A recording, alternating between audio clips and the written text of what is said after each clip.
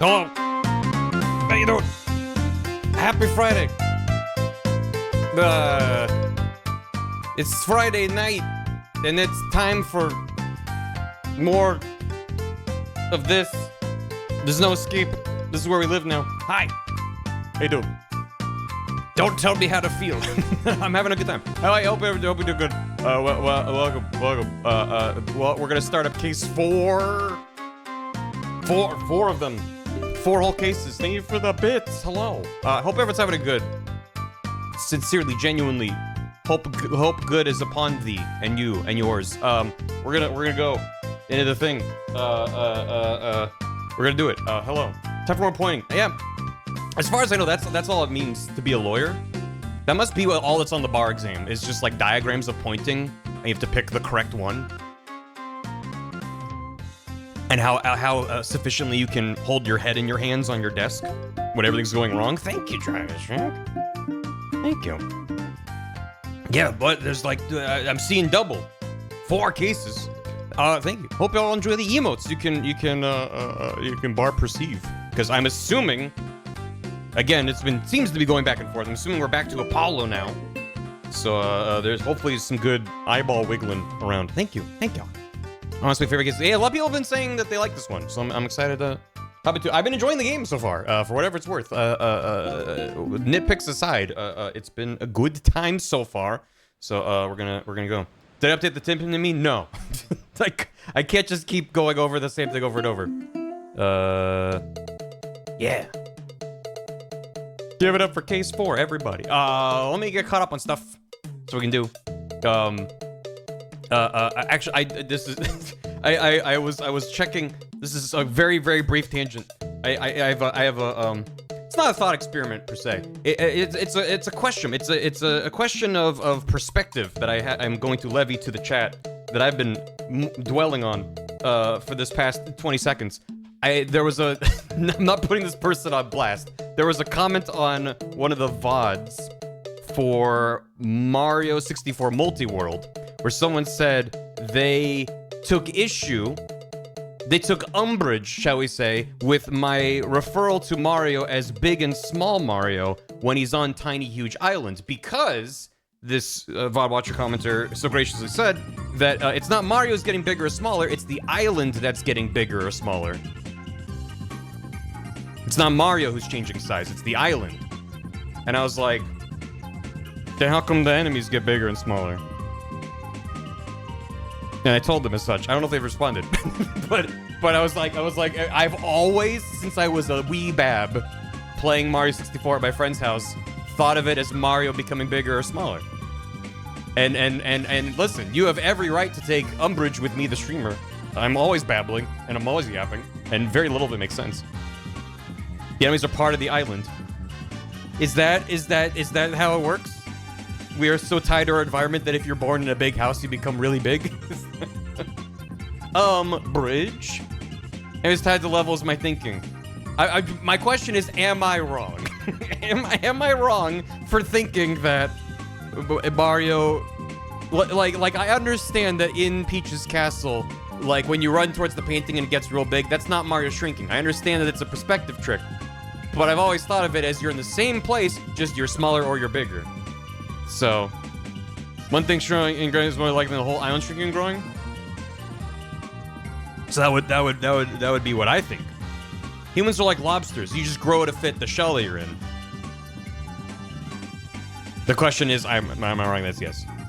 Case 3-4 and January 34th. It is January 34th. Happy 34th. No, it's 2 versions of the map that load depending on which you pick. Where's the whimsy in your heart? Answer the question on its principles, not the legal, the definition of what's happening in the game's code. I'm inclined to say the level changes. It's called Tiny Huge Island, though, implying the island changes size, I'd say. I thought of it in terms of, like, it's referencing what happens to you, the player, as you get there. It is called Tiny Huge Island, correct. Well, maybe I'm wrong. Maybe there's no justice in the world for a Mario. I'm more interested in the code. Well, the code answer is just going to be there's 2 versions of the map that load in that are just vaguely the same thing, but different representations. It's not a glass is half full or half empty. It's whatever the programmer decided. Anyway, but it's no fun. I know, but I was just like, oh, is it the islands changing and not I don't know. Like in your fictional mind of what's happening to Mario when he goes to that level, is the Mario getting bigger or smaller, or is the island getting bigger or smaller? Anyway, it's the map that's tiny or huge. Understand the camp. If it's Mario, it's tiny or huge. Tiny, dude. Oh, Mr. Little. Pull it. Fuck it. We must pedantry. I'm gonna pull it. And I'm gonna copy stuff. We're gonna go. Which happen? Which happen? Big and or small? The island, the Mario. Yeah, let me know. When Mario goes to Tiny Huge Island, which is the one that is changing size? For a static outside observer, which is changing? It can't be both, because Mario and the island are changing relative to each other. Is the island changing or is the Mario changing? Squishy.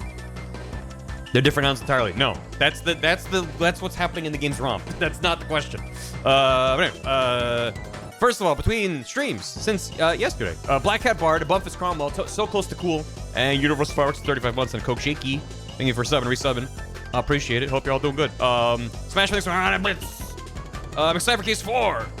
The one thing I know about this game is coming in Case 4. I mistakenly thought it was in Dual Destinies. I'm anxiously waiting to get to the point where you get to it. I've got a certain word I can't wait to spam when it shows up. If the paintings of portals into worlds, the way I see it is that the portals for that world are made too big and too small. And that makes Mario bigger or smaller. From Mario's perspective, he's not changing size. He's crossing the threshold. In the same way that if you're looking at a painting of a big scene, like a Renaissance painting with a bunch of little guys running around doing stuff, if it was a really, really big painting, it makes you feel small. And it's really big. But then if it's a tiny little thing and you gotta have like a magnifying glass and you're like, what's going on in there? It makes you feel huge. But then that's the same question. Is that that's changing size, but are you feeling like you're big? Or are you feeling like you're normal size looking at a small guy? I don't know. Does the DLC in this take place after the main story? People have told me to save it for last. It is last in the order, but that was true of Dual Destinies as well, and people told me to do that in between. But I'm gonna wait to do that till the end. Mario's only relative change, but since I'm playing as Mario, I guess that's a bias. I'm conscious that everything changes around me. It's just, you gotta think outside your biases. Only in Mario, nothing else. What do I walk into? How you doing? Welcome. The tiny, huge turnabout. My client, Super Mario, is adamant that he did not change size upon entering the painting. He would remember that. Because if he was suddenly small, like relative to the rest of him, now like his blood cells going through his body are enormous, he would just explode the moment he became tiny. You can't just shrink everything. That doesn't. You have to compress the gaps between. You can't. Nice. You can't just have matter out of nothing. You can't have matter occupy no space. It doesn't make sense. 67% of chat says the island gets bigger or smaller, and only 33% of chat agrees with me that's Mario getting bigger or smaller. Well, shit. By order of the Twitch chat, I'm wrong. All right, thank you. Random, thanks for 19 months. There's a Case 4? I know. It seems wrong. Normally, Ace Attorney games end after Case 3, which is when I rage quit. Midnight Skies, thanks for 34 months. Tina, thanks for 100 bits. Two things, if you recall my mini rant about Nayuta yesterday, this case is what I think about. You'll see what I mean. But otherwise, it's a good case. Two, I had a crush on the clown before it was cool. This comment makes sense later. Be prepared to horny bonk chat or even go only mode when she appears. I think I know what you're talking about. I think I know what you're talking about, and I think I thought it was a fan-made creation. I'm glad that this is what's playing now. Ambient sound effect of wind. Oh. Maybe I don't play this game today. Dragon's Jack, thanks for 5 gifted subs. Appreciate it. Oh, it's the waterfall of Kegon. There we go. Dragon's Jack gifted 5 subs. That's a lot of subs. To Garfinks, the Musical Sphinx, Prezzo, Obi-Wan Shinobi, Sammy Touchbutt, and Hatfield. Thank you. Hope you enjoy the emotes. Chat fail any percent. Senator Servo, thanks for 100 bits. Honestly, my favorite case in the game. I love to see it. It being spoilers at this point, I guess. I guess so. Okay, Kaylee gifted a sub to Clamped Ren. Bearded Starlight 6 to 35 months. Give it up for case 4. Blooper Duper 69 bits. Is this our new step ladder? It's a ladder. Let's be real. Smash thanks for 64 bits. K Van de Pol ahead. Mario grow big. And it's Ultimate Mario 64 recap, so there's that. I mean, also keep in mind, from the first Super Mario Brothers game, Mario got Mushroom become big. It has been established in the canon, in the lore of Mario. He changed size. He squished it down. So it stands, you know, it's not outside the realm of possibility. It's the ladder who stepped up. There you go. I appreciate your stance. Spoilers share the sentiment. Don't want to be robbed of an experience as small as it may seem. I appreciate that wonderful one. I sometimes worry that I take it to an extreme at times with certain things. But then I think about it and I'm like, I'm not going to change my stance on it though. Which is, if I'm going to talk about a thing on stream, it doesn't matter how old it is. I want people to know I'm about to spoil a thing. If I'm going to talk about, movie I saw for the first time, but came out 4 years ago, that doesn't just suddenly give me the right to be like, let me tell you exactly what happened, without giving you an opportunity to be like, maybe I don't want to opt into this. So anyway, it's like online. Give me something. There we go. That's fine. Anyway, I don't want to just go on a whole long rant about it. I want to play a video game. But yeah, the onus is the people that don't care about spoilers and just freely post about things, whether they leak early or it's like frame one of it dropping on streaming platform or game platform, I'm already yelling about everything about it publicly. It is frustrating for someone who is like, I don't want to see that until I get to choose when I see it. That's like, I don't have tools to restrict that. It's on the person spoiling to spoiler tag their stuff. So I'm just in my little corner of the internet being like, well, for my 2 cents, if I'm yelling about things on stream, I'm just gonna try to be, you know, cognizant. People are like, I'm just gonna mute for 20 seconds or 20 minutes, as it may be. So anyway, so what's this? Yeah, just because I'm not like, oh no, it's been spoiled, now it's ruined. It's just like, I value the journey and the destination, and I trust the creator of whatever art I'm consuming to bring me on a journey, and I don't think knowing everything in advance was part of that. If it was, then like the title of the movie would be the spoiler, which some people have done. Sometimes there's a book or a movie or a show or whatever where it's like not even hidden. It's just the title of the thing is like, here's what happens. I mean, James Cameron probably wanted to be called The Titanic Sinks, but they're like, just make it one word. So yeah, it's like, it depends. I want the creator to bring me on the journey, not some random on social media who I just happen to scroll past. I'm like, well, shit. Now I'm mad about it. A man escapes. What got spoiled? Oh, I don't think anything. I think it was an unrelated. Just someone said, appreciate my take on spoilers. Yeah, I thought John dies then. Titanic spoilers, I know. Anyway, we're gonna go play a video game. We're gonna play a case 4. That's not where my you think after that's the fucking wrong where the fuck did I put? There it is. Ah, I have a stream deck and it's all buttons that I've made and they're labeled, and then I still am like, what the fuck do I press? Is it this? I don't. This isn't unmuting the game. What do I do? You can't dumb down a computer more than this, and yet I'm still like, what button do I push that's lit up with an icon and text? Anyway. Chat, wake up!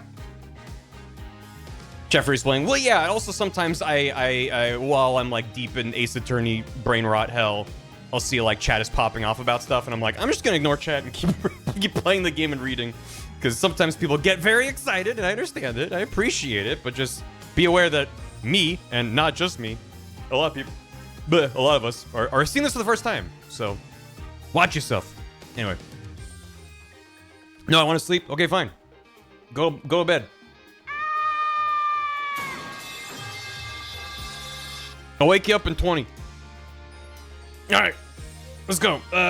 Put me back in. Yeah, turn up the volume. It's probably gonna start with bullshit. It usually does. Turnabout storyteller. You can't handle my stories, storyteller. Yep, Japan-California looking good.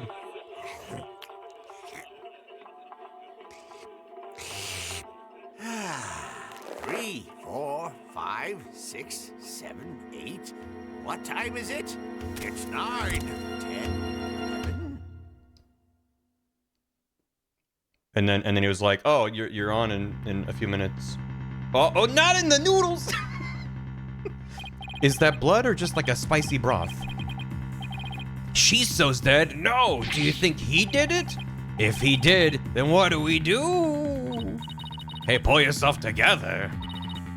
Don't worry, I have an idea. He was the clock. He was practicing for his debut as a clock on stage. Yeah, before we start, people are like, Google raku-go. before we start, and I have a very vague. Oh, we're just hopping right into it. 9:45. I don't remember the name of it, but Beth made me watch, forced me to. We watched an anime. I don't think we finished it. We watched a couple episodes. But it was an anime about like a young dude getting into raku-go, which is considered like only old timers are into it. So that's kind of, if anyone knows an anime about a guy who does Lords about raku-go. I watched like an episode or two of that. But yeah, this is a good case. Okay. What's raku-go? I as far as I understand, it's like Akane Banashi, maybe. The thing is, if you tell me the name of it, I'm like, I don't know. Bath put it on.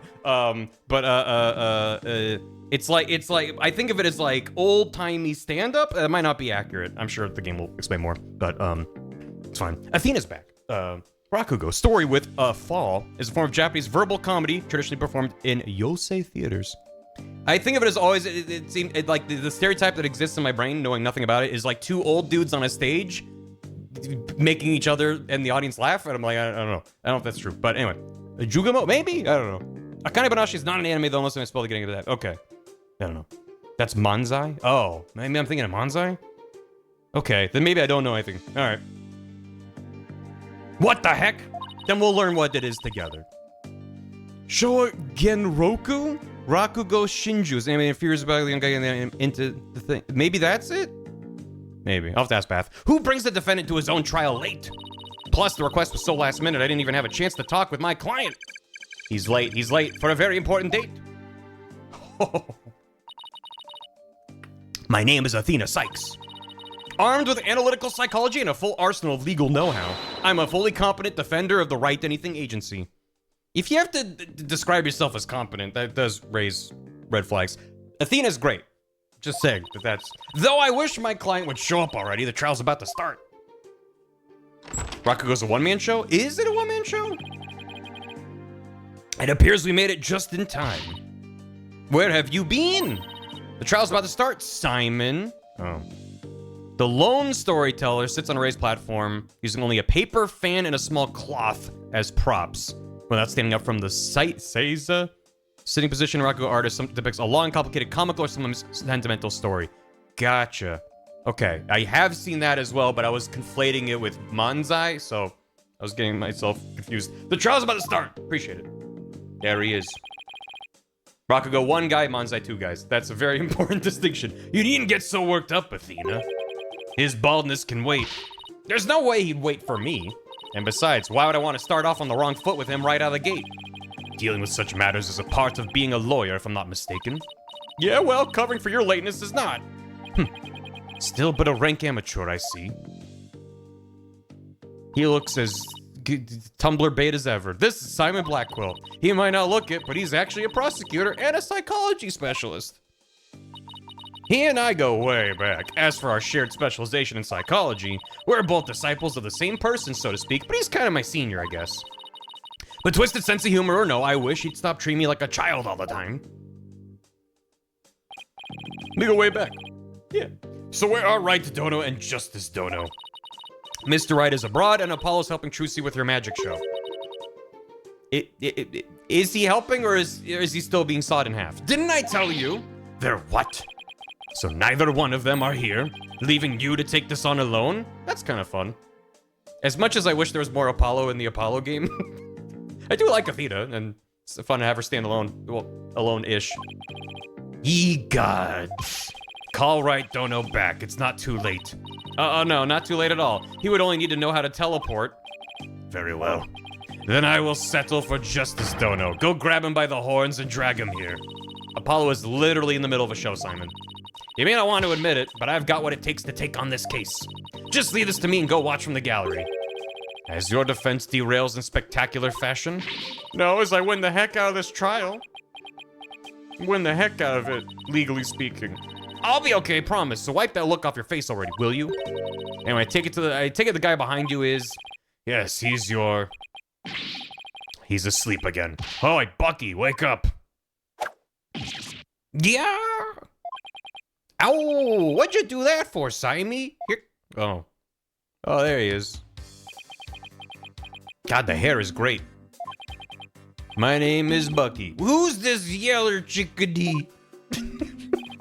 She's your lawyer, such as it were. I'd say she's more green than yellow, however. Lawyer? She sure does look it, does she? Is she like your fellow apprentice or something? Yeah, something like that. This guy's one animation makes me upset consistently. Sweet. It's been a minute since we've had a brushel incident. I've known her longer than I've known you. You could say we're bound to one another. Okay. Well, then, guess I better call him Ms. Chickadee then. Whoa. Simon, this guy's not only rude, but he's 3 sheets to the wind at his own trial. I know we just met, but I'm about ready to give him a piece of my mind. Do as you will. Just save it for after the trial. Miss Chickadee, don't call me that. How do you do? Simon here's an old friend of mine. I'm the 4th generation head chef of Wet Soba.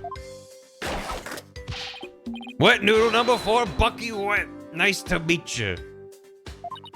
It's nice to meet you too, Mr. Wet. So he can pull himself together when he wants to. If only the trial wasn't starting in a few minutes. Having been accused of a murder that only occurred yesterday, I'm afraid it's taken a toll on the poor boy. And you happen to be there at the theater where it all happened too, right?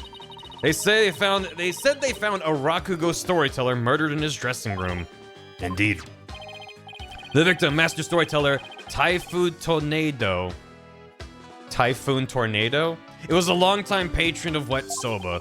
Master Tornado had been looking after Bucky ever since Wet Noodle number 3 passed away. I see. So the victim was kind of like a father to the defendant, huh? I like his eyebrows. That stupid old fart like a father. No way, he's always dishing my soba. How dare you speak ill of him? Running your mouth like that is why they suspect you of his murder in the first place. Now pull yourself together. Number 3 must be rolling in his grave. Beside me, the police, none of them believes me. They won't listen to me. Looks like he's still in shock from the whole ordeal. Don't worry, Mr. Wet. Everything's gonna be alright. I'm gonna defend you with everything I've got. You're in good hands now. You mean you believe me, ma'am? Of course. No matter what, I'll believe in you to the very end. Gee whiz, Miss Chickadee. Now come on, I need you to shape up, just like all those al dente noodles of yours. Yes, ma'am. My soba is the freshest. He's dead. Mr. Wet! Bucky, you great big pillock. So, how exactly do you know this guy? I used to frequent Wet Soba, and still do, in fact, so I've known him since he was a lad. That's why his father and Master Tornado were always so good to me. I didn't know you liked soba so much, Simon. I wouldn't expect one such as you who eats meat slapped between slabs of bread to understand the delicate taste and the subtle textures imparted by buckwheat flour. Oh, his name is Buckwheat. I was like, Bucky Wet? I don't get it. Buck Wet. Why is he a burger elitist? Hey, that's just rude. But I digress. I'm all about flavor and subtlety and stuff. If I let Wet Soba end like this, I'll never be able to face number 3 or Master Tornado in the next life. We wouldn't get this shit from the Uda. That's what I'm saying. Oh, I see. And that's why you came to me. You wanted somebody you could trust. It was never my intention to ask you. Yeah, I'll show him. I'll show him what I can handle. I can handle it just fine. I believe it's about time. But we haven't even properly discussed the case yet. What's the matter? You look nervous, Athena. Don't tell me you're chickadeeing out. I'm just trembling with the excitement of battle, that's all. Off gets, let's do this. Come on, Mr. Wet. Get up off the floor. We've got a case to win. Yes, Miss Chickadee. I'm gonna do my best. Wet soba. Wet soba. Wet soba. Wet Oh, sorry, soba. that's my phone. That's my phone going off. That's my ringtone has been unrelated to the case. Yeah, 2 bowls of noodles. Sorry, sir. No can do. I'm kind of busy at the courthouse. Huh? They hung up. Yeah, okay, let's do this. He's not gonna do himself or his case any favors like this, Simon. Maybe we should let him go get some rest somewhere? Let me rest, maybe if I were a lump of regular flour dough for udon noodles. But I'm fresh like my soba, and you don't let soba dough rest. It's all about the three freshes. Grind the buckwheat seeds fresh, cut the dough fresh, and boil the noodles fresh. He's dead. How dare he slander udon? He's blacked out. I really like udon, but I'm really bad at eating it. I think that's the one where you're really supposed to kind of just get in there and just shovel it into your mouth. But whenever I try to grab them with like chopsticks, they're just, there's no, they're just little slimy little eels. There's no, I'm like, I'm doing this wrong. I don't know how to eat it. It's good. It just, I'm like, I guess I just need to just hunker down. Oh boy, I just knew something like this was gonna happen. We're up to number 7 now. Yeah, you just slurp it, yeah. But I'm like, I don't know, it feels rude, even though it's not. Simon, what are these 3 freshes of soba he was talking about? First, the buckwheat seeds, or groats, are ground to make buckwheat flour. Then dough made with this flour is cut with a large rectangular knife into noodles. And finally, the buckwheat noodles are boiled. Each step is done immediately, one after the other, so the soba's fresh when eaten. So that's what he meant. I wouldn't want him to make me any soba right now, though, that's for sure. Athena, this is no time for idle chatter. You need to get into the courtroom now. Just remember, as a prosecutor, I will be unable to lend you a hand. So don't expect any help from my quarter. There you go, treat me like I'm incompetent again. For your information, I wasn't planning on asking you for help anyway. Just you wait, Simon, I'll show you. Yeah, I'll show you. Brother, may I have some groats? Mr. Wright and Apollo may not be here, but that's alright. I can do this on my own. I can make it on my own. It's May 13th, 9:50 a.m. He calls for court to meet at 9:50? What's wrong with this judge?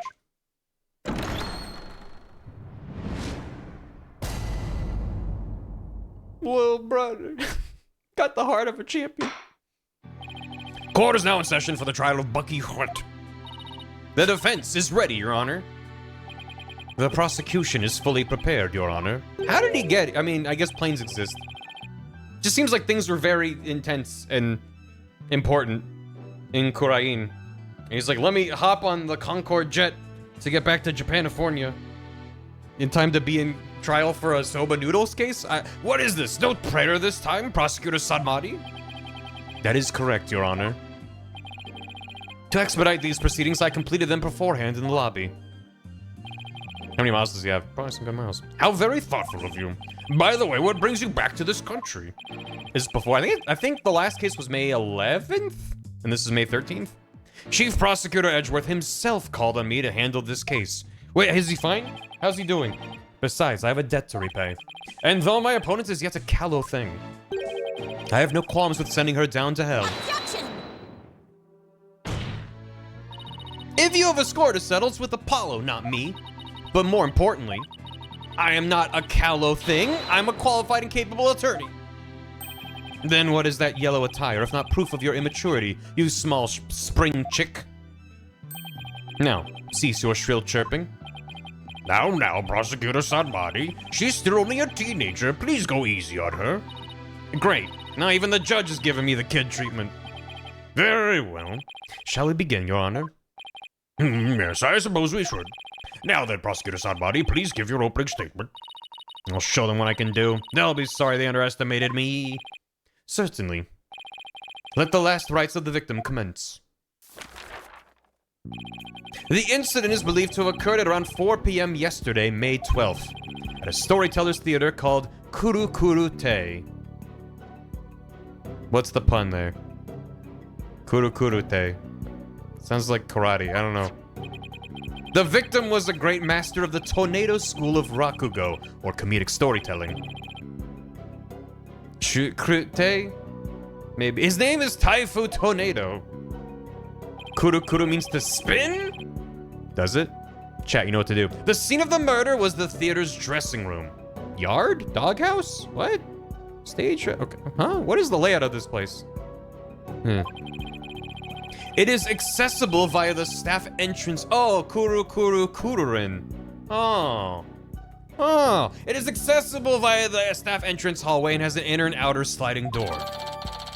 Backstage diagram. All I have is my badge. I know nothing about the case. The estimated time of death is between 2 and 5 p.m. That's a pretty wide window, but I guess it's fine. He's drinking that camel. Yeah. Love that camel. He was eating He was drinking camel and eating buns emblazoned with camel in camel wrapping paper. What? What? Huh? He left the mini fridge open. Damn. The cause of death is suffocation, though how the victim suffocated is yet to be determined. The autopsy found nothing unusual in his lungs or stomach, and there's no murder weapon. He got cursed. He got hit by the curse. He made a deal with the devil to be good at raku-go. At the expense of, at some time, he was gonna come back and be like, bing bong, I'm grabbing your soul. I will now submit the incident report to the court. He found his face thrust into a large soba bowl. That was autopsy report. Is anything else in there? Nope. Nothing found in his lungs. Cool. Great. What's my badge? It's lost that brand new shine, but that just shows how far I've come.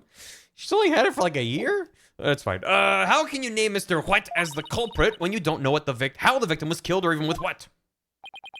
While it is true that the weapon and precise method are as yet unknown, the accused is the only one who had the opportunity to commit the murder. I will explain this assertion in further detail as we continue. Yeah, I guess this means he has some kind of evidence to present. Now, would the accused care to plead his case? The person who wrote this episode also did the story for Mega Man Battle Network, Star Force, and Legends. Oh. Come to think of it, where is the defendant, Miss Sykes? Sorry, Your Honor, but I'm afraid Mr. Wet isn't feeling very well and is resting in the infirmary. Surely it is the lack of a clear conscience that impedes him from facing this court. Great. Starting off on the wrong foot already. Mr. Wet is the head chef of a soba shop frequented by the victim. On the day of the incident, Mr. Wet went to the theater at the victim's request. Typhoon Tornado was a connoisseur of soba, as you can see in these photographs. He was apparently making soba himself in the dressing room that very day. He was making it? The soba found at the scene is likely the soba he himself made there. I guess that's all the stuff to the side there, but... Alright. This is similar to soba in his French? I don't know. He's just extremely drunk, Your Honor. Liking soba's one thing, but making it in a theater dressing room's a bit much. No. No. Master Tornado truly had a passion for soba, didn't he? For a man like that to be murdered by a soba chef is simply unthinkable. And yet, the accused had ample motive. For in the victim's safe, we discovered the deed to the accused's shop. Mr. Wet was to inherit Wet Soba when he lost his father recently. However, it's believed the victim stole the shop's deed during the transfer process. Prosecution believes the accused killed the victim in order to get the deed back. It's found in the victim's possession. Deed holder's Bucky Wet. I mean, is that how deeds work? If you physically have it in your hands, it belongs to you? I don't know if that's how that works. A murder over the deed to a shop. That does sound like a plausible motive. In Japan-fornia, yes. So that's what this case is about. Wish Simon to fill me in a little better. I could have contributed more than just 1,000 buckets of cold sweat if he had. Defense! According to Freddy Fish. Where I get all of my information from. From your demeanor, I gather you know very little about the details of this case. Well, you see... You are dishonoring the soul of the victim by appearing in the courtroom unprepared. You are an embarrassment to your profession, you putrid egg yolk. Rude. I'm sorry. I just, this entire judicial system sucks is all. Apollo's a red pepper, now I'm an egg yolk. I'm making an omelet. Have I been demoted from spring chick? I am ready to call my witness, Your Honor. Yes. Let us listen to the words of one who was present when the crime was discovered. Someone who was there when the victim's body was found. Very well. Witness, please take the stand. Boots? Oh. Well. Hi. Witness, please state your name and occupation. Simon Blackwell, prosecutor. God damn it. Prosecutor Blackwell, you didn't tell me you were going to take the stand. There simply wasn't time. There was so many opportunities for him to mention that, but... Yeah, his theme is good. I do like this theme. What a shame, Prosecutor Blackwell. Had you shared the damning scene you witnessed beforehand with the defense, we could have moved this trial along and saved the victim's soul that much faster. Damning scene? What in the world did Simon see? Prosecutor Sadmati, was it? Before I give my testimony, there's something I'd like to confirm. By all means. This case involves raku-go, a very traditional form of Japanese comedic storytelling. It's all the rage in Japanifornia right now. Do you have enough knowledge of this art form to handle the case competently? Are you implying that I'm not qualified for this case? Not yet. I'm simply trying to ascertain your familiarity with the topic for now. It is a prosecutor's duty to learn the background of any case he takes on. I did some research on raku-go last night and have grasped the overall idea of it. How much could you possibly grasp in a single night? I looked it up on Wikipedia. Pretty sure I got it all figured out now. Thanks for the raid, Maria. How you doing? We just started case 4. Is he just yapping? Oh, there he goes. Okay. Black was a gatekeeper. Yeah. And the raku-go artist tells a long whimsical thing. Okay, alright, okay. Can I actually read what he said? Raku-go is a form of entertaining storytelling that originated in the land of Japan. In it, the storyteller sits alone on the stage with only a fan and a towel and the raku-go artist tells long whimsical stories, giving each character a distinct voice. This traditional art was originally invented by monks to make sermons more interesting. Are you satisfied? I could explain the 12 types of endings to such stories. Or shall I perform the famous story of Jugamo instead? Arg! It appears you have put in a bit of study. Your acknowledgement is most welcome, Prosecutor Blackwell. I can see why you're known for being quite thorough in your research, Prosecutor. Now, I would love to see you perform that story you mentioned, if you don't mind. If that is your honor's request. Jugamu, Goko no Surikire Kaijari Sugio no... Your Honor, could we please get back to the trial? All right, of course. I nearly forgot. Seriously? Of all the things for you to forget. What a coincidence. My name is also Jugamu. Wait, I feel like I've heard that referenced in something. Okay. And now then, back to the case. Prosecutor Blackwell. Just show the scar clip. Please tell this court what you witnessed. Sorry by having a long name. Yeah. And the name it just takes like 30 seconds to say. What Simon saw. I went to the theater yesterday and arrived at approximately 4 p.m. I went straight to Master Tornado's dressing room to say hello. Bucky went into the dressing room thereafter, only to come storming out a while later. Master Tornado's junior disciple, Uendo, apparently then entered the room soon after. Okay. That's when Uendo discovered Master Tornado's body. It's a Japanese John Jacob Jingle Smith, yeah. Now wait just a minute here, Prosecutor Blackwell. With testimony like that, you're practically accusing Mr. White of the crime. All I can do is state what I saw. I can't help how it appears. But a qualified and capable attorney such as you should be able to dispatch with it, right? Well, yeah, duh. Alright, I guess I better start by getting all the info out of him that I can. Yeah. Athena definitely has a fun vibe as defense attorney. What Simon saw? I went to the theater into 4. Wait, why the pause before 4? Why the ellipses, huh? Prosecutor Blackwell, what did you go to the theater for in the first place? I went because I'd received an invitation from Master Tornado. Here, see for yourself. It was a special show commemorating his junior disciple, Uendo's promotion. It was also an occasion to announce the boys' succession to the stage name of Uendo 2. So what exactly does it mean to succeed to a stage name? You really don't know, do you? In the performing arts, a name succession is when an artist inherits a predecessor's name. I see.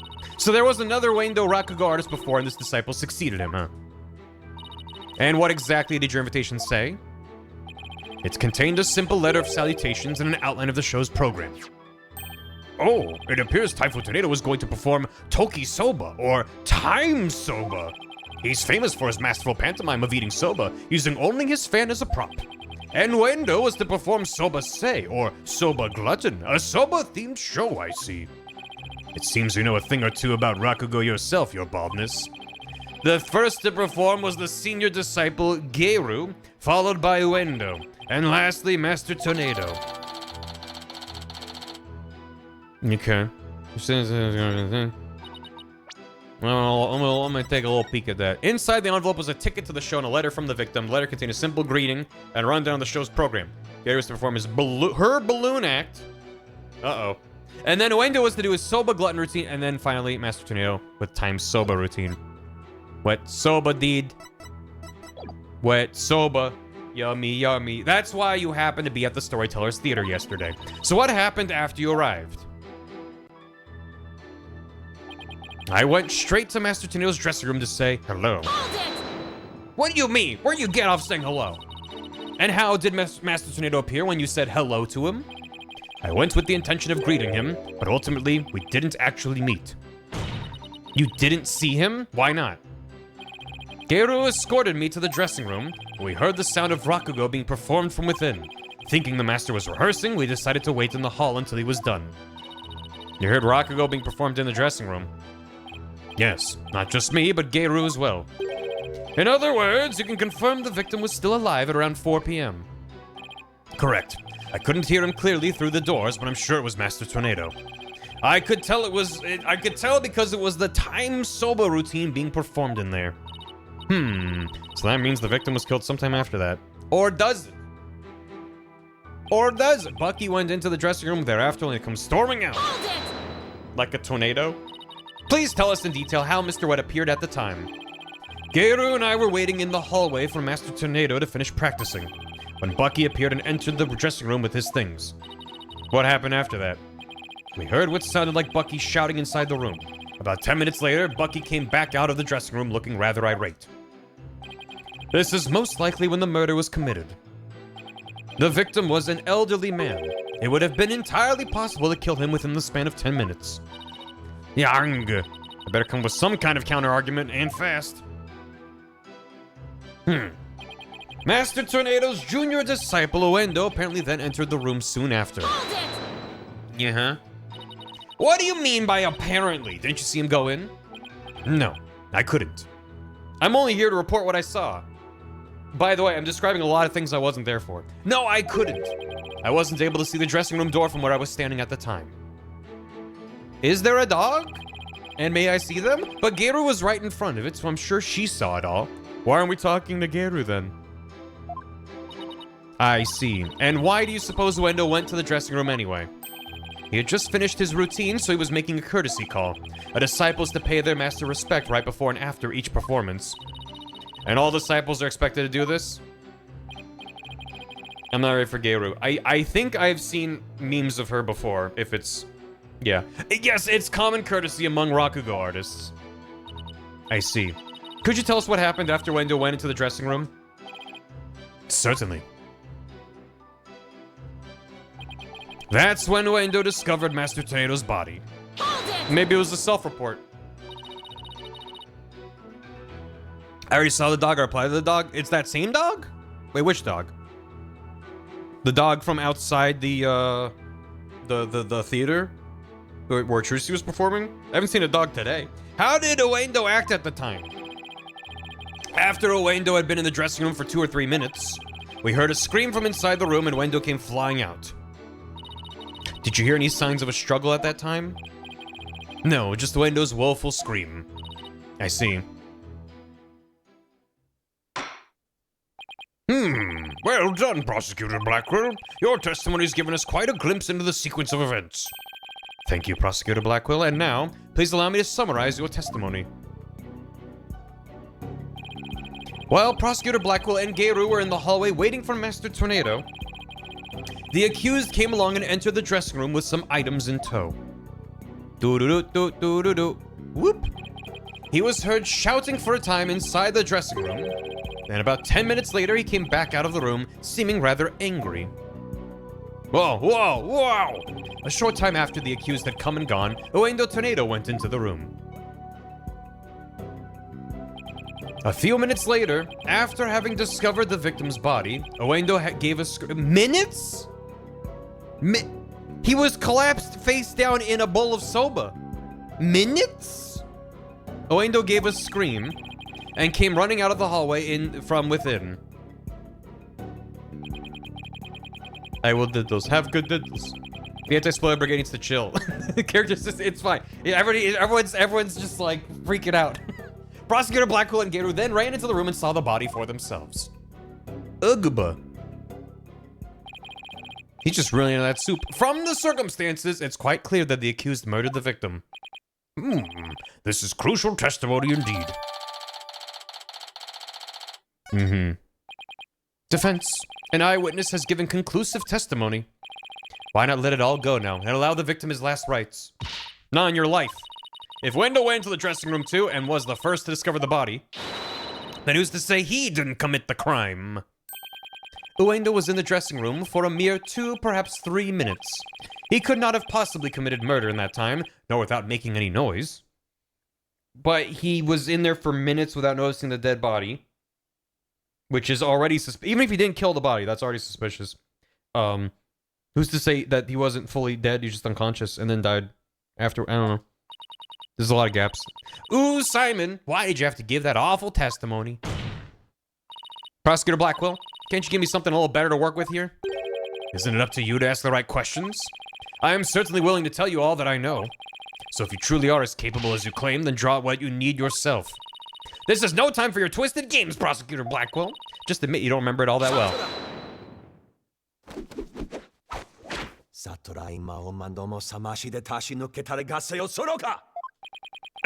Prosecutor Blackwell, watching you collude with the defense like this, I see that you are no prosecutor. Begone, witness, you shall haunt this sacred hall no more. How dare you treat me like some evil spirit to be exorcised? I'll remember this, you blackguard. Goodbye. Don't worry, Prosecutor Blackwell. I've got this. No, you don't. Would I have my way, he would not be the only one here to step down. You, half-boiled putrid egg yolk. Ew, I object to the notion I'm a gooey, smelly mess. Prosecutor Blackwell's testimony was like the lowly opening act of a raku-go show. He may hold the title of prosecutor, but this time he stood on the side of the defense. Did he? I don't think he did. To restore balance to this trial, I would like to present an actual witness for the prosecution. Send Taka at him. And who is this witness? The person who was with Prosecutor Blackwell when the body was discovered. Calm down, chat. She is another entertainer of the Tornado School, Miss Geru Tornado. If it's who I'm yep. Maybe. Maybe, yep. Why are the reveals like this? Yep. Yeah, there she is. Yeah, I've seen her before. Please state your name and occupation, Jesus Christ. Please state your name and occupation, witness. Oh, why is that her animation? Hello, everyone. I'm here to represent the Tornado School with a twisty twist twist. What did the donuts say? There's no way to know. And balloon. There you have it. A stunning balloon hat. It's me, the balloon artist you all know and love, Geru Tornado. Just call me Geru, sweetie. 1, 2. Balloon.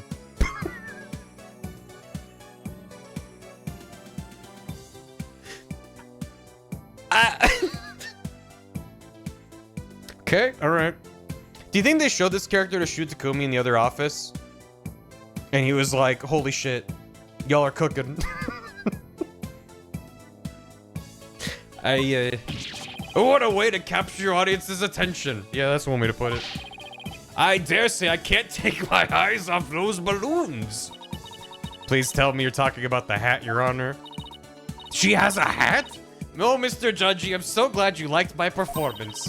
Would you consider joining my fan club? Pretty please? Stream froze when I showed up. When she showed up. Oh, my God. Oh, absolutely. It was just everyone clicking on stream at the same time. It just broke the stream. Absolutely. And please save your fanboying for after the trial, Your Honor. Anyway, Geru. I can't help but notice you seem awfully cheerful for having just lost your master. Of course I'm sad, but Shisho would scold me if I didn't put on a big smile. Never show sadness, smile, smile, smile, with a twisty twist twist. And balloon, there you have it, one gorgeous cake. I see. I guess an entertainer's gotta do what an entertainer's gotta do. Her balloon art's worse than a Rorschach test. All I saw was a severed monster head. Ooh. Geru, you're obviously a balloon artist. So how did you come to be a member of a raku-go school? Well, my father, my late father that is, was a raku-go artist, you see? So I joined the tornado school to be just like my daddy someday. Oh, I was worried her dad was gonna be Mo. And we would have to have the conversation about that. We're fine. Everything's fine. I see. Mo is dead, maybe? Is he dead? My father and I owe so much to Shisho. Remember me. Our master. But that Bucky wet. Would Mo make a good raku-go artist? Yes. Who? How could he? I want to see him pay for what he's done as quickly as possible. What is she doing with this? You don't know Mo wasn't a raku-go artist. That's true. Mo is pronounced Moe? I'm very big in the Japanese culture. Your distress is entirely understandable, and my condolences for your loss. And not only that, but he... You have more to say about Mr. Wet? Every time he comes to deliver soba to us, he yells at me. He always tells me to get away. Is there any reason why he would say such a thing to you? He says the smell of my perfume will get into his soba and ruin it. Like, how can he say that? This is a great scent. How very rude of him. I don't blame you for being upset. Excuse me, Your Honor, but please don't let Geru's balloons bias your judgment. Mr. Wet hasn't been proven guilty yet, remember? It will be interesting to see how long that fire of yours will last, defense. Now then, Geru, please share the truth with this court. Yes, Geru, your testimony, please. This is great. This is a great case. I'm really glad I'm here right now. Before the murder was discovered. From 4 p.m. to a little after 4:20 p.m. when Shisho's body was found, Simon and I were standing in the hallway in front of the dressing room. Before Uendo discovered the body, the only person who had gone in there was Bucky. Come to think of it, a little while before Bucky showed up, Jugamu was barking like mad. Is the dog's name Jugamu blah blah blah blah? Is that the name of the... Prosecutor Blackwell, do you have any objections to this witness's testimony? Oh, I hope they give the whole name too. No. Make up your bloody mind, sad monk Sadmari. First you exorcise me, now this. You need only do as you are instructed by this humble servant of the Holy Mother. That's my name too. There are no objections, Your Honor. Let us move on to the salvation of the victim's soul. The localization team was just like, well, we can't localize this. We're just gonna translate it. They added in a few lines to be like, here's what it is. It's from Japan. They're like, we have to just, you can't. I mean, they could have gone like the John Jacob Jingleheimer, but it would just been too many layers of complication. I'm the defense attorney here, Prosecutor Sadmadi, and I just might have an objection or two once I actually cross-examine the witness. So what are you asking Prosecutor Blackwell for? I'm the one you should be checking with. There is a passage in the sacred scriptures of Koreanism. One of these times he's gonna eat that butterfly, I swear to God. To stir the wind is beyond the power of a spring chick. In other words, the inexperienced are useless. With that in mind, it seemed more judicious to consult Prosecutor Blackwell. That's fucked up. He doesn't even see you as an adversary, Sykes Dono. Well, I won't let either one of you insult me. I'm on Team Edith. It'd be funny. I'll show you I'm no inexperienced spring chick. I am seeing more of the distaste towards Sadmadi with this trial so far. I'm ready to cross-examine the witness. I hope you can make Prosecutor Sadmadi see you as a worthy adversary, Miss Sykes. It's not just him being antagonistic, it's being antagonistic and dismissive. That it's like a 1-2 punch of like, ooh, that's not very endearing. And as I said before, a lot of the prosecutors start off as very aggressive and not fun. And over time, you start to see a little bit more of their depth. Whereas he kind of seems to be sliding in the wrong direction, where he's getting more antagonistic and unlikable, instead of starting off in that point and then getting more interesting. So, anyway, I'll allow you cross-examination, so you'd better strike while the iron is hot. He's mystic. Yes. It is until like the very end he gets better, and it's pretty bad until then. Antagonistic, dismissive, and unlike the other prosecutors, doesn't do real breakdowns when losing. Once he starts showing more emotion and sweating and stuff, that works for me. But I get what you mean. Before the murder was discovered, anyone just joining stream, welcome. We are interrogating a sexy balloon clown. From 4 p.m. to a little after 4:20 p.m. when Shisho's body was found. Hold it! What's up? So the murder must have happened sometime in those 20 minutes, correct? But 20 minutes isn't a lot of time, is it? I don't know. I mean, what do you want me to say? That's what happened, you know? Isn't that right, Simon? Yes, Geru and I can both confirm that Master Tornado still lived at around 4 p.m. Oh yeah, you can, can't you? What if it was a recording? See? Hell yeah, my queen. Hi, Katie. It feels like we're 5 seconds into the case, and if we're 5 seconds in the case, and this feels like what should be happening 8 hours into a case. Like, it's like, how did we get here? How did we get to this point? How we as a society, as a trial, this is where the trial started. No, this case is like, you're 5 minutes in, here's the booby clown lady. I'm like, okay, great. They were working on this case and they were like, why even have an investigation? Let's just get to the good stuff. Get straight into it. How did I get here? Simon and I were standing in the hallway in front of the dressing room. Hold it! As a treat. Gale Tornado. Oh, that makes sense. I was like, I don't know what Geru is. Gale Tornado. The fact that the two of you were in there in front of the dressing room means you were able to see everyone who went in and out, right? Why the hell not kind of case? Gale, Wind, and Typhoon. Just get straight to the clown boobs. Literally left for a dog walk, seeing Blackwell, and came back to a clown lady. Yeah, welcome. Of course. Or are you insinuating?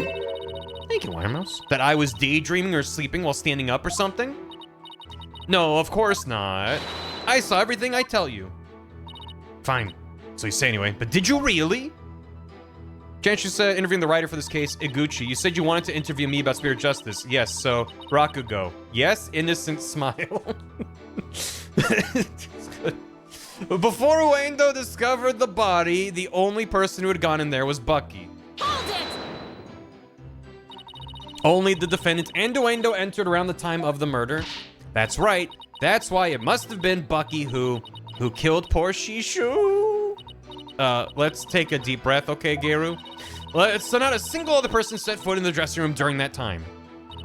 I already told you over and over, didn't I? There was nobody else. I must apologize on the lawyer's behalf. Even her memory is that of a spring chick's. Please overlook her transgression as best you can. Oh, I see. Poor thing. Hang in there, sweetie. Hey, who are you calling a bird brain, buddy? That's Blackwell, if anything. Come to think of it, a little while before Bucky showed up, Jugumu was barking like mad. Hold it! Jugumu? That's my doggy. I keep him at the theater. Let's see. With a twisty twist. Oh. And Bloon, there you have it. My cute little Jugumu. He's kinda creepy looking. Oh, but he's a really, really good boy. And why was Jugumu barking? Do you think it's because he saw someone suspicious? If so, we'd have a new suspect in this case. Now, why was he barking again? I remember, because it was time for me to feed him. So I went to his yard and gave him some food. Meaning somebody could have slipped into the dressing room while you were doing that. Nope, the door out into the yard was wide open. I would have seen if anybody went into the dressing room. But you weren't looking the entire time, is the point. You could have, but did you? Prosecutor Blackwell, come down to the stand for a sec, please. How many times must I do this? You saw what Geru was talking about, right? So why didn't you mention it before? I can't be expected to remember every minute detail. Well, remember them now, please. Did Geru go out into the yard? What is she? That's a very good pooch. What is she doing? Just staring straight ahead in a very suspicious manner. I remember now she went to feed Jugumu. And I saw her looking toward the dressing room quite frequently as well. In a vaguely suspicious manner. Do you recall anything else? He's a growing pup, he needs all the food. It looked as though she were feeding the dog a great quantity of dumplings or something. Jugumu couldn't finish them all, so we buried the rest in a corner of the yard. That actually reminds me very, very briefly. I apologize for the tangent. I saw on most of these days I'm not really on Twitter anymore. But I did check Twitter, and I got an update, a pup date, from viewer of stream, Slushy Bun, who shared. Oh, hold on. This. Hold on. This is important. I swear. Old stream, many years ago. Oh no. His little face. His teamy paw. Those actually aren't that teamy. He's gonna be a big pooch. That's gotta be a big pup. You can tell when they got big old paws when they're babies. Then they grow into them. And you're like, that's a pooch.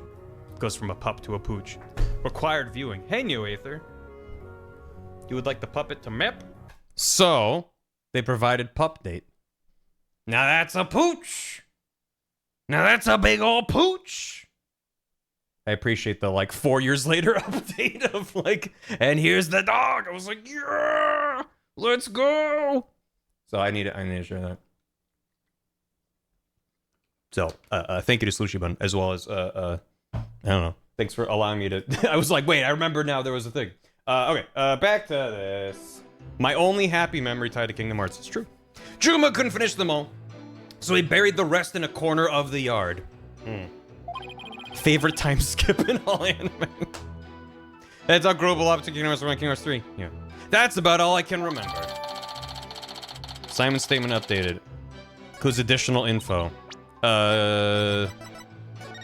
Message today was confirmed alive at 4 p.m. Bucky White entered the room at 4:10, left at 4:20. Went to discover the victim's body upon entering the room after Bucky left. Before Bucky came to the theater, Gator was outside feeding her dog a number of dumplings. Should you be feeding your dog dumplings? The dog buried his leftovers in the yard. Then that'll be important for reasons. Good. It looks like Gator was telling the truth. Your Honor, I'd like Gator's last statement added to her testimony. As you wish, defense. What are you, dog cop? I was in the yard, but the door was wide open, so I keep watching the dressing room. Hold it! I like how the longer we talk to her, the more balloon animals and things show up. You know what this means, right, Garu? You weren't in the hallway the entire time after all, were you? Well, okay, so I did go out into the yard, but it was just for a second. And the yard door was wide open, so I could still see the dressing room the whole time. The door was open so she could still see the dressing room? Prosecutor Blackwell, I need you on the stand again, please. What am I, your lady-in-waiting? Yes. Do you remember anything about the time Garu was in the yard? Simply that Jugamu buried the food he couldn't finish in a corner of the yard. That's about all I can remember. Thank you. I didn't really need to hear about the dog again, though. When I finished feeding Jugamu, I returned to the hallway. And then I saw Bucky go into the dressing room. No question about it. Okay, so around the time of the murder, Gator and Simon were hanging out just outside the dressing room. Guess I'm gonna have to find a flaw in there somewhere if I want to get anywhere. I thought that we were gonna have to find a flaw in Blackwell's testimony. I was like, that seems out of character. To be cross-examining a prosecutor and have to be like, you're misconstruing the facts, or you're intentionally obfuscating something. But Simon's just like, I'm not gonna help you. I'm just not gonna hurt you either. I'm just gonna stand here and be obnoxious. She's the one that's up to something. He just gave us the info, but he's like, you just need to ask the right questions, which is the most I'm a prosecutor ever. 4 p.m. to 4:10. Well, okay, what was the timeline? It was confirmed live at 4. Bucky entered the room at 4:10, left at 4:20. And then after that point, and the autopsy report says between 2 to 5. So I think he was probably already dead. But that seems like we're a long ways away from there. But it's a very wide window, which is suspicious. 4 to left at 4:20 when Shisha's body was found. Simon and I were standing in the hallway in front of the dressing room. Before the window's body, but discovered the body, the only person who had gone in there was Bucky. Do we know that to be true? He's confirmed alive, entered the room. And he says confirmed alive, but he heard him. Which, I don't know, that is fair, fine. Yeah.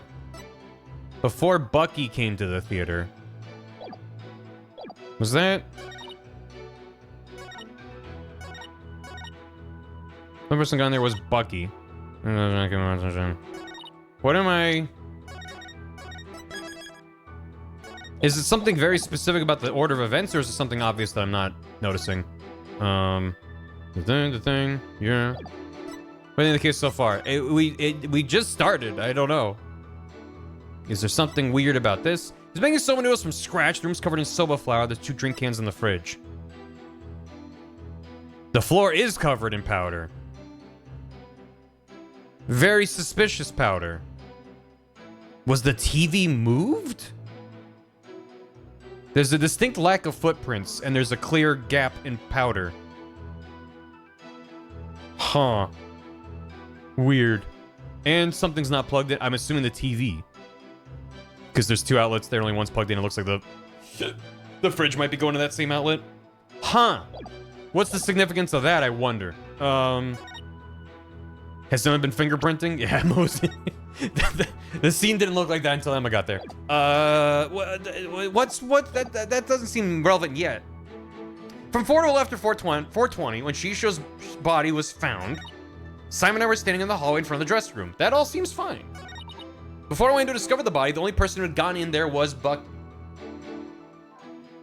Is that a double male-ended cable? Was it? Oh, like it's not grounded? I mean, yeah. There's also no ground on the outlets, but I don't think Japan has the 3rd prong outlets. I could be mistaken. I was in the yard, but the door was wide open, so I keep watching the dressing room. What's the problem? What's the problem? What am I missing? Master was confirmed alive. Discovered the victim's body upon entering the room after Bucky left. Right. Yeah? The fridge and the TV, one isn't plugged in. That's what I was thinking. I had to buy an adapter for my study abroad. Mm-hmm. That sounds about right. Just have to ask the right questions. Is it the door? I'm like, yeah, but...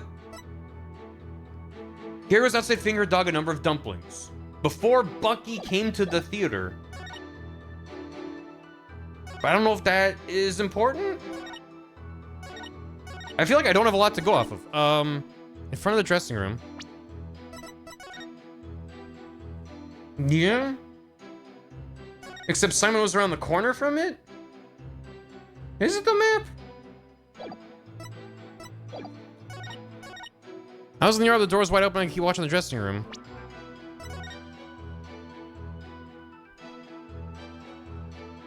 Oh, God, okay, I see it. I see the problem.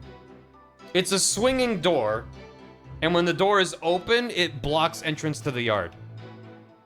And there's a window, but there's no window into the dressing room. Okay. Except they even showed a picture of her looking straight at, like, whatever. What was she staring at then? The wall? I was in the yard with Rose. Yeah, okay, all right, the map. Okay, all right. Didn't notice that guy for 2 days. I know, that's why I'm suspicious of them being like, oh no, he's fine. So you're able to keep an eye on the dressing room while you were out in the yard. Is that correct? That's right. The door out into the yard was wide open. Sorry, but that makes 0 sense. Take a look at this diagram of the backstage area that I'm hoping is accurate. There's a clear contradiction between this diagram and the witness's testimony.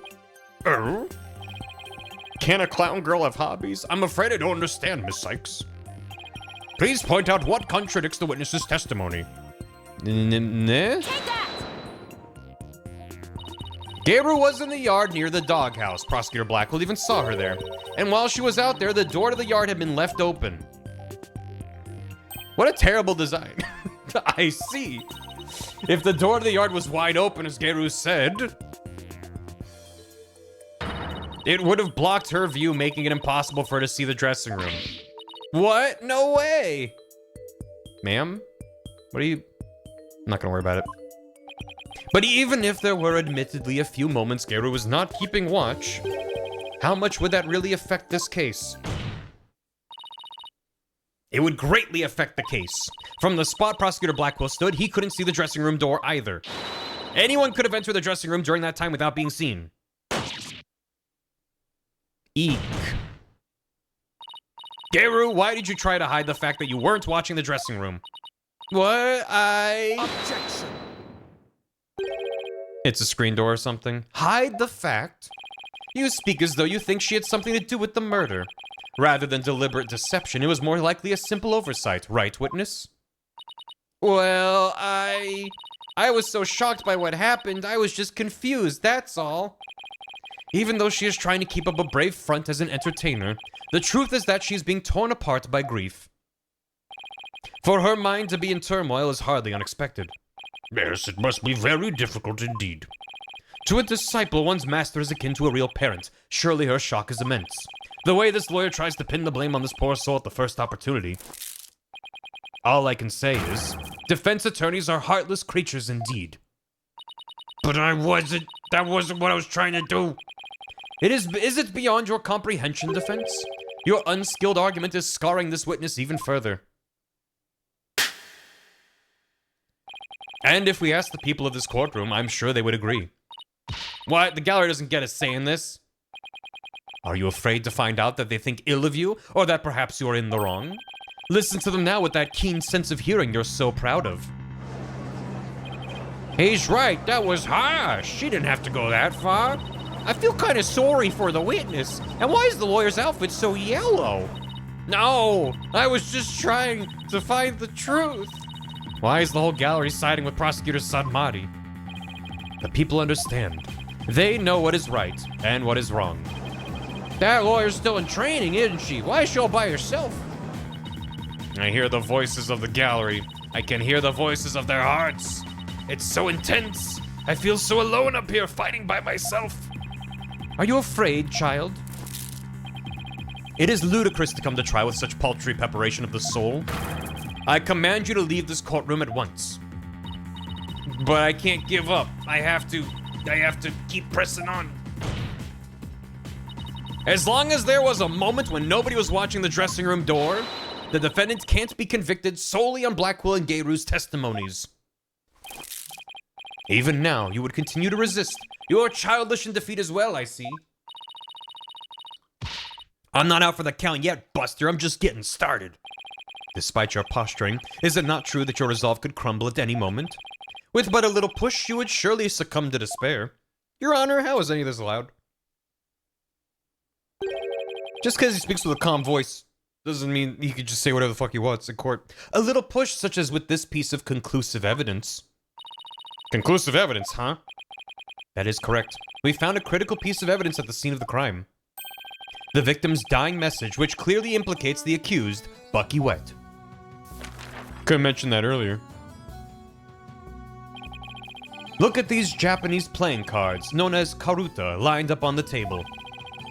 These special English version karuta cards spell out a message. That message, wet number 4. Wet number 4? You mean wet noodle number 4? Maybe that was his order.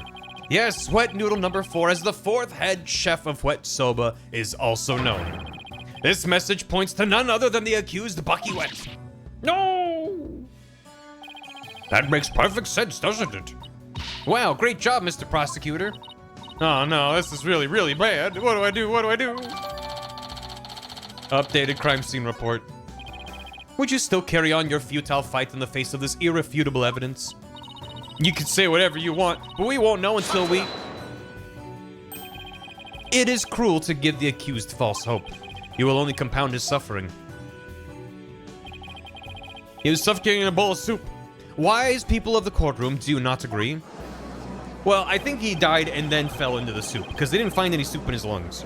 He's right. What an incompetent noob! Calling someone a noob in court? What? I'm trying to prove Mr. Wet's innocence here. I know you can hear them, defense. Their voices implore you to save the accused soul. Judge, get your courtroom in order. It is time for you to let it go and move on, you inexperienced lawyer. You lack the competence with which to accomplish anything meaningful here. Is he right? Is this too much for me to handle on my own? What good is she doing to anybody? She should just quit right now. Shouldn't she be in school? Now, defense, leave everything to this humble servant of the Holy Mother. Silence! Yes! Finally! Oh. He's here. He's trying to use your keen sense of hearing against you to manipulate the trial, Athena. What a cheap trick for a supposedly holy man. Simon? On this side of the room. Asshole on asshole violence. Let them fight. And you... Excuse me, fop doodles in the gallery? Can't a man watch a trial in peace? This inexperienced amateur is about to turn the trial around. Does that prosecutor really think she can turn things around? The mood in this courtroom's starting to change. Prosecutor Blackwell, what are you doing at the defense's bench? I grew bored of watching from the gallery. Did he just, like, jump over the banister and, like, land down here? I know they just teleport people around for the sake of the game, but just the logistics of he was in the gallery. Did he just, like, swing his legs over and hop over and just walk over here? Besides, if I were to leave this trial to this spring chick, he's superhero landed, and I lose my favorite soba shop in the process, I will be quite cross. You voluntarily stand on the side of impurity and sin. Truly, what a fool you are. He's allowed to do anything he wants, that's true. There's no rules for prosecutors here. To think you were so easily manipulated by his parlor tricks. Whatever happened to qualified and capable, Athena? I just let my guard down a bit, but it won't happen again. Then gird up your loins and steel yourself for battle. My loins are so girded. I am not girding up anything in this skirt, but I am ready to get serious. It seems there is now yet another soul I must cast down into hell. I was in prison for a long time, and hell sounds no worse than cell, to be honest. They rhyme, which means they're the same, but the fires of hell will not be the end of your suffering. For the sin you have just committed, you shall surely be reborn as a panda in your next life. Well, I was gonna say there's worse things, but pandas are pretty dumb. A white and black reverse panda, that is. Reverse panda? And you shall be put in a zoo to be exposed to public ridicule. A threat like that won't work on Prosecutor Blackwell. After all, he's already used to looking like a panda in this life. Who are you calling a panda? I'm sorry. I see that you are both prepared to face the fires of damnation. Geru, thank you for your service. You may step down now. Oh, chat's gonna be so sad. Okie dokie, bye-bye, balloon. Bye, Geru. Goodbye. No! It's the Batman meme when he's like trying to grab his parents. They're whispering away. No! Does everything have to be about balloons with her? Now then. Don't leave me. I have a witness prepared to testify about the Karuta cards. Is being dumb that bad? I never seen a panda with anxiety. Fair enough. Who is the witness this time? The first to discover the body and someone who witnessed the crime scene firsthand. Mr. Uendo Tornado. The time has come for that ponytailed pair over there to finally let it all go and move on. They do both have ponytail. Very well, let's bring in this witness then. And it's also a clown girl. Somehow. Why does everyone get a dramatic reveal like this? Oh, hi. Witness, please state your name and occupation. I am the raku-go storyteller, Uendo Tornado. Even if my performance isn't worth watching, I will certainly watch my words. I wouldn't want to say anything thoughtless and get arrested. After all, that'd be a raku no-no, hee-hee. Thank you, everybody. Good night. he actually left. Get back here. You can't leave yet. You've only just introduced yourself. Oh, bye-bye. Oh, those aren't chopsticks. Those are also fans in his hair. And they open when he gets surprised. That's good. Are you a fan of mine, miss? Would you like my autograph? One moment.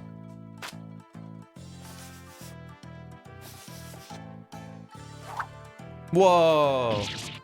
Whoa. Ow. What do you think you're doing? No need to stand on ceremony. My fan deserves a fan, after all. A fan for a fan. Nice one, hee hee. Oh, wife, it isn't Simon. How are you on this fine day, sir? Quite a dilly of a pickle we found ourselves in, wouldn't you say? You can't just say that in court. I don't believe I've ever seen you talk quite so much, Uendo. Never performed in a place like this, you know. I got butterflies in here, can't you see? Why do I always get the weird ones? Pardon me, witness. Death is too good for this man. As much as I enjoy your banter, I believe we'd better return to the case at hand. I suppose you're right. In that case... I was promoted to Futatsume yesterday and received the stage name Muvuendo. I don't know what those words are. The show was our way of celebrating my new name and middle rank standing. Get behind me, Wendo! And then that happened. Oh shit. Whoa! How is he doing that? Well, he only can do that once. And then that happened. Ha. I mean second. I know that. Oh, okay, good. That's probably too little. I never dreamed something like that had happened. Not in a million years. Hot woman jitsu. And just as I got my chance to start repaying my debt to Shisho, too. Yeah, plus, I'm worried about Geru. The way she clung to Shisho, poor thing. I told her to keep a stiff upper lip. Maybe she's like, where's... Oh no. And then pulls out a balloon. It's his heart. Stuff like stiff, like rigor mortis. Keep telling those lame jokes and Shisho'll come scold you from the grave. Wait, who said that? Wait, he said that. What? I wouldn't mind getting yelled at, you know, if it meant seeing him again. In Raku-go, the story always involves the dialogue between two more characters. The difference between the characters is depicted only through change in pitch, tone, and slight turn of the head. I know it's a one-man show. I wasn't... I thought he was talking... It's fine. I got it. It was just... Yeah. Wendo, please, as charming as your various characters are, this isn't a Raku-go stage. Let us hear your testimony now, witness. Tell the court about the evidence left at the scene, the proof of the accused's guilt. I like that he's also, like, kneeling on a little thing there. Shisho's dying message. I noticed Shisho's dying message right away. The stiff cards were right there next to the stiff, you see. Too soon. Hey now, enough with the silly puns already, hee hee. Anyway, I got the meaning right away. I knew it must have been talking about Bucky. That was the master's final message, left as he was drowning in soba broth. It's so like Shisho not to write Bucky's name outright. Plain and simple wasn't his style. The card said, Maya. I did read that as Mia at first. The cat did it. That was certainly more entertaining testimony than usual. The variety of characters performed by the witness was absolutely splendid. But he shouldn't be performing any characters in the first place, Your Honor. And Wendo, the murder weapon, hasn't been determined yet. How can you say the victim was drowned in soba broth? It's obvious. All you have to do is look at the crime scene. He was found with his face shoved in a bowl. It's only natural to assume he was drowned in the broth for the noodles. Except we're not here to assume things, Wendo, so please stick to just the facts. When I saw a clown girl, I feared this was another circus case. Turns out it is. My, it's so like a soba chef to kill someone this way, wouldn't you say? And with the Karuta message he left behind, it's clear Bucky Wet did it. Setting aside the issue of the murder weapon for now, that dying message certainly does seem to be irrefutable evidence. Indeed, it proves the absolute guilt of the accused. Even I've got to admit that I can't see how that message could mean anything else. Bucky used soba for the deed, all to get back the soba shop deed. He just said deed twice, but then meant it in two different ways. Wow. This testimony makes Mr. Wet look super guilty. I have to do something. That's his conclusive evidence? What a farce. What do you mean, Simon? What's this? I thought you said you weren't planning on asking me for help. I did, and I won't. Thank you very much. Simon must have found an inconsistency in the testimony. I'd better listen carefully and try to see what he found. With my super ears. Hiya. Hiya. Hiya. I noticed Shisho's dying message right away. Hold it! Oh, and when you saw the cards on the table, what made you think they were Master Tornado's dying message? Well, it was coded message right there next to the body.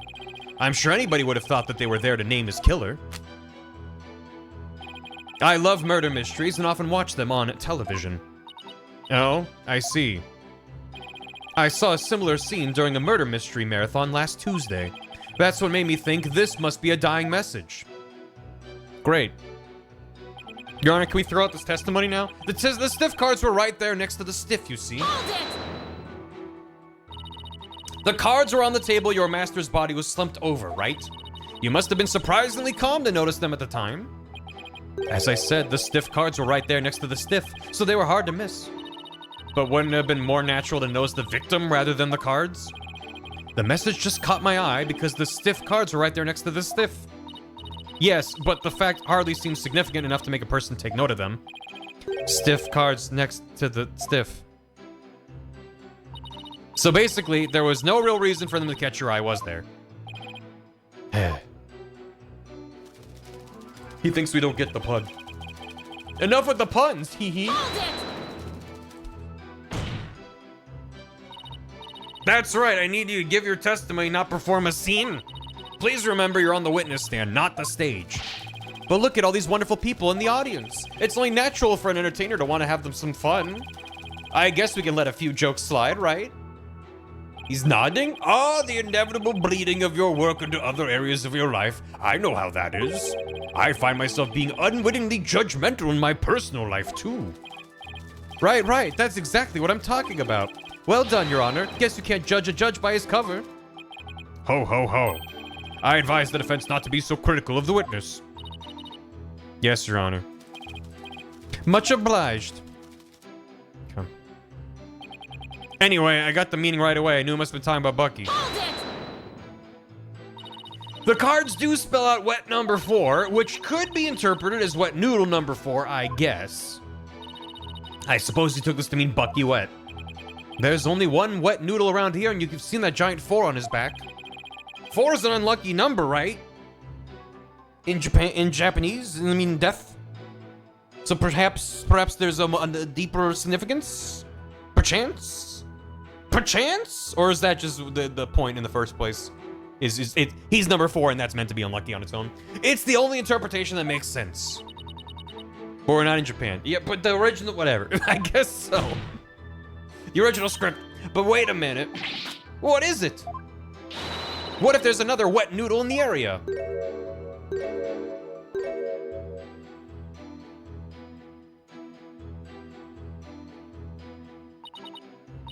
What, did I say something strange? Bucky is the sole heir to the shop. So enough of the ludicrous straw grasping. How was I supposed to know? They told you that? Just listen to the testimony again and find the glaring inconsistency. That was the master's final message just as he was drowning, left as he was drowning in soba broth. So the victim lined up those cards in his final moments. How can you be so certain that's how it went down? I know Shisho. He would never let someone get the last word on him, even in death.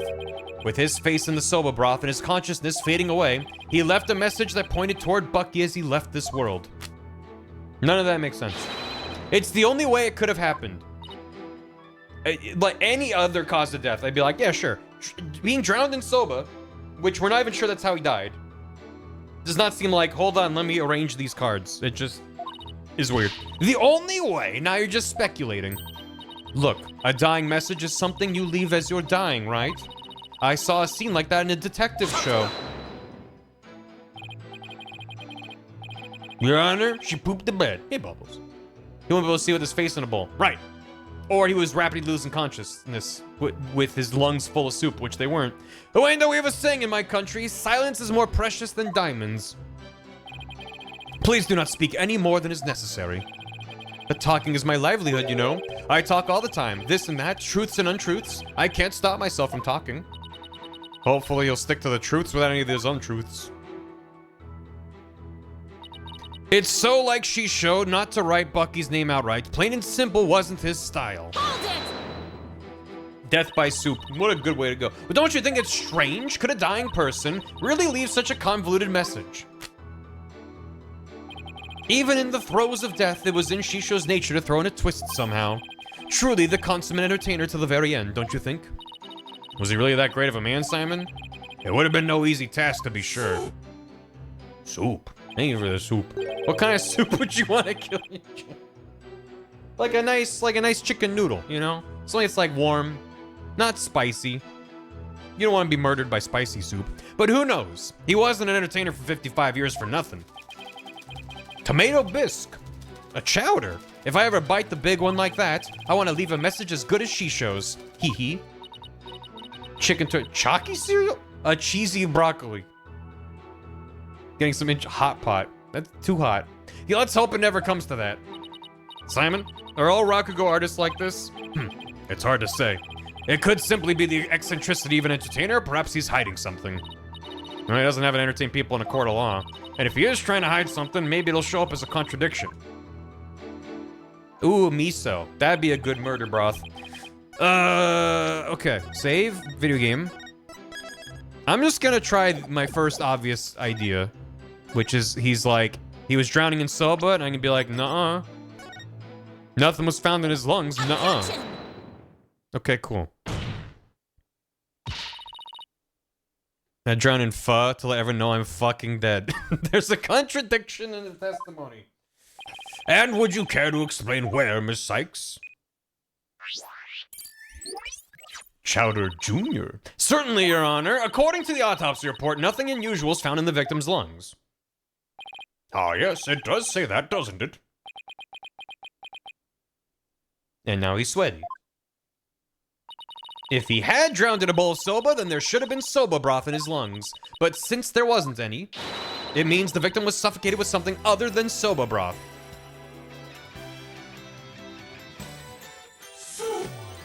Soup! Thank you for the soup. Love this theme. Whoa! What? This is the contradiction you noticed, isn't it, Simon? Yeah, not bad at all.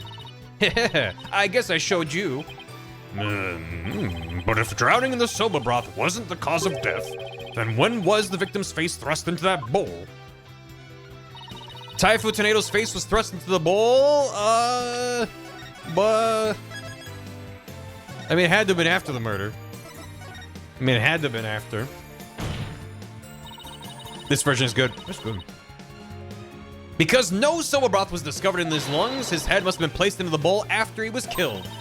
That's when the soba broth must have been spilled on the Karuta cards. Which, you can also clearly see the Karuta cards removed after the broth was spilled. Is this in my... Is this here? Okay, it is. I was gonna look at it again, but I didn't remember if it was in my evidence. It's just like, oh, it clearly left a message, when it's like, no, those were obviously moved after the fact. Anyway. In other words, the victim could not have lined the cards up as he was drowning. I'm assuming it's broth. I see. So it was done after he was already dead. But why would the culprit do such a thing? I'm afraid I don't know yet. Objection. What? You can't just yell objection and then go quiet for 20 seconds. Heh! You boast of psychological expertise, yet you cannot determine such a simple motive? My sides are liable to split at the absurdity. And I suppose you know why? Of course. Desecrating the body in that manner indicates a strong sense of enmity on the part of the perpetrator. Yes, that does make sense. It certainly paints a very clear picture of the culprit's intense feelings towards the victim. Feelings of resentment over the theft of the soba shop's deed, no doubt. Just great. Now the judge has an even more unfavorable impression of Bucky. Silence. Enmity is a good word. Must you come undone at every juncture? Yeah? If the culprit had time enough to set up Master Tornado's body, do you think they would have honestly failed to notice the dying message? Good point. The cards were right in front of his body, after all. Rationally speaking, there's no way the culprit could have missed that, huh? Objection. Ah, but was the accused rational at the time, given the way he stormed out of that room? Silence. The cards were stiff? Never mind that. I have something more important to ask Wendo. Me? You saw the Karuta cards firsthand, did you not? Would you care to tell us about them in a bit more detail? Those tiny crime scene photos show us precious little of what I wish to know. Well, those cards are from Shisho's special Soba Scenes of Tokyo Past set. Each card is related in some way to soba.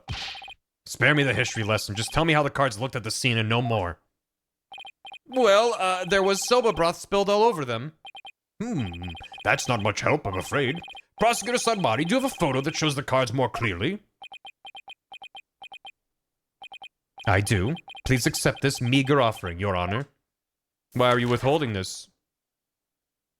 Because it very clearly shows... Okay. Wait, okay. What delightful looking cards. Nostalgic, ouch.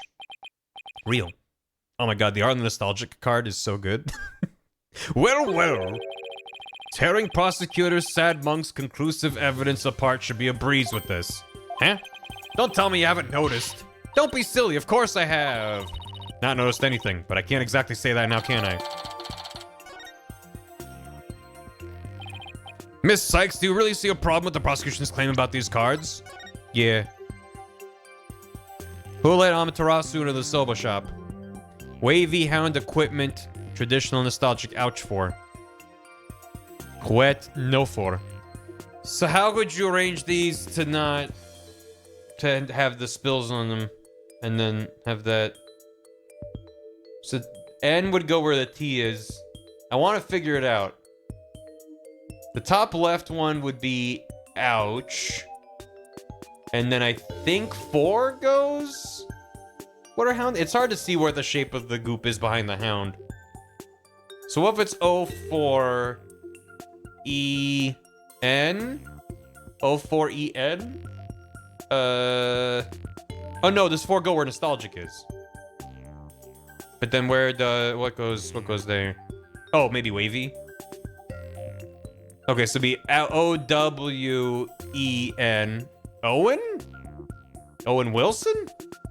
Owen for 4H? No, 4TH. Owen 4th. Wow. Owen 4th? Whatever. Anyway. I don't know what that means. Do you know the problem with the cards? No, there's no problem. Owen 4th skin? Now go on then. Alright, it's do or die. All I have to do is stay the picture and... These cards were rearranged. These cards were rearranged. Wow. How can you tell? Please take a good look at these cards, Your Honor. The answer is right in front of us. Where exactly should we be looking, Miss Sykes? The pictures, the soba broth stains. Please focus your attention on the soba broth stains on these cards. The outline of these stains don't match up with the larger stain on the table. Would you look at that? You're absolutely right. And please recall the soba broth was spilled and got the cards after the murder, when the victim's face was placed in the bowl. Yes, go on. By the stains, we can see that the culprit deliberately rearranged the cards after that. In other words, this message was altered in order to pin the crime on my client.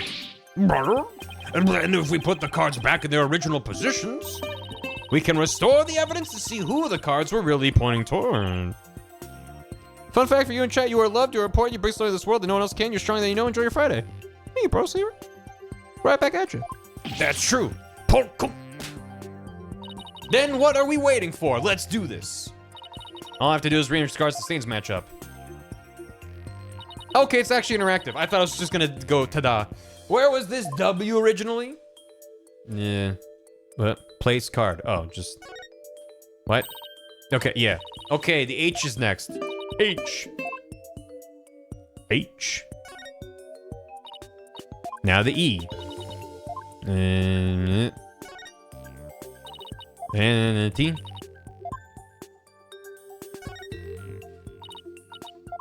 Professor Leyland background. Mm-hmm. Yep. That's looking good. And then this one. And there it goes there. Oh, and... Ow! Take that! In 4th. My Balatro Joker's looking real good. So the message, wet number 4, was originally supposed to say, Owen 4th. And this original message is our clue to the identity of the true culprit. That indignant look on Prosecutor Sad Monk's face is positively priceless. This is absurd. So it was originally Owen 4th. It wasn't, oops. It wasn't wet number 4. Maybe the lawyer's smarter than we thought. Can we just throw the gallery out entirely? Well, I never would have imagined that there was more to these cards than meets the eye. Karuta cards updated. Unknown was fourth? You have time to write a message? Right. So this might also just be random. Now that that's settled, what does this 0 and 4th mean? Hey, am I? Well, who else is supposed to provide an explanation? Of course it's you. But I hadn't thought that far yet. Change the cards around all you'd like, but if you cannot explain what the message means, then it's as worthless as you are, Defense. I don't have to explain shit. The point is, he wasn't pointing at someone framed our client. That's what matters. I hate this. No! Don't get the intense music in here. Get it out. Get it out of here. No intense music. There's just one person mashing on that piano key, and I don't care for it. And so the spring chick that fancies itself a graceful swan is brought back down to earth. Like hell she is. I have to do something, but what? Still your thoughts for a second. There's a perfectly good witness to question over there. All right, that's a good idea. Come on, Athena, get a hold of yourself. Lindo, does the phrase 0 and 4th mean anything to you? If you can't prove before evidence your client did it. My client framed himself, Your Honor. Oh, why'd he do that? Stupid. Guilty. Bang, bang. There's no one named Owen in the Tornado family or our circle of friends. Go ahead, ask anybody you'd like. You can't be serious. Having rummaged through your empty mind, I see you have, as expected, turned up nothing. Silence.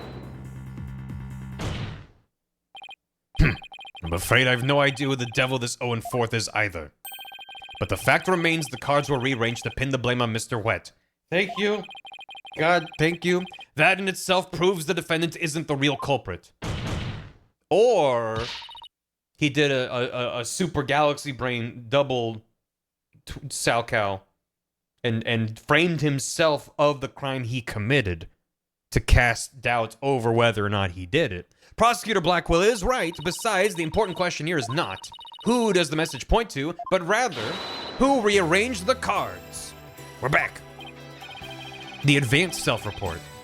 Why didn't you point that out earlier if you already knew? I'm sorry. Black was the voice of reason, yeah. I kind of wish it was just Athena, but it's fine. In any case, there were two opportunities for someone to rearrange the cards. The first was when Mr. Wet entered the dressing room, and the second was when Uendo discovered the body. Are you accusing me of rearranging the cards? Me, who came to testify out of the goodness of my heart? Well, you didn't exactly come running out screaming straight away, did you? Even a mere 2 or 3 minutes is more than enough time to get up to some devilry. So what exactly were you doing in there, Uendo? Sip, sip, slurp. Put down the tea and spit out your answer. Mr. Prosecutor, what's a guy supposed to do at a time like this? Silence is more precious than diamonds, witness. Therefore, you need only stay silent. The defense is devious. They're waiting for you to make a slip of the tongue. Oh, I see. So that's what they're after, is it? In that case, Your Honor, I've decided not to say another word. Very good. After all, your right to remain silent is protected by law.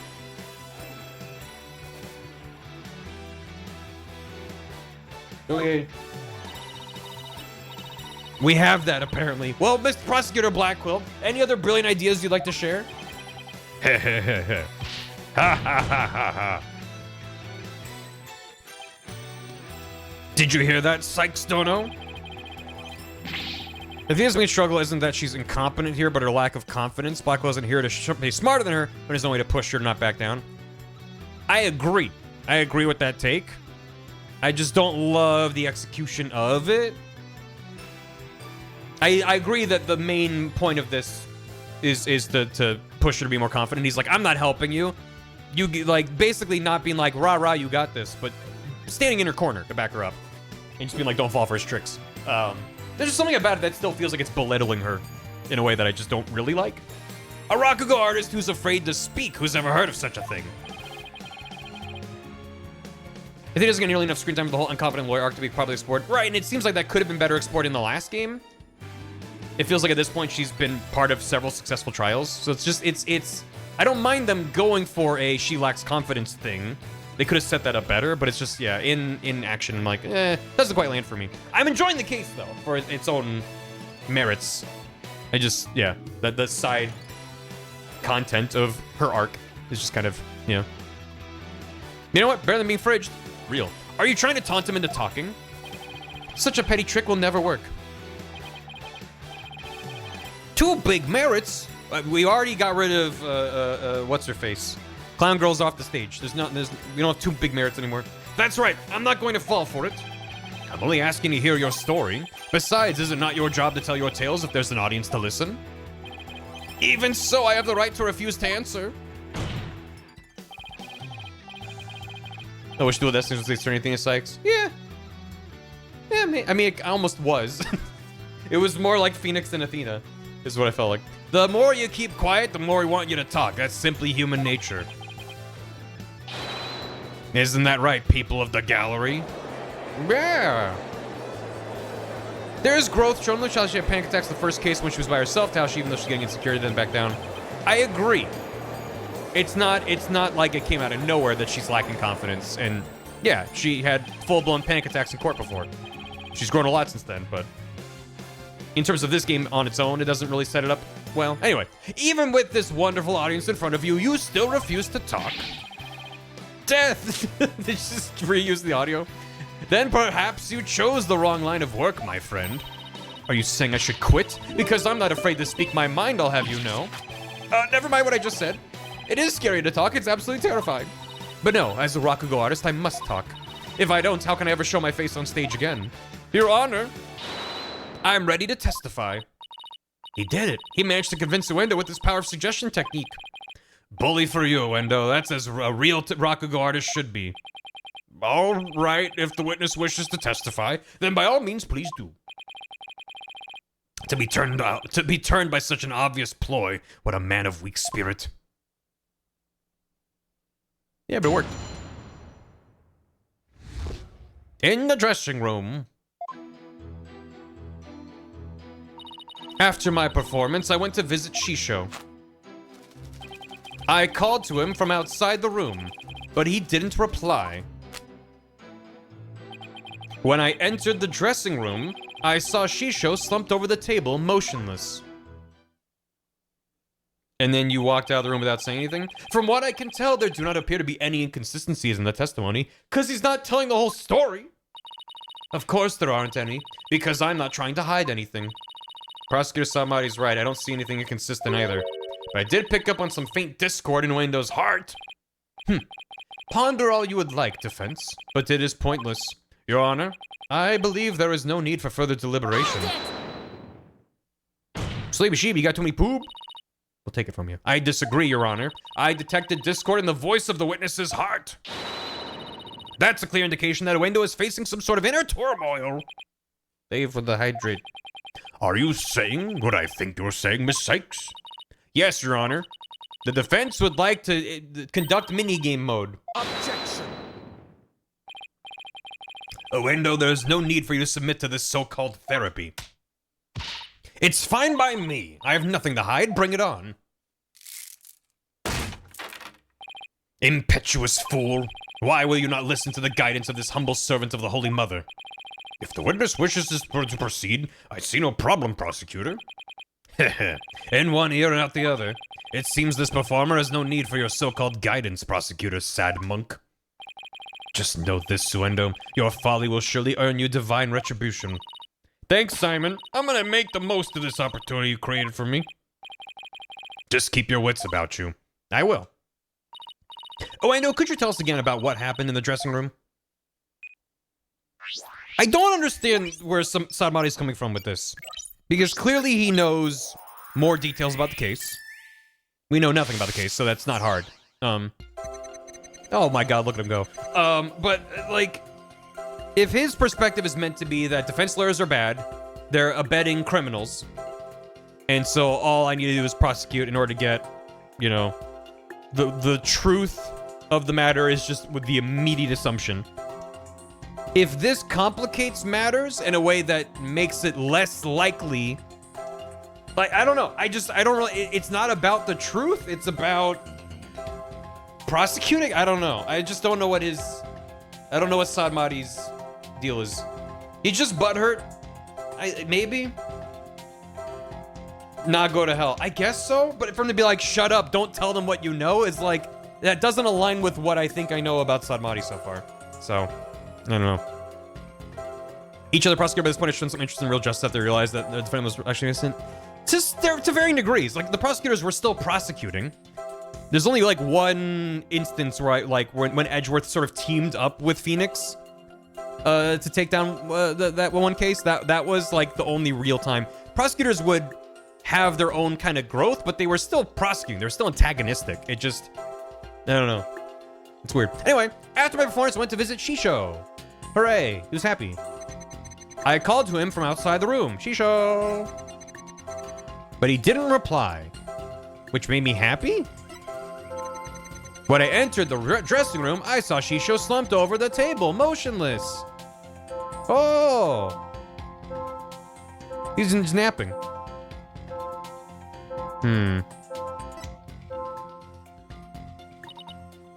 Prosecutors are 90%. School children's flying convictions. Well, yeah, I mean, that's like the origins of the series at all. It's tied to that. I didn't really notice any unexpected emotions in that testimony. Make the defense work for it. I think that's easier to say in hindsight. Going through them in real time, I just have a lot of vivid memories of people like, woo, we love these prosecutors. And I'm like, they suck. They're standing in my way and being obnoxious and raising bullshit arguments that convince the judge. It's like only at the very end of each of those games that they sort of make them more redeemable. It isn't always a question of the presence of an emotional response, but the absence. You know, you're right.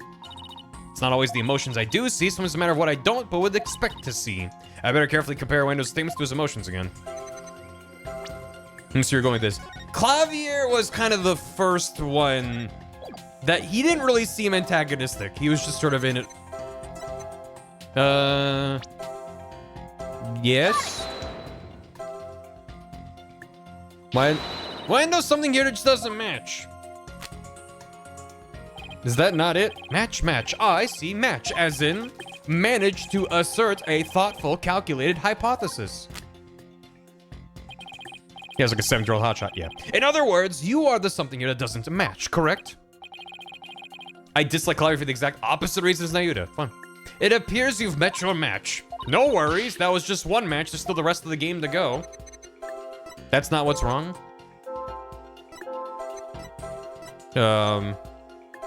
He was happy. He went to visit Shisho.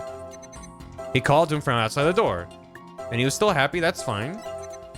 But he didn't reply? And then he's happy? And then he saw him and was sad? But not surprised? Got it. Is that the issue? Wando, I'm noticing something strange with these emotions. Some thin stranger with cheesy toe skin, you say? Stenographer, can I get that read back? I'm noticing something strange with these emotions. Something stranger with cheesy toe skin. No, something strange with these emotions. How could you have heard something stranger with cheesy toe skin? Why are you shorter? I don't know, maybe it's me who's got some cheese in my ears. Did he will the floor to open up and swallow his cushions out of shame for that bad joke? Localizer's good effort. Yeah. The point I'm trying to make is that I noticed something unexpected in your emotions. Now stop hiding and come out where we can see you. Bailiff, please bring the witness a few replacement cushions. This has gotta be a Japanese player, yeah. Oh, too many. So what was this unexpected thing you noticed? Oh, come on. His Honor said a few cushions, not a few dozen. Stupid bit. Now that we've all had a good laugh, please continue, Miss Sykes. Is the judge doing this on purpose? Who's laughing? Focus, Athena. Don't let yourself get rattled. When you entered the room and saw your master slump motionless over the table, you weren't the least bit shocked, Wendo. Don't you think that's a little odd? Is it, though? The lack of surprise means you were prepared for what you saw. And I think I know why. The reason Wendo wasn't shaken when he saw his master's dead body is because he was zoned out.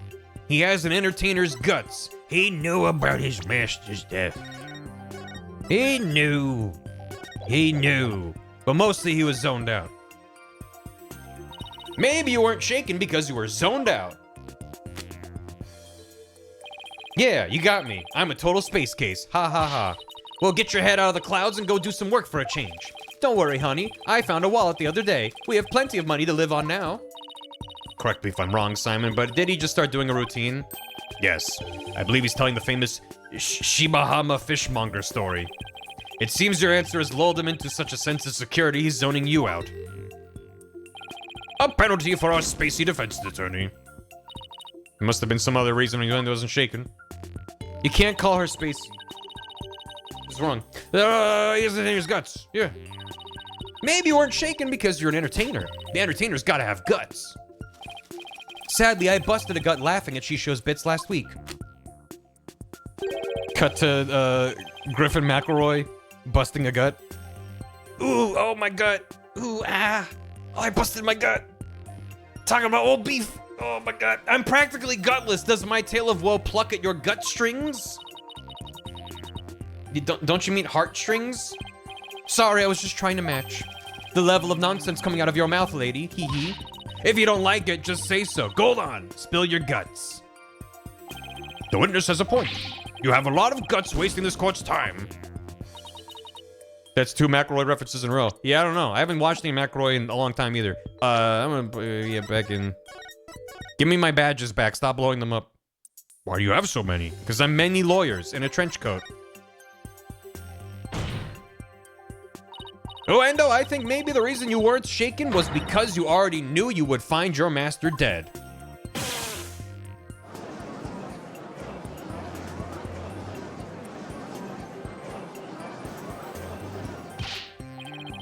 What kind of a thing is that to say? You've got it all wrong. Oh, right, I just remembered something. I thought Shisha was just sleeping when I first saw him. Hee hee. Then why were you sad? You thought he was sleeping. Sounds plausible, but... What made you think he was asleep? Well, he had his head and arms up on the table as if he were taking a nap. Oh, and one other thing. There was that note, too. A note? What note? Ah, he must be talking about this. What? On the part of the camel wrapping paper. It appears to have been written by the victim. Allow me to read it. Resting, do not disturb. Yes, that's the note I saw. After reading that, who wouldn't think Shisha was napping? That is a pretty reasonable assumption. You've got to be kidding me. There's no end of the court record. That's right. I saw this note, so that's why I thought Shisha was asleep. Where was that note? Does it say? It just thought it to have been written. Okay.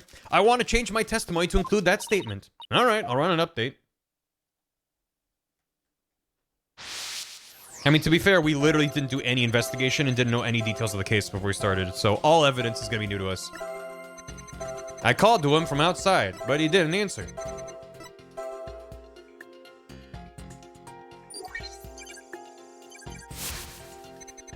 When I opened the door, I thought he was sleeping and felt no emotion. But something seemed off, so I rushed over to him. What? I was shocked to find him dead. I couldn't believe my eyes. What? Huh? Don't check against his handwriting. There was one emotion that seemed out of place given Wendo's actions and statements. Remember why I felt that particular emotion then? If you've noticed something, then hurry up and point it out already. I know, I'm just trying to be thorough. It looked to me like you were just being timid. I was not. You just watched me pinpoint the heck out of his emotions.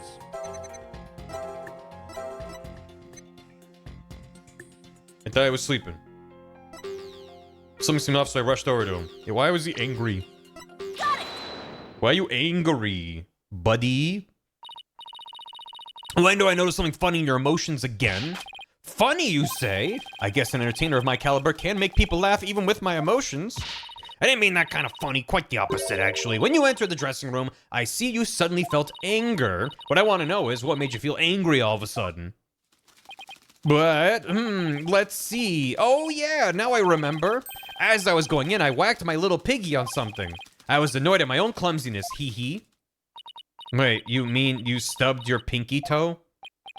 Just a little bump on my little piggy. No big deal. It's embarrassing, really. Sounds more like he's hiding something. I better dig a bit deeper. No need to be embarrassed, Oendo, but I'm afraid it's something we do need to look into.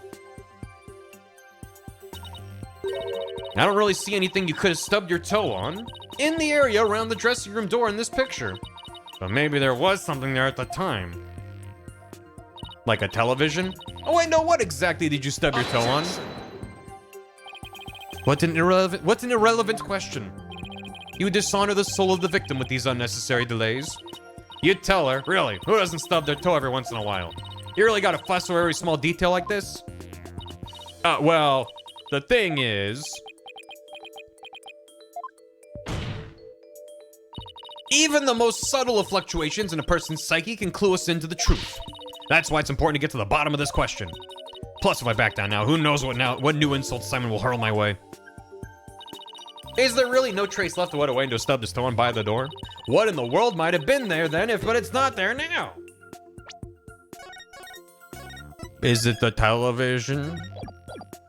Is it the television? Please take a good look at this photograph of the crime scene. Good. Do you see it? This long track that goes from the door all the way across the room. Now that you mentioned it, I do see traces of something getting dragged. I'm glad I noticed that. Because if I missed that the lines in the TV not being plugged in, I'd be like, what? I don't know, the table? What do you mean? And the drag mark ends there at the TV. Thanks for the hydrate.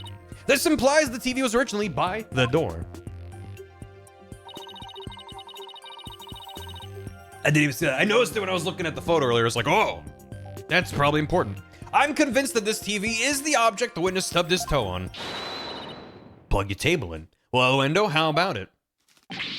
Yes, you're right. It was the TV. Still got a little bit of noise. The noise level dropped again. Yes, I stubbed my pinky toe on the TV. But what of it? Why is this so important to you? So the noise went down, but it hasn't completely disappeared yet, which means he's still hiding something. Okay, then let's try this tactic instead. Oendo, why was the TV moved there? Shisho must have moved it so he could watch my routine. But what a place to put it, right in the middle of the doorway like that. I didn't want to bump into it again, so I put it back where it belonged. Performances on stage can be viewed in the dressing room using that TV. That's right, it's a closed-circuit monitor that shows the stage. I see. Now what? I can't find anything else out of place. And I still haven't gotten the noise level down to 0 yet. Hey, I'm McFarlane. Thanks for the prime. I did it. You did it? Why'd you do it? I'm still getting noise here, Simon, but I don't see anything else fishy. This is precisely why amateurs are such a bother. Sorry? I'm in no mood to play nursemaid here, but if that's what it takes to save the soba shop. Oi, Oendo. Here's a curiosity for you. This table Master Tornado slumped over looks like it was moved. Wait, I did miss that. I did miss that entirely. Did you happen to bump into it while you were moving the TV back? Oh, yes, you're right. The TV hit the table and Shisho's body moved with a jolt. That's when I first realized that Shisho was dead. And then you continued to move the TV? How scared I was. I see, thank you. We're finally getting a more precise picture of how the body was discovered. But I'd wager you need to put the spurs to Oendo just a trifle longer. Right. I can't keep asking Simon to bail me out like this. It's time for me to regain my footing and really stand on my own. Oendo, what you said just now about discovering your master's death, could you please describe all of that again for the court in detail? All right. But before you do, let me just plug in the latest information.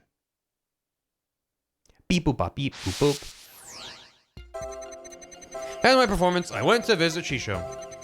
I called to him from outside the room, but he didn't reply. When I opened the door, I thought he was sleeping. I tried to enter the dressing room, but stubbed my toe on the TV. When I put the TV back in its normal spot, I realized that Shisho was dead. Okay. Seeing him slumped over that cluttered table, sniff, oh, Shisho. I'm not really seeing any emotions I consider out of place. How about you, Simon? How many times are you gonna come running to me? No, I was just looking for a second opinion. Well, take another good look at the flow of emotions. Don't just look for simple inconsistencies, look at the intensity of his emotions too. I see. Thanks. Hope Taka's okay. So he was happy. Normal happy. No emotion. Mad about his stupid toe. Upset and surprised. And then very surprised. So he noticed he was dead and then became more surprised. So is that the issue there? Got it. Okay. When did he get here? He's been here. He jumped out of the gallery and came to our aid, and then he's sassing us. That's odd. After the initial shock of finding the victim dead, you reacted with surprise again. What was it that surprised you, Endo, besides your master's death?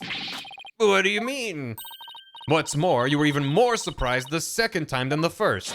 What could have surprised you more than finding your late master? Search me. Your little thingy must have made a mistake. Silence. The girl's as sharp as a trout, to be sure. Thank you, but her ability to hear people's emotions is absolute. Now get to remembering, Wendo. What was it that surprised you?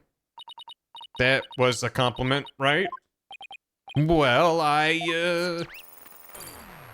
Oh, good. No, we pushed him too hard, and now he's mentally all over the place. His emotions are completely out of control. Out of control? Care to explain how that's relevant? You know how normally I listen for the hidden emotions in a witness's voice, right? From there, I look for inconsistencies between their testimony and those emotions. Sometimes a person's feelings can run too high, making it hard to get proper readings. So that's how your Matrix program works. Fascinating.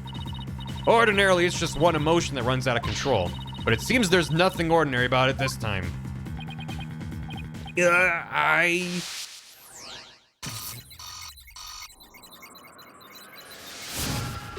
Sharpening a trout in a whetstone? Like that one fish weapon in Monster Hunter. I went to visit Shisho, and I was pissed off about it. I called him from outside the room, and I was sad about it. But he didn't reply, and I was also sad. When I opened the door, I thought he was sleeping, which surprised me. I tried to enter the dressing room, but stubbed my toe, which was mad like normal. When I put the TV back in normal spot, he was dead, and I'm surprised. Seeing him slumped over that cluttered table, oh, Shisho! I knew it. What's got your knickers all in a bunch now? Don't talk to her that way. Wendo has multiple emotions running out of control at the same time. I've never seen anything like this, ever. So how does one bring a situation like this back under control? I have to find the root cause of this tangled mess before I can treat him. If I can identify what is causing this emotional rampage, then I can probe to dive in further. I'll need to point to what I think is the root cause and hit probe again.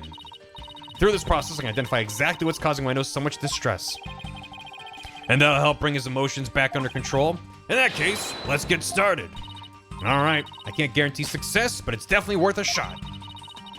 It's a very good theme. Time to look for the root cause of Wendo's rampaging emotions. He's been quiet for a while now. He's just taking a break. When first went to visit Shisho. I called him from outside the room. He didn't reply. When I opened the door, I thought he was sleeping. I entered his room and stubbed my toe on the TV. I pulled the TV back to normal spot because it was dead.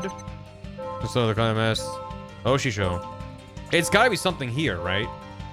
So Shisho, there's the bottle, the table, manju bun, the cards, the window, the table. I'm thinking the cards is the likeliest scenario. Got it. And he saw something and that's why he mixed them around. I get it now. The cards were the root of it all. Don't try to deny it. You can't hide your feelings from me. The dying message that was left at the scene of the crime is what was causing your distress. And if the dying message was the cause of all those feelings, then that means the phrase Owen Forth must mean something to you. No! He lost more of his cushions. Think Blackwell does this eyeliner by kind of scribbling near his eyes with his eyeliner pencil and just rubbing his eyes? Yeah. Noise level 0. The dying message consists of 2 words, Owen and Forth. But neither of these 2 words have anything to do with this witness. We just proved that it does. with emotion logic, this topic warrants no further argument. Sure, there may not seem to be any direct connection between Uendo and the message, for now. But why don't you wait and decide what's necessary after you hear my theory? I trust you've hit upon something, Athena. Yep, if my theory is right, we can finally solve the case of Uendo and the mysterious Owen Fourth. Well, go on then. I could already tell this promises to be interesting. Now, please share your theory with the court, Miss Sykes. There was something puzzling to me about Uendo's out-of-control emotions just now. Namely, that there were 3 distinct reactions present. Never seen that before, and I wondered how it could be possible. Is there a conclusion to this meandering musing of yours? Hold your horses, I'm getting there. So could a person flip between 3 distinct emotions of such intensity like a switch? In the end, I concluded that it just wasn't possible.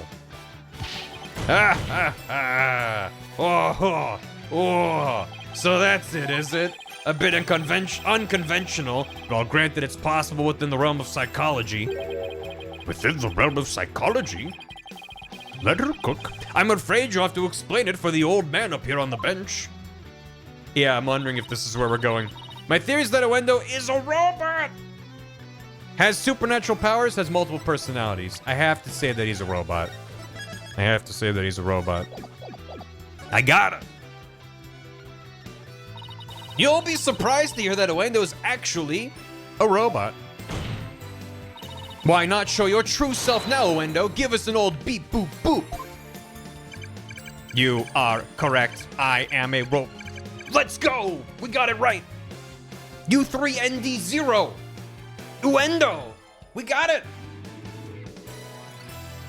Beep boop boop. Ha! What a space cadet. Damn it. Oh, very nice. What a good sport the witness is for playing along. With the defenseless joke of a theory, that is. Okay, so he's not a robot. Beep boop boop. Thank you, Widget. Your Honor, he has supernatural powers. Maybe Uendo has supernatural powers? Yes, I make these butterflies dance in the air with psychokinesis, hee hee. Not. Wow. Hit me with the knot. They're floating on the breeze from my fan, that's all. What?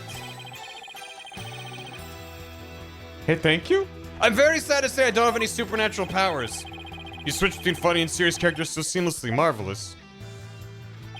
If only the defense's conjecturing was as well practiced. Hi, Stortolini, how you doing? No supernatural powers. What the hell was this? In 2014, I adopted a little white kitten and named him after the editor of my fave YouTube show. His name is Barry, he's my best friend in the whole world. Thank you for being his namesake, he's a special guy. Holy shit. Thank you, Stortolini, and you're welcome. Happy cat? Happy kitten? Little Barry shitting in a box. Thank you for the incredible generosity as well, and of course, you're welcome. I'm assuming that's payment for the rights to use my name. Thank you. May we see? Yeah, if you got to pick, you can either if you need a permit, let me know. I can get it in the chat. If you want to post it on Discord or something. You don't gotta, but if you want to, let us know. He's multiple personalities. Chat's hungry for cat tax. With so many distinct personas, it's clear to me that Uendo has dissociative identity disorder. I'm sure this is going to be handled with tact and grace, right? What does that even mean? Found you on Twitch. Welcome. Hello. Your Honor, the defense would treat this trial as a child's jest. Multiple personality disorder, a preposterous proposition indeed. Would you not agree, witness? How did she know? How did she figure it out?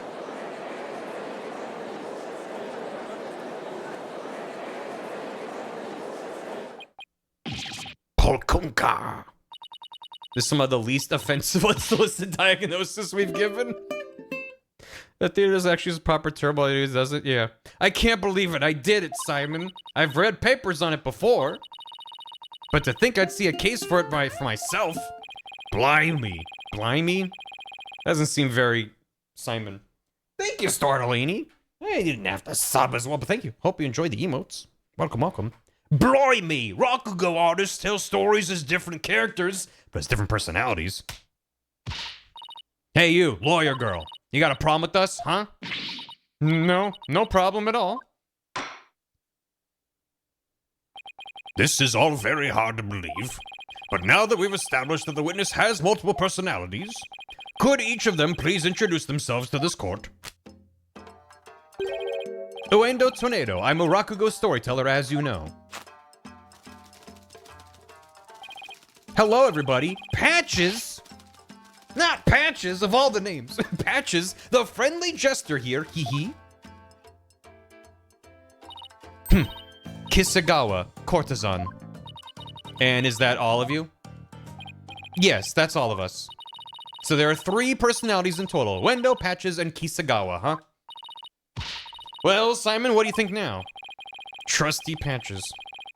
I share my pugs in your Discord? Hell yeah. Thank you. I'll take a look later. That you're one lucky duck. Just be glad they were dense enough to help you out. Mo has reincarnated? When did Mo die? Why is it? Can't you just straight up say I did great for a change? You appear to be quite proud of your self-defense, but all you have done is infringe upon the privacy of the witness. I couldn't disagree more, prosecutor. Now that we know there are 3 personalities, you just have to let go. Just move on and let go. A new way for us to interpret the meaning of a certain piece of evidence has arisen. Clowns don't last more than 6 years. That's so sad. A new interpretation. Now I'm very curious. What is this piece of evidence you're talking about? Is it the note? Ness makes perfect. Is it the? Oh. Take that! Oh, 4th. Oh. The Karuta cards?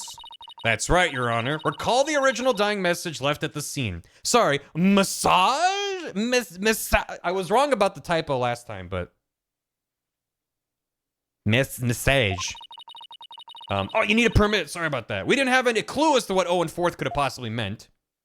Me, Sage. But now with this new information about Uendo and his personalities, isn't it possible that 0 and 4th actually means a secret 4th personality?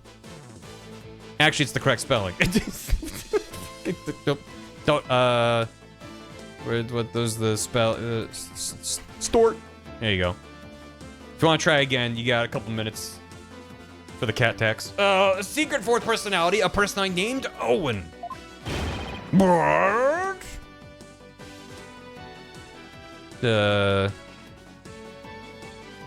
All right, chat.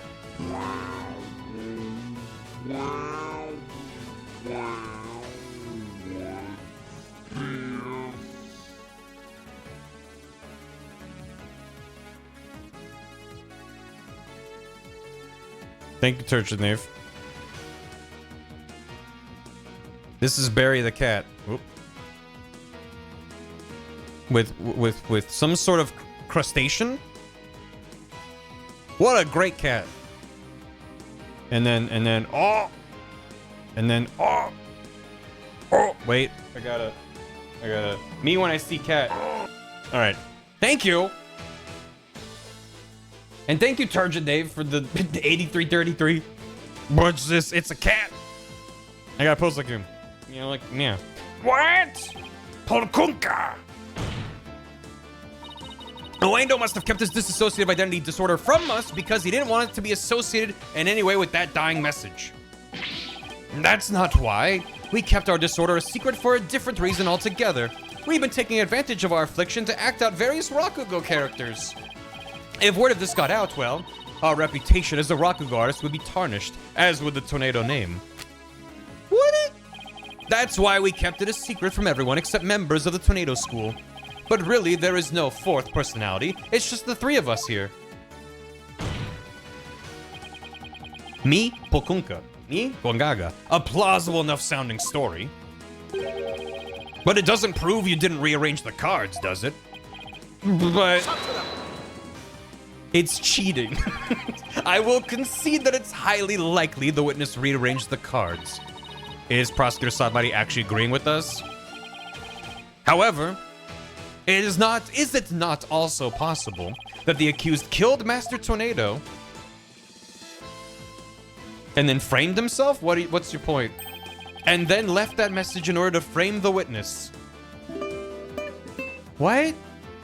What? Wait, huh? Okay, no. He's okay. Okay, I see what he's saying. That I had that straight in my brain.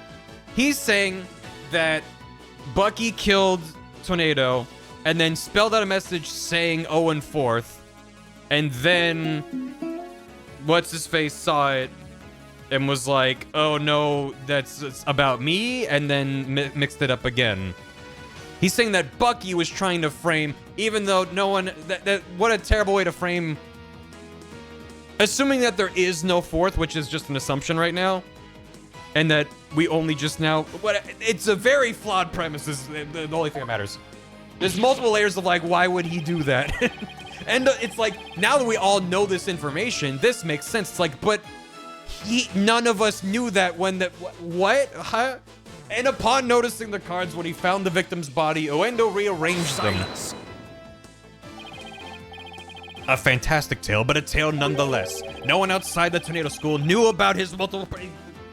I hate that Simon's the voice of reason. Oendo just finished saying so himself. That is a true but ultimately meaningless point. The witness was only in the dressing room for 2 to 3 minutes. That's far too little time to commit murder, wouldn't you say? Then who's to say he couldn't have done it before his discovery? We still don't know how he died exactly. Just suffocation. That spring chick memory of yours. Have you already forgotten Prosecutor Blackwell's testimony? Simon's testimony? Oh. What the Sigma is this man yapping about? How dare you? Geiru escorted me to the dressing room, but we heard the sound of raku-go being performed from within. Thinking the master was rehearsing, we decided to wait in the hall until he was done. But also, I'm not convinced he wasn't dead the whole time. That's right! Bum, bum. Until just a few minutes before Moendo entered the dressing room, Taifu Tornado was confirmed to still be alive. Non. Not only that, but Oendo was on stage until just before he discovered the body. A bulletproof alibi that I've already confirmed with several audience members. Oh no.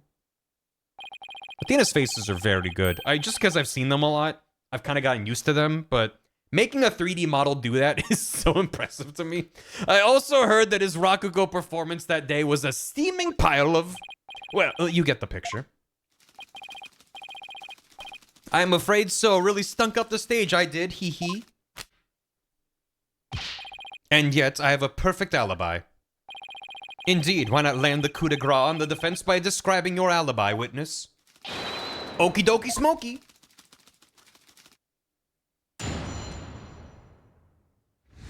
Weekend at Bernie's. Well, they're saying that he was on stage before they found the body. But again, the autopsy report has a 3-hour window, and we're focusing just on between 4 p.m. and 5 p.m. Basically, like around 4:20. Coincidentally enough. Nice. So it's like there's still several hours of potential he could have been dead the whole time that we're not talking about. I was on stage until just moments before I went to... Because they're saying they heard him practicing raku-go, therefore he was alive at 4 o'clock. And I'm like... We've had so many instances of, oh, we heard a voice, and I know exactly what that means. And it's like, no, you kind of don't. The autopsy report is as accurate as the story needs to be, which is an important thing to note. They only give you exactly the information you need to know. I was on stage until just moments before I went into the dressing room. The entire audience was my witness. But my performance was a huge bust. Not a single soul laughed. Then why were you happy when you went to his room after... whatever. I'll never be able to live down how terribly I bombed during that very important show. That was you succeeding with the name, right? That should have been... It's rough. Oendo was on stage before he found the body, so he could not have committed this crime. It is time to let it all go, defense, and move on. How long was he on stage? We'll get this, Prosecutor Sadmari. The Wright Anything Agency never gives up. We fight to the bitter end. Fair. That's rough, buddy. Allow me to say this once more. Let it go and move on. You keep trying to make that a thing, it's not gonna become a thing. Allow me to say once more, I'm never giving up. Let it go and never. This is pointless. You should have taken advantage of this opportunity while you could, you foolish child. Your worthless convictions only serve to prolong the accused's suffering. If words will not sway you, then perhaps pain will. No! Stop it. Oh no! Anything but this!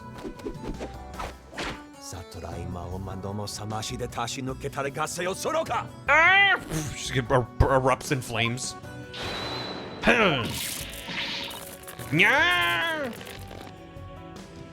Not the jutsu. What's the big idea, Sadmari? That was but a small dose of punishment for your misguided convictions. Exactly like that, Cook's body. Just, he finishes his prayer, then poof, just the explosion PNG gif. And now a bit more inclined to give up as instructed. As if Kingdom Hearts fan detected. In that case, you must require another dose. Can the judge please step in? Okay, find somebody. Not bloody likely. What? When did he turn British? Ugh. I don't give two flips about your beliefs. But if Sykes don't know where to submit to you here, I won't be able to eat good soba anymore. He was always... He was? Was he? I totally forgot. That's right. For Mr. Wet's future and Prosecutor Blackwell's stomach, he's always been occasionally British. I will never give up. You will rue those words, defense. Of that I can assure you. Is the judge just eating snackoos? How has this gone on for this long? I was on stage until just moments before I went into the dressing room. He's recreationally British. How can we be sure it was you who was on that stage? Are you asking whether it could have been some imposter? Sus mogus sus, Professor. I guess so. Unlike a big arena, Raku-go Theater is a cozy little place. Blackwell in the original Japanese spoke old Japanese terminology, so the way they localize it is they make him speak in old English sometimes, or give him a British accent. Gotcha. Yeah, I totally forgot about that there. It's fine. It would be hard to fool an audience in such an intimate setting, don't you think? Non-practicing British. I guess you're right. Non-denominational British. I'm glad we could clear that up, because I guess you could say... Well, a Brit weeb is a teaboo. But he's a British weeaboo. So he's not a teaboo. I'm just saying a weeaboo of British culture is a teaboo. Which is just a delightful phrase. The entire audience was my witness. Was there anything special about the stage or your performance that you can tell me? For example, were the lights dimmer than usual? Were there any problems or accidents? Not a thing. Everything was the same as always. Same as it ever was. You questioned the audience, didn't you? Yes, of course. Apparently, nothing seemed amiss to them except, well, one small thing. One small thing? Kisagawa's female text flips? I didn't even notice that. I don't think I even internalized that they have different sound effects for their text. It's so embarrassing. I tried my best, really, I did. I'm gonna have to listen for it. But my performance was a huge bust, not a single soul laughed. A fan of French culture is a weeaboo? Oh god, do you have any idea what went wrong? He was just Tuba, not actually British. I think he's meant to be, yeah. It's confusing because obviously this is a Japanese game that's translated. I'm not sure if it was my performance or if it was just that particular audience. Or maybe it was the story I picked, but every entertainer knows that this kind of thing happens from time to time. I guess that makes sense. Still, I wonder how he could have flopped his own commemorative show. Maybe I should dig into things a bit more. What were the number? Which does not matter. Also, yeah, I am now hearing... I guess I've been hearing it the whole time, I just didn't really observe it, put it in my brain more. That the female characters have a different sound effect. How many people were there in the audience when you were on stage? Well, let's see. We drew a full house, so... I think there must have been 50, maybe 60 people in the audience. That's quite a lot, isn't it? Exactly. I dropped a big stinky bomb in front of all those people. It was a catastrophe, I tell you. I was sweating buckets from start to finish. That sounds exactly like how Apollo performs in court sometimes. I see. Thank you. As for that statement, Your Honor, I'd like to leave it out. That's fine. I guess it doesn't really matter how many audience members there were. Never mind, Your Honor. There's no need to add that to the testimony. All right. He's just playing gotcha games on his phone. Wait.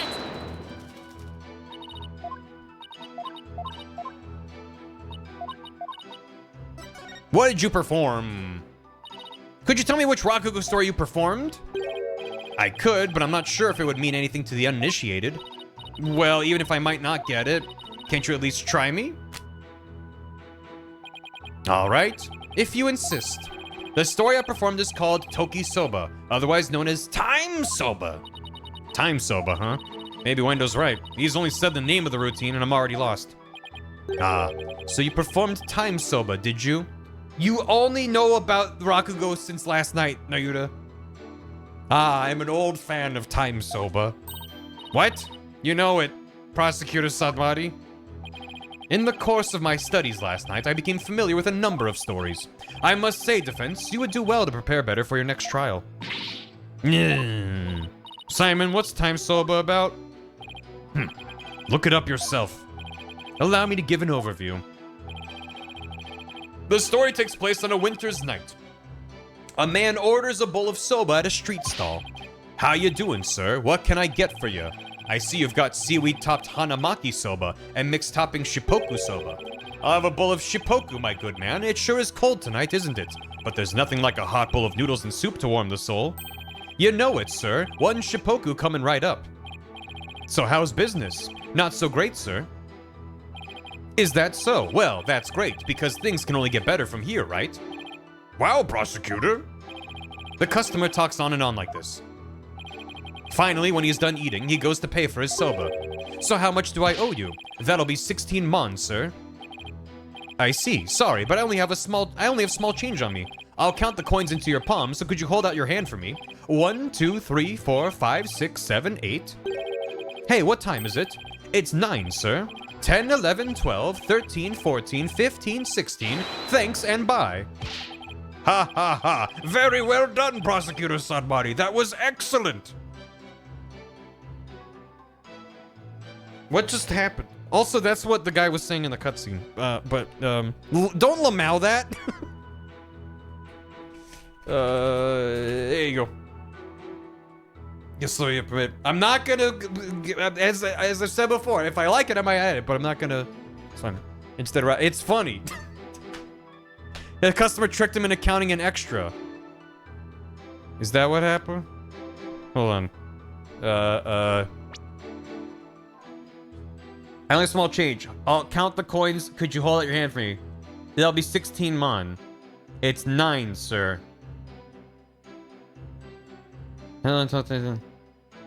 He shortchanged him by 1? Is that the idea? Classic. He paid 15. Okay. Alright. He skipped counting 9. Right. Classic petty theft. Classic robbing from a small soba salesman on a wintry night. You love to see it. Excellent. I don't get it. What was so funny about that? Don't you see? The customer paid with coins, counting them out one by one. I feel like Blackwell's on the verge of laughter. That's happening. Atheno! Atheno! This is the... He's small. Oh! See, when it's normal size like this, you're like, I can see what it is. But when it's emo size like that, it's like, I feel like a lot of these just don't scale down well. Which is just my humble opinion. But it is fun. It is fun, though.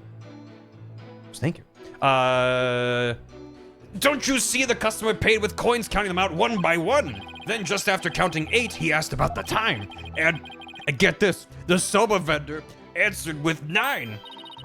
Oh, now I get it. He made the vendor say 9, and then he continued counting from 10. Exactly. He cheated the soba vendor out of 1 mon with his smooth talking. What's the currency equivalent of 1 mon? 1 mon to USD. Mon to USD. 0.06 cents. No. 6 cents? Just 6 cents. 10 bob. According to this website, it's 6 cents. So yeah, the sick by Shyamalan. I don't know if that's accurate. Anyway, he cheated the soda vendor out of one moment with smooth talking. The story continues with another man who saw the whole thing and tries to do the same, but he bungles the trick and ends up paying more than 16 mon for his soba. He bungles it. He bungles. The story ends on that as the punchline. You can look up the rest of the details yourself. Or I'm sure prosecutor Sad Monk over there would love to perform it for you after court. 3 halfpenny bungled. It's only Bugs and Daffy skit. They were doing raku-go this whole time. Basically, it's a story about a man cheating on his soba bill. That's kind of petty, isn't it? Is that really all you have to say about this classic story? Kinda, yeah. Time soba is such a well-known staple of raku-go that the skill of the artist... What did he say? The skill of the artist is critical and... Fine, so you studied a lot. We haven't the time for a lecture detour right now, prosecutor Sad Monk. I wanted to hear a little more, but I suppose it's off topic. Getting back to the matter at hand, Miss Sykes, the witness, stated that the story I performed is called Toki Soba, now otherwise known as Time Soba. Would you like to add this to his testimony? Right, we were just the longest tangent ever. Have it added, sure, I don't know. I don't know anymore. Yes, Your Honor, I'd like to have it added. Holy shit. Very well. Normally those this or this, which one do you want added, is like a 30-second detour at most. Jesus. Yeah, no, seriously. It's like me. It's just like me for real. The story before is called Toki Soba. The story where a man cheats on his soba bill, right? Why do you think it didn't go over well? Well, I suppose I was a little nervous. It's a lot of pressure when you're the star of such an important show, you know. You nervous? I thought you'd be all calm and collected, but I guess even you can get stage fright, huh? I wanted so badly to live up to the great name of Uendo that I inherited that I guess I overperformed a little this time. Uendo was the stage name of a former member of the Tornado School, right? That's right. The name belonged to one of Shisho's former disciples who died of illness at a young age. With the weight of a new name like that to carry on your shoulders, I could see why you were feeling the heat, just like me. I'm carrying the weight of my entire agency on my shoulders right now. In that case, can I count on your sympathy and have you go a little easier on me? Nope. With the audience as his witness, Uendo has a pretty unshakable alibi, doesn't he? You're not giving up, are you? Where's that never say die spirit you displayed earlier? Of course I'm not giving up, Simon. I just know Uendo has something to do with this case. Watching the classic Who's On First by Abbott and Costello gets me every time. Some other performances are spot on. Yeah, I know what you mean. Not that I've seen many other people do their routine, but it's like, it's not just the jokes, it's the delivery. And, yeah. That Abbott and Costello, they're funny guys. How will you connect them to the crime when he has an alibi as strong as that? Third base. I just don't know yet. But I'm gonna press his testimony and keep an eye out for contradictions. For sure. Especially for a one-man show, yeah. I didn't think the size of the audience was gonna matter, so that's why I went for that, but... What's the issue with it being called Time Soba? What was they came up before. It was making someone news from scratches, dressing room, is covered so flowers, but then... Was it tied to Simon's statement? Terms alive, there's a body, with your finger, a dog. Because at some point they discussed the name of the main guys. The main guy, the main tornado, the one who died. His routine, which was a different soba, and that he was doing Time Soba. My badge? And then... Oh, here it is. It's like let's take a dark simple greeting and run down the show's program. Gator was to perform a balloon act. And also have balloon animals. Then Uendo was to do his Soba glutton routine. And finally, Master Tino was performing Time Soba. I'm glad I checked, because I genuinely thought it was the other way around. So the invitation was that he was supposed to do Soba glutton. He did the wrong routine. And that's why Tornado was counting and practicing his... Okay. Alright. Yeah. That was the invitation. Yeah. Objection! We got him. It would mean profiles, but they don't always. When you look at court record like this, you can check profiles. When you're, oh my god, clown jump scare. When you're checking the court record on someone's cross-examination, they remove that option because it was only like 1 or 2 of the games where you could present people as evidence. Taifu, 70 years old. Bucky White is 20. What? He is 25. Garrett 30. Oh my god. Of all of the numbers to have next to her name, why did it have to be 34? Oh my god. And Wendo's 28. Okay, moving on. We're moving on. Oh, Wendo, isn't there something odd about the routine you performed? Odd? No, I don't think that there's anything odd about it.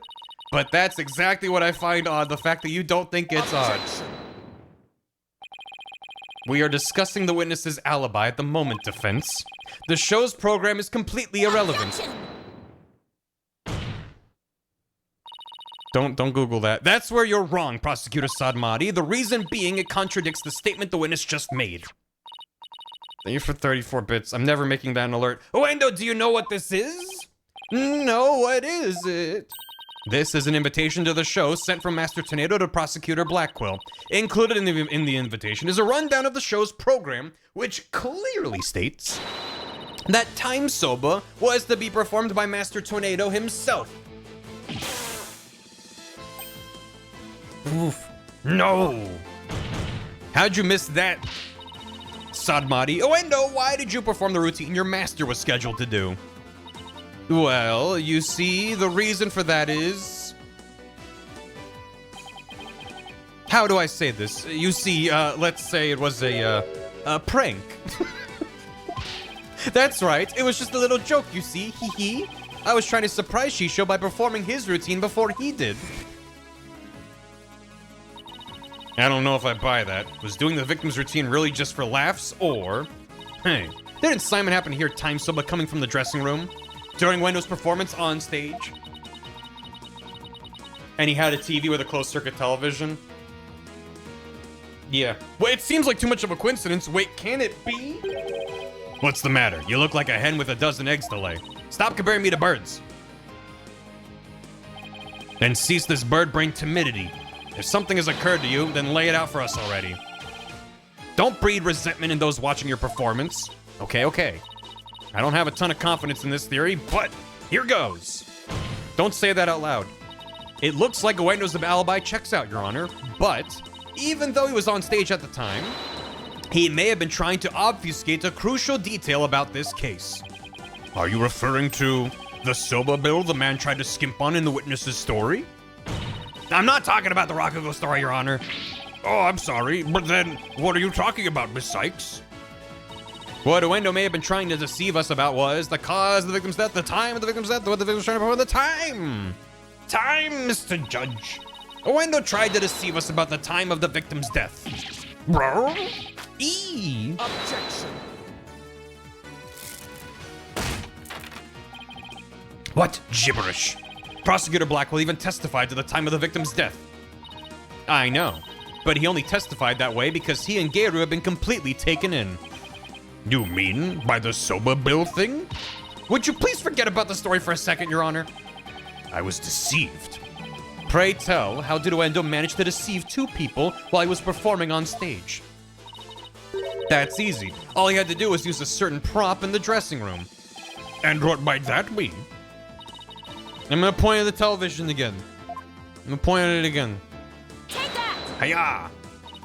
Why'd he stub his toe on it? Wouldn't he have known that it was there and he put it there? This TV was used to view what was happening on the stage.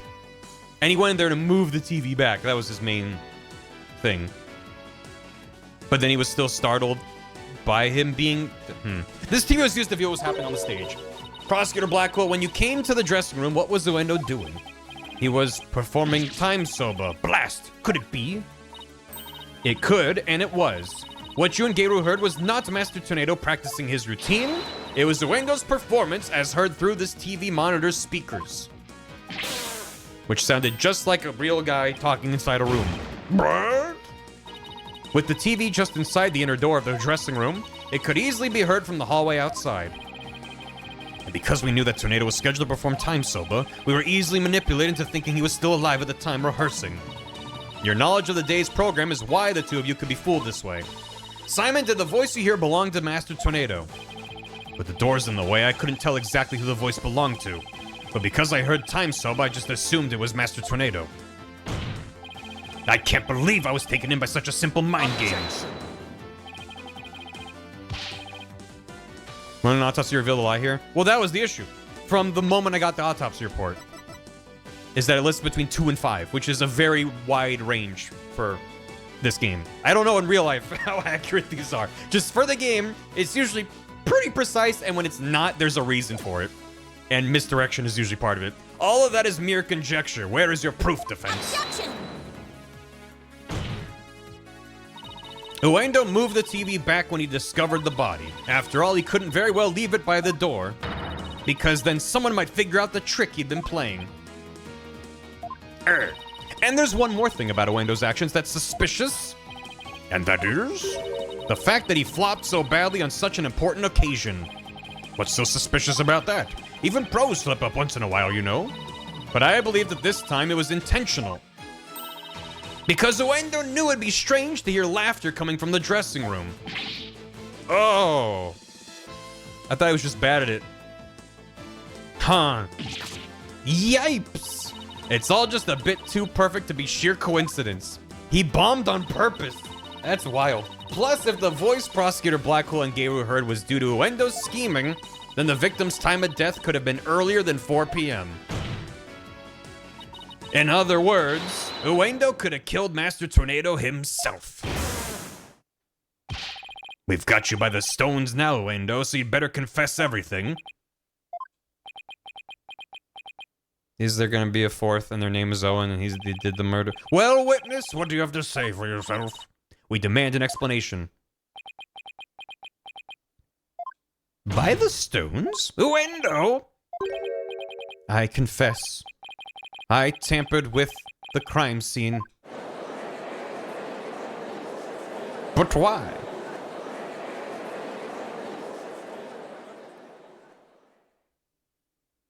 Is that saying? Yeah, you can say by the stones. Is it the defense's claim that Uendo Tornado is the true murderer in this case? If he tampered with the crime scene, then we have to at least consider him a suspect. Now wait just 1 minute. Yes, I admit to messing with the dressing room, but I didn't kill Shisho. Then why did you tamper with the crime scene? I refuse to answer that question. What? If you suspect this witness, then I have a question for you. What could it be this time?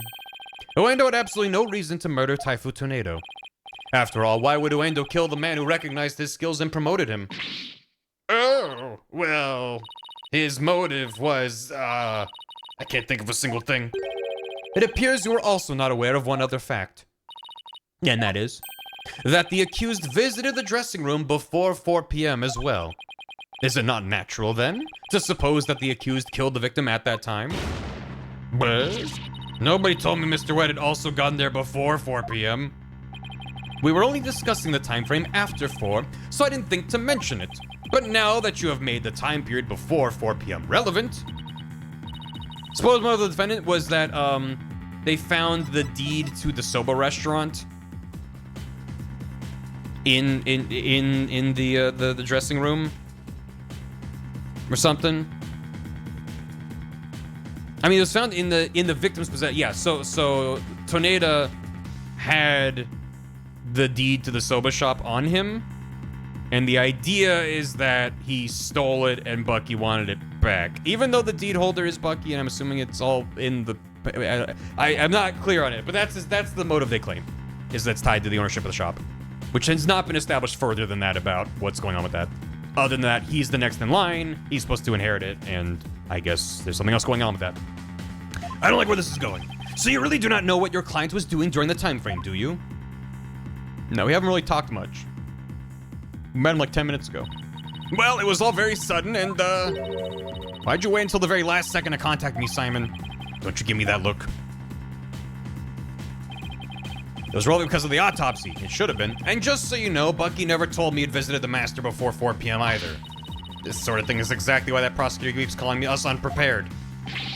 The defense will stop squabbling this instant. Oh, we're squabbling, but Whatever it's yelling back and forth for 20 minutes, you don't step in? Sorry, Your Honor. Prosecutor Sodbody, please continue. Thank you, Your Honor. Defense, you know of the soba making implements in the dressing room, correct? He's talking about the equipment for making a soba noodles? Yes, that's what he said. You speak of the large bowl that is used to mix buckwheat flour and water, the long rolling pin and the special knife that is used to cut the dough into noodles. Yeah, there's also part of like a ripped paper or something next to it, which is suspicious. Noticed that earlier. Probably tied to the wrapping paper. Somehow. Precisely. These tools all came from the accused soba shop. You mean they didn't belong to Master Tornado? Mr. Wet had visited the dressing room to give the victim a soba making lesson, and that visit was before 4 p.m. I'm afraid that after the accused kneaded the dough and made those noodles... Why would he do all that and then kill him? He committed the act of murder. But that doesn't add up. If Mr. White killed the victim before 4 p.m., why would he return to that room at the later time? Oh,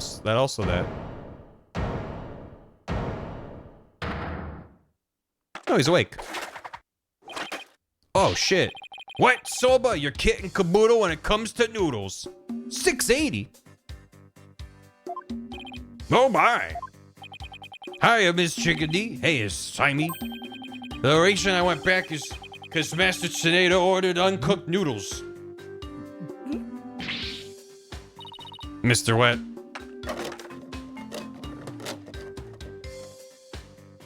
In Los Angeles? Yesterday, I brought noodle-making tools to the dressing room around 2 p.m. That's when Master Tornado ordered uncooked soba noodles to stock up on.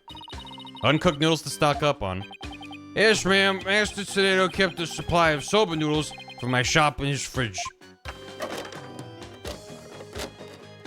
I can't stop looking at his hair. Of all the jiggle physics to fascinate me during this case, he only had one serving left, so I went back to my shop to get some more. One serving of noodles in the fridge, but I thought the fridge was practically empty. Anyway, the whereabouts of the missing noodles isn't all that important now. Not yet. You ran into me and Gayru when you came back to deliver the uncooked soba, correct? That's right, Shimey. I made time out of my busy day to deliver him the noodles. And you know what? He ignored me when I called him from the inner doorway. He just kept mumbling raku-go lines for ages. So I got mad and went back to my soba shop. So that's why you got mad. If what he's saying is true, then there's no way he could be the murderer. I swear I'm telling the truth, Miss Chickadee? Chickadoo? Goodbye. Bailiff, get this man to the infirmary. Goodbye. Well, I dare say he's quite the handful. Your Honor, please accept the statements Mr. Wet made just now into evidence. If I had a nickel for every enemy character's Ace Attorney had noodle hair, I'd have 2. Which is weird. I believe the accused's statement about going to the room at around 2 p.m. is true. For it falls within the victim's estimated time of death. That opens up the possibility that the crime was committed between 2 and 4. That's some critical information. Yes, Your Honor. But other than that one point, Mr. Wet's statements are dubious and without proof. A lot of what we've heard today is dubious and without proof. They are the words of the defendant himself. Simon, back me up. He has a point. If I were the prosecutor, I wouldn't accept them either. While I understand the defense's feelings on the matter, this court is unable to accept anything other than the time the defendant made his visit. Now what do? I trust you have no further objections, defense. At last, the time has come to send the soul of the victim onward to the Twilight Realm. Silence! What are you yammering on about, Prosecutor Sad Monk? We still have something we need to question Nuendo about. We do? Like what? Well, don't just stand there. But we don't have any evidence left to present. Have you forgotten already? Isn't there still a hidden witness you have yet to question? A hidden witness? The dog? Your Honor, there's still one more issue we haven't finished discussing yet. Oh, and what is this bit of unfinished business?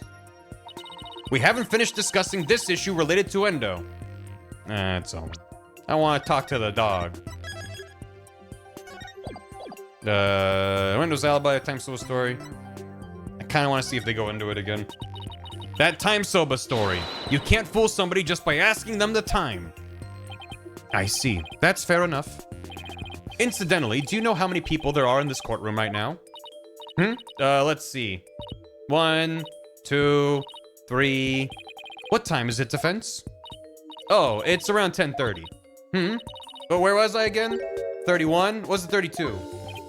Wow, it was surprisingly easy to fool you, Miss Sykes. I know you know what's left to discuss. Alright, I don't care about that one, it's fine. Alright, bring Owen to the stand. God damn it. Good old time soba. We still have to discuss the possibility of a fourth personality named Owen. Are you suggesting this fourth personality of Wendo's might be the true culprit? Geez, not that again. I told you we don't know anything about this Owen. Look, Wendo, I know you don't have any motive to kill your master, but this Owen may have one for all we know. Come clean now, Wendo. You've got another personality stashed away, haven't you? Please tell us everything you know about Owen. That's enough. The witness has already stated that he knows not of any Owen character. Bravo, you tell him, Mr. Prosecutor. Hee. Hey, Patches. If you claim you don't know Owen when you really do, that's tantamount to perjury. If you want to exercise your right to remain silent, however, well, that's a different story. Do not listen to the depraved prosecutor, witness. You will be tainted with his evil. We have perjury? Do you have any idea how dark and cold a prison cell is? I exercise my right to remain silent. What's this now? Changing horses in midstream, are you? Shut up. I will remain silent and that's it. Patches, you fool. You stay out of this. Ha ha! Oh, oh, oh ha. Patches is not the brightest bulb in that boxy color noggin, is he? The fact that he switched from I don't know any Owen to I will remain silent is proof he does know about Owen. There it is again. Simon's formidable psychological manipulation tactic. I'm sure glad he's on my side today. Objection. You dirty, despicable, depraved prosecutor. You are leading the witness. That's rich. Coming from literally any prosecutor in the series. Witness, there is no need for you to submit yourself to the defense's questioning. Objection. Your Honor, Uendo is definitely hiding something. Please allow me to question this witness about the existence of Owen. I suppose only this witness can confirm or deny the existence of Owen for us. Very well, I will allow the defense to proceed. Polkunka. Yeah, you better, Polkunka. This is gonna go great. About Owen. I've never met any personality named Owen. Patches was just blurting out nonsense in a panic. We're always aware, so we definitely notice if a personality like that showed up. How dare you treat me like a criminal based on mere conjecture? That's it? That's it? How am I supposed to deal with this testimony of 3 personalities? Unless you can prove the existence of Owen here, it's all over. You best screw your courage to the sticking place and attack their testimony head. Screw your courage to the sticking place? What is that? All right, I will. Just stop piling the pressure on me. I have to draw out some info. Anything to drag Owen out into the open. Yeah, you heard what he said. I did, but what? Okay. I don't think I've heard that before. Is that Lady Macbeth?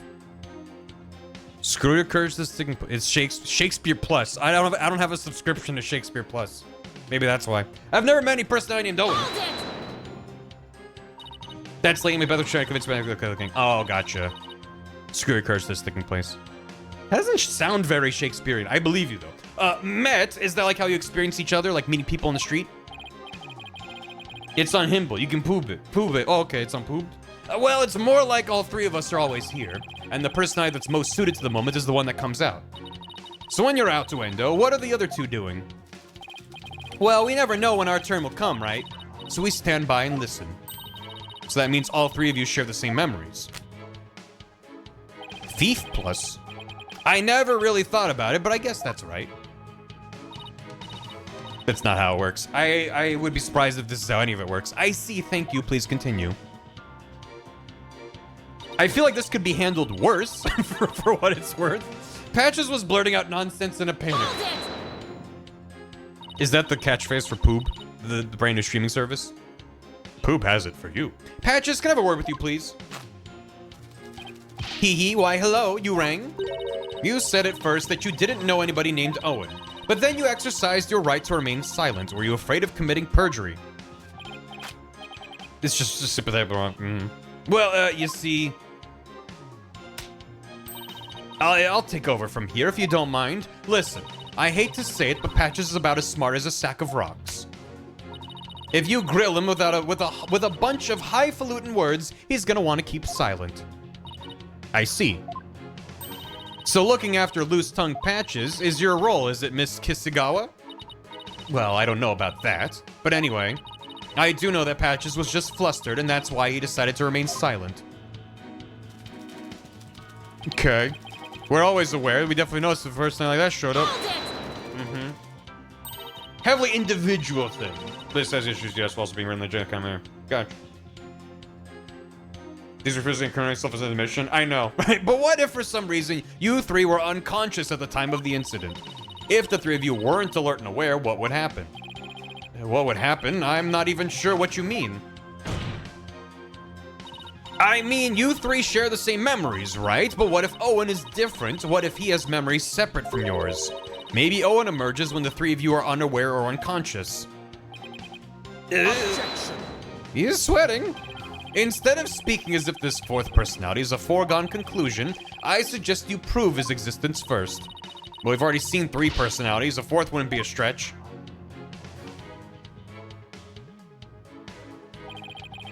You dishonor the victim in this court by jumping to such conclusions without proof. Have you ever heard these old sayings, Prosecutor Sadmati? What happens twice will happen thrice. If you see one, there are likely 30 in your home. I'm basing my theory on such premises. Comparing us to cockroaches? Do we bug you that much, girly? But how do you intend to prove it? How will you prove that all 3 personalities became unconscious, as you say? Unless you can do that, all this talk is merely empty speculation. Well, Don't be so timid. If you don't have it, then find it. Look for something that could render a window and the other's unconscious. Someone's right. I can't back down now. The only thing I had so far, and still really have, is the TV.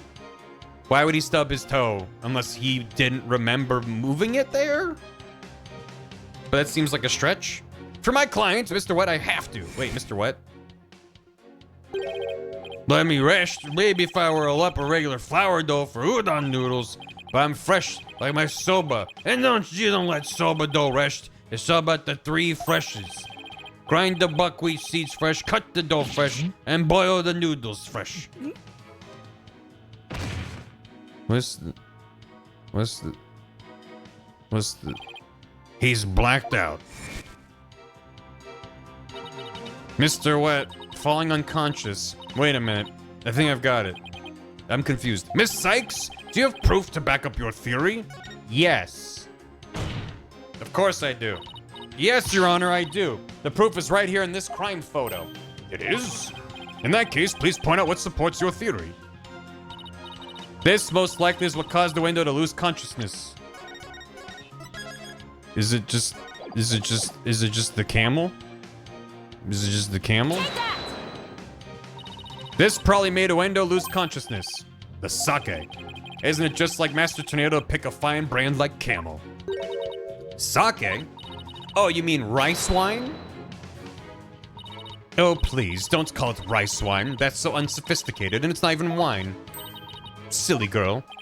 I must agree, you need to become more cultured, Athena. Tomato, tomato. It's made of rice. People get drunk from drinking it, right? It's called sake. End of story. Fine, sake it is then. Ay caramba. Everyone's so touchy about these things. You need to become more cultured. Ay caramba. No, I'm the most cultured there is. I recall Master Tornado would often have a drink or 2 before performing. He said it made him become. He said it made him more eloquent. What a word. What a line. What a line for me to stumble on. He said eloquent when words can come out in the right order. Drinking too much of the stuff can make one lose consciousness, though, of course.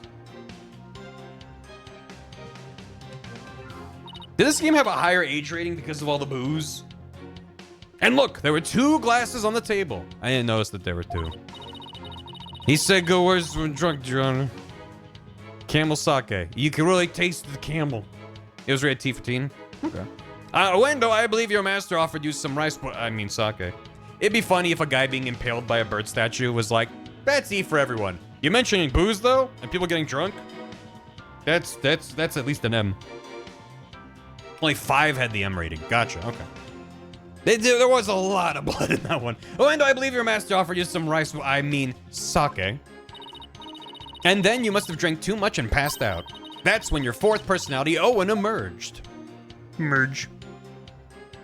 Oh, me. It's not an adult game like Balatro. It's true. Although in Ace 34 we did have mentions of gambling, which is, ooh. You can't mention it. I drank sake. Oh, that's a good one. We have a real sweet tooth, you see. So yes, we did accept a sugary red bean bun. But since we really dislike sake, we said no, thank you to that. Believe it or not, we're real weak when it comes to booze, hee hee. Even a tiny drop can knock us right out. So you... Okay. Alright. So you see... I had a sweet manju bun, but I didn't drink any sake. But that can't be right. The defense demands the glasses be examined right away. You amateur, did you really think I had not already done so? Your foolishness is beyond the pale. Don't tell me. There was no trace of the witness having touched either of the glasses, naturally. When Owen takes over, Owendo's fingerprints change. Your Honor. It's magic. Right, of course. Miss Sykes, would you like the witness's statement added to his testimony? Yes, please, Your Honor. Owen has no fingerprints. Very well. I wouldn't put it past the serious. That's why I said it. Sweet manju bun, but I didn't drink any sake. Hold it!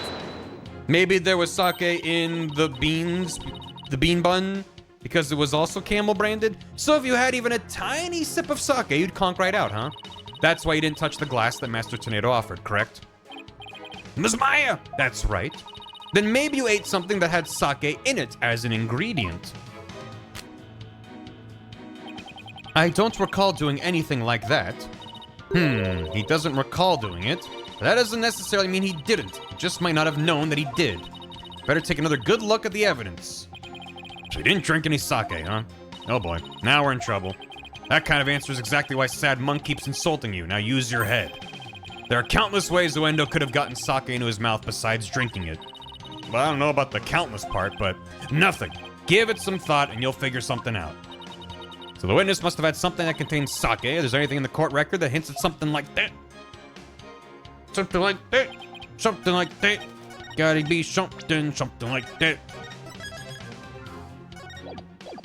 It's my favorite thing in these games when I get to be like, oh, a thing I noticed when I first saw the evidence. Finally, I get to use it. Yeah. Objection! Hiya! Knock, knock. Who's there? This evidence in that statement. Is this not right? This evidence in that statement, who? They contradict each other. That's who. That's not even the proper call and response for a knock-knock joke. And what's more, her claim does not even make any logical sense. Your performance merits neither applause nor leniency, defense. Good. Everyone's a critic. Cut me some slack. That was Widget's joke. You get assistance from your helper after a few wrong answers? I think that was a thing. The little button will pop up. I didn't drink any sake. No? Then explain this, question mark, question. If it's not that, then what? To get more dialogue from Blackwell? Nice. Here's another conversation of conjecture. Is there something else that indicates the sake? Yeah,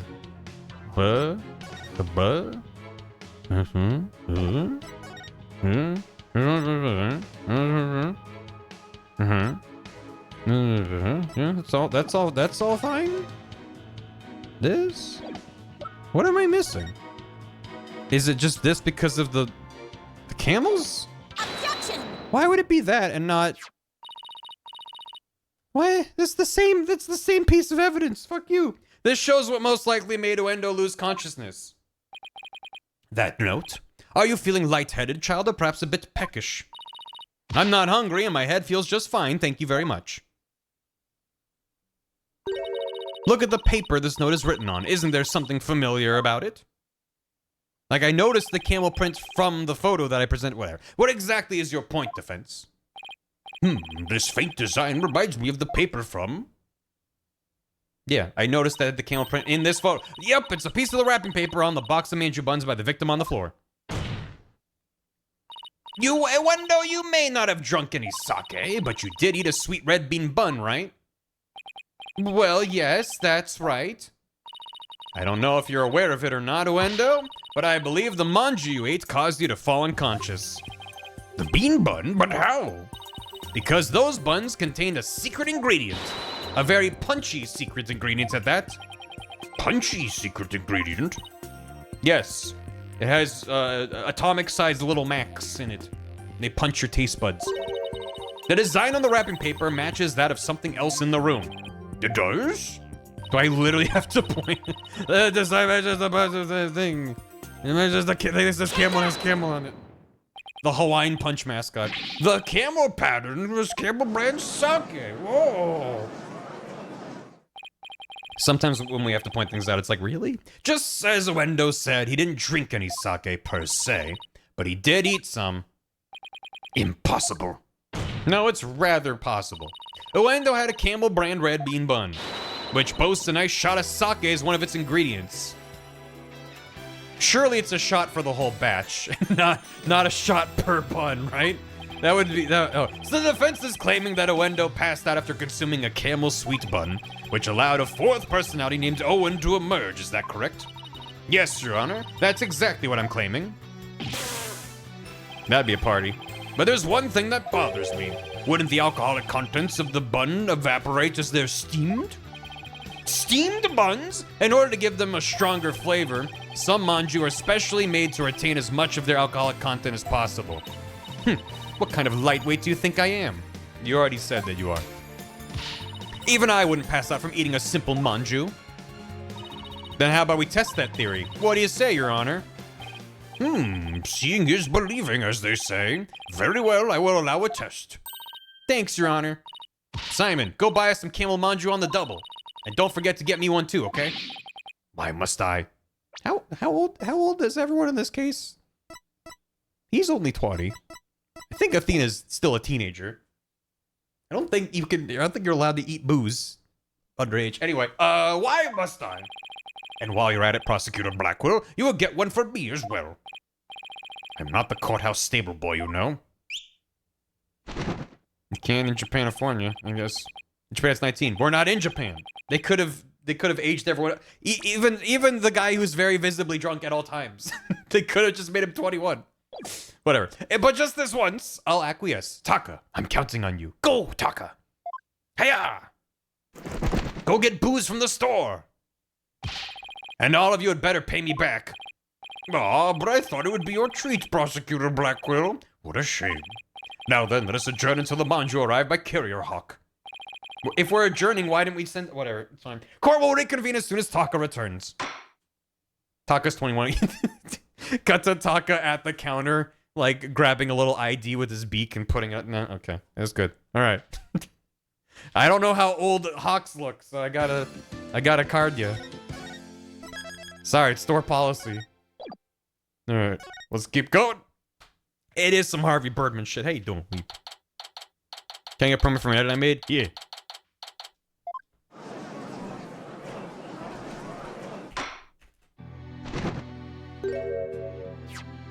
I'm glad we got to have Taka on the judge's head again.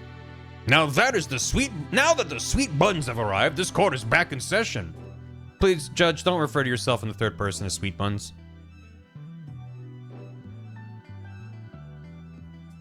What is happening over here? What is happening over here? I gotta mute the game. Hold on. Jugamoo.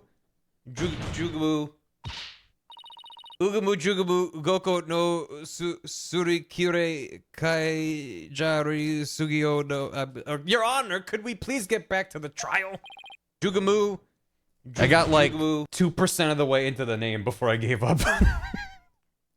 Jugamu Jugamu Goku no Surikire Kaijari Sugio no Sugio Matsu Unrai Matsu Furai Matsu Kureru Tokoro Nisu Muto Koro. Yabura Koji no Bura Koji Paipo no Shuringan no Guringai Dai Chokyo Mei no Chosuke. What a coincidence! My name is also Jugabajugabakoro. Stupid bit. Anyway, okay. Now the sweet buns have arrived. The court is back in session. Go on, Uendo. Eat up. He's speaking in tongues. Chomp, chew, nice flavor. You could really taste the sake. Munch, gulp. That was delicious. Judge not a lightweight confirmed. Let's go. Chug, chug, chug. Eating a bean. Yes, a unique sweetness and the faint aroma of sake. Yet, I hardly think that anyone could pass out from eating something like this. What's the matter, Wendo? You're not afraid of a tiny manju, are you? Or are you scared of how many calories it has? Don't be ridiculous. A sweet little snack like this couldn't possibly... I mean, it could never. Less bleeding, more eating, witness. Fine, whatever. Chomp, chomp, gulp. Thanks, Edward. Thanks for the prime. See, I told you. It don't affect me in the slightest. We might be a lightweight, but come on, nobody's that light. Seriously, nobody gets struck off of one little button. Losing the fans.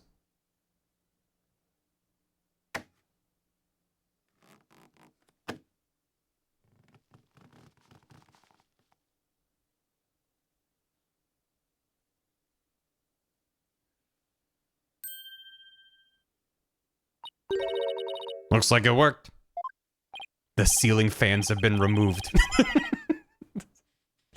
Oh my, witness! Please tell the court your name and occupation. Owen's possibly a murderer, chat. Don't just say baby. Ooh, sniffle. Ooh, sniffle. My name's Owen. I'm 5. Never mind, I don't know if Owen did the murder. I take it back. I take it back. You're 5 years old. Am I in trouble? Please don't yell at me. Ooh. So he's Wendo's 4th personality. Baby can do a murder as a treat. I'd hardly think a child like him could have a motive to murder the victim. You gave alcohol to a 5-year-old in court? And even if he had a motive, could he have actually committed the murder? That's a very good point. Owen does appear to be a very timid and weak. No. I do appreciate this subversion of my expectations. I guess the hands clawing up. You're like, oh shit, it's gonna be some demonic. Oh, it's me, Owen, you found me, and just who me? I'm a baby. It seems the defense was hoping this hidden personality would be the real killer. But now that he's standing here before us, it is clear that none of Wendo's personalities can be the killer. Maybe there's a 5th. Where can I even go from here? Thank you, Tom. A child alter like Owen is actually a real-life common thing for those with the ID. Oh. Shisho! Owen, do you know something about what happened to your master? Where? Come on, buddy. Why don't you tell Auntie Athena what happened? Where? What a scary lady. I'm not scary. Look at Auntie's big smile. Tell me about your master, please. Pretty please with sugar on top. Okay. Shisha was super nice. He always played with me. Just like a real grandpa. I loved Shisho. Athena, do you sense anything behind his words? I sense his sadness. Sadness so pure it's heartrending, but no discord. Prosecutor Sadmati is right. Owen isn't the killer. But then, don't you find it odd? I was gonna say, isn't it weird that Owen knows about Shisho being dead if their memories are separate from the rest? Find what odd? Let's review what we've learned so far. Owendo rearranged the Karuta cards to pin the blame on Bucky. Oh no. Oh no, Zakatron, what have you done? VOD watchers, that's a spam this, redeem. Oh god, oh god, oh god. Okay, alright. That's because the original message implicated Owen. But Owen's only 5 years old and absolutely adores Master Tornado. Holy shit. Oh my god, it's a nightmare. He adores Tornado, exactly. The other three also have no motive for murder. If Owen isn't the true culprit and the person who first laid out the cards, probably wouldn't have been Master Tornado. So then who did it? Defense? Did the appearance of Owen help you figure anything out? Yes, Your Honor. I now know who it was that first laid out the Karuta cards. Every time I now know or I know now is written in text, I do it wrong. And I have to sit here and be like, I now know. I now know it was the first laid out the Karuta cards. The announcement getting flooded. I know, it just went flying by. I thought it was the victim. I'm trying to focus on the fucking 5-year-old we gave sake to, chat, please. No, Your Honor, I don't believe it was. This is the same case as Clown Boobs. How are we here? The one who first arranged the Karuta cards on the table was none other than... I'm so lost. I need to review the court record. I'm glad this has this in here. What did they, Owendo rearranged the Karuta cards to pin the blame on Bucky. That's because the original message implicated Owen, but Owen's 5 years old and adores Tornado.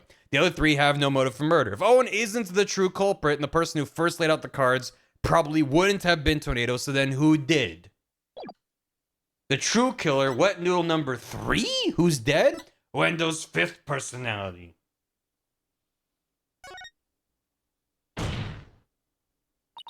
If it's not the 4th personality, Owen, then it must be a 5th. It's definitely Mambo number 5, baby. And why would a 5th personality try to pin the blame on the 4th? They both inhabit the same body, after all. Maybe they, well, psychology expert?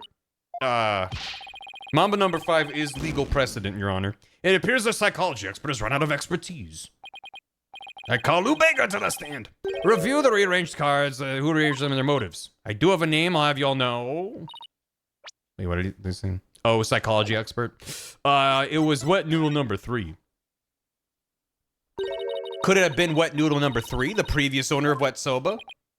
You do realize the old man has already kicked the bucket. This trend of giving wrong answers, I suggest you bucket.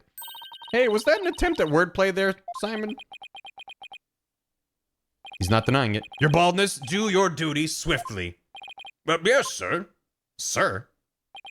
It isn't every day the defense requests a penalty for itself. Nope. Eep. He's gonna really let me have it later, I just know it. Yeah, let me load back up. Load it back up. Blackwell is a threat. The true killer. It's the one that's most vague, but okay. I believe the person who laid the cards out is the very person who killed Taifu Tornado. And their name just so happens to be, chat.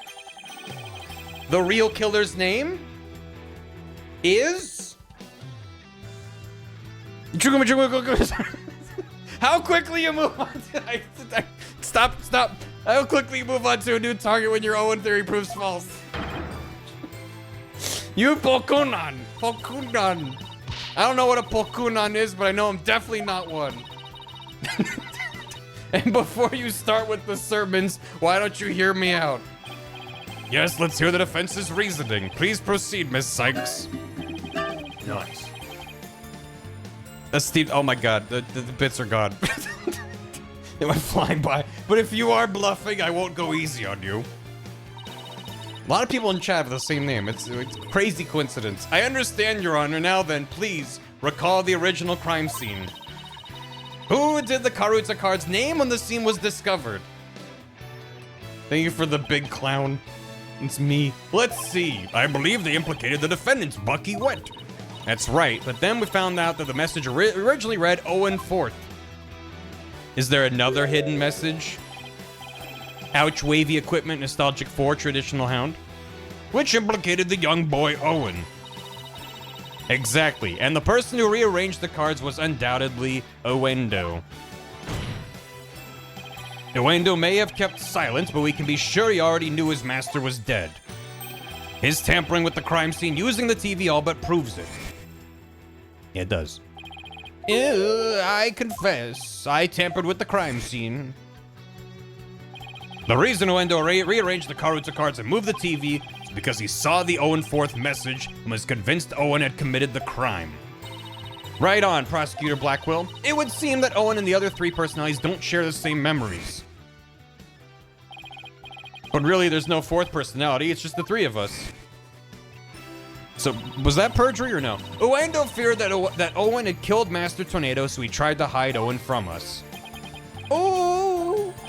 But it turns out Owen is but a 5-year-old child, incapable of hurting a fly, let alone his beloved master. So naturally, the culprit must be somebody else. Who else would have known about Owen? And this somebody else, the true killer, tried to pin the crime on Owen. Death. Death. Death. Death. Death. Who would? Glad stuck with those to be right. They're not like, Owen clearly did it. That does make sense. This is naught but conjecture composed of half-truths and fantasy. Who then do you maintain murdered the victim?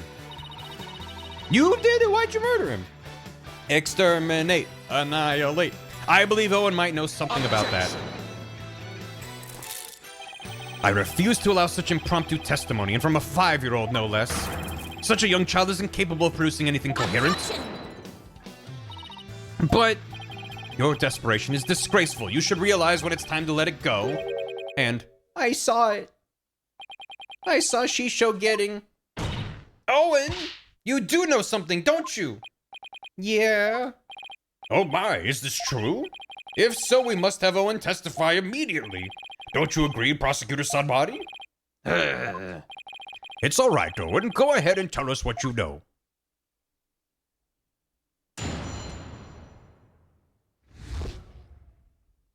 Don't underestimate kids, y'all.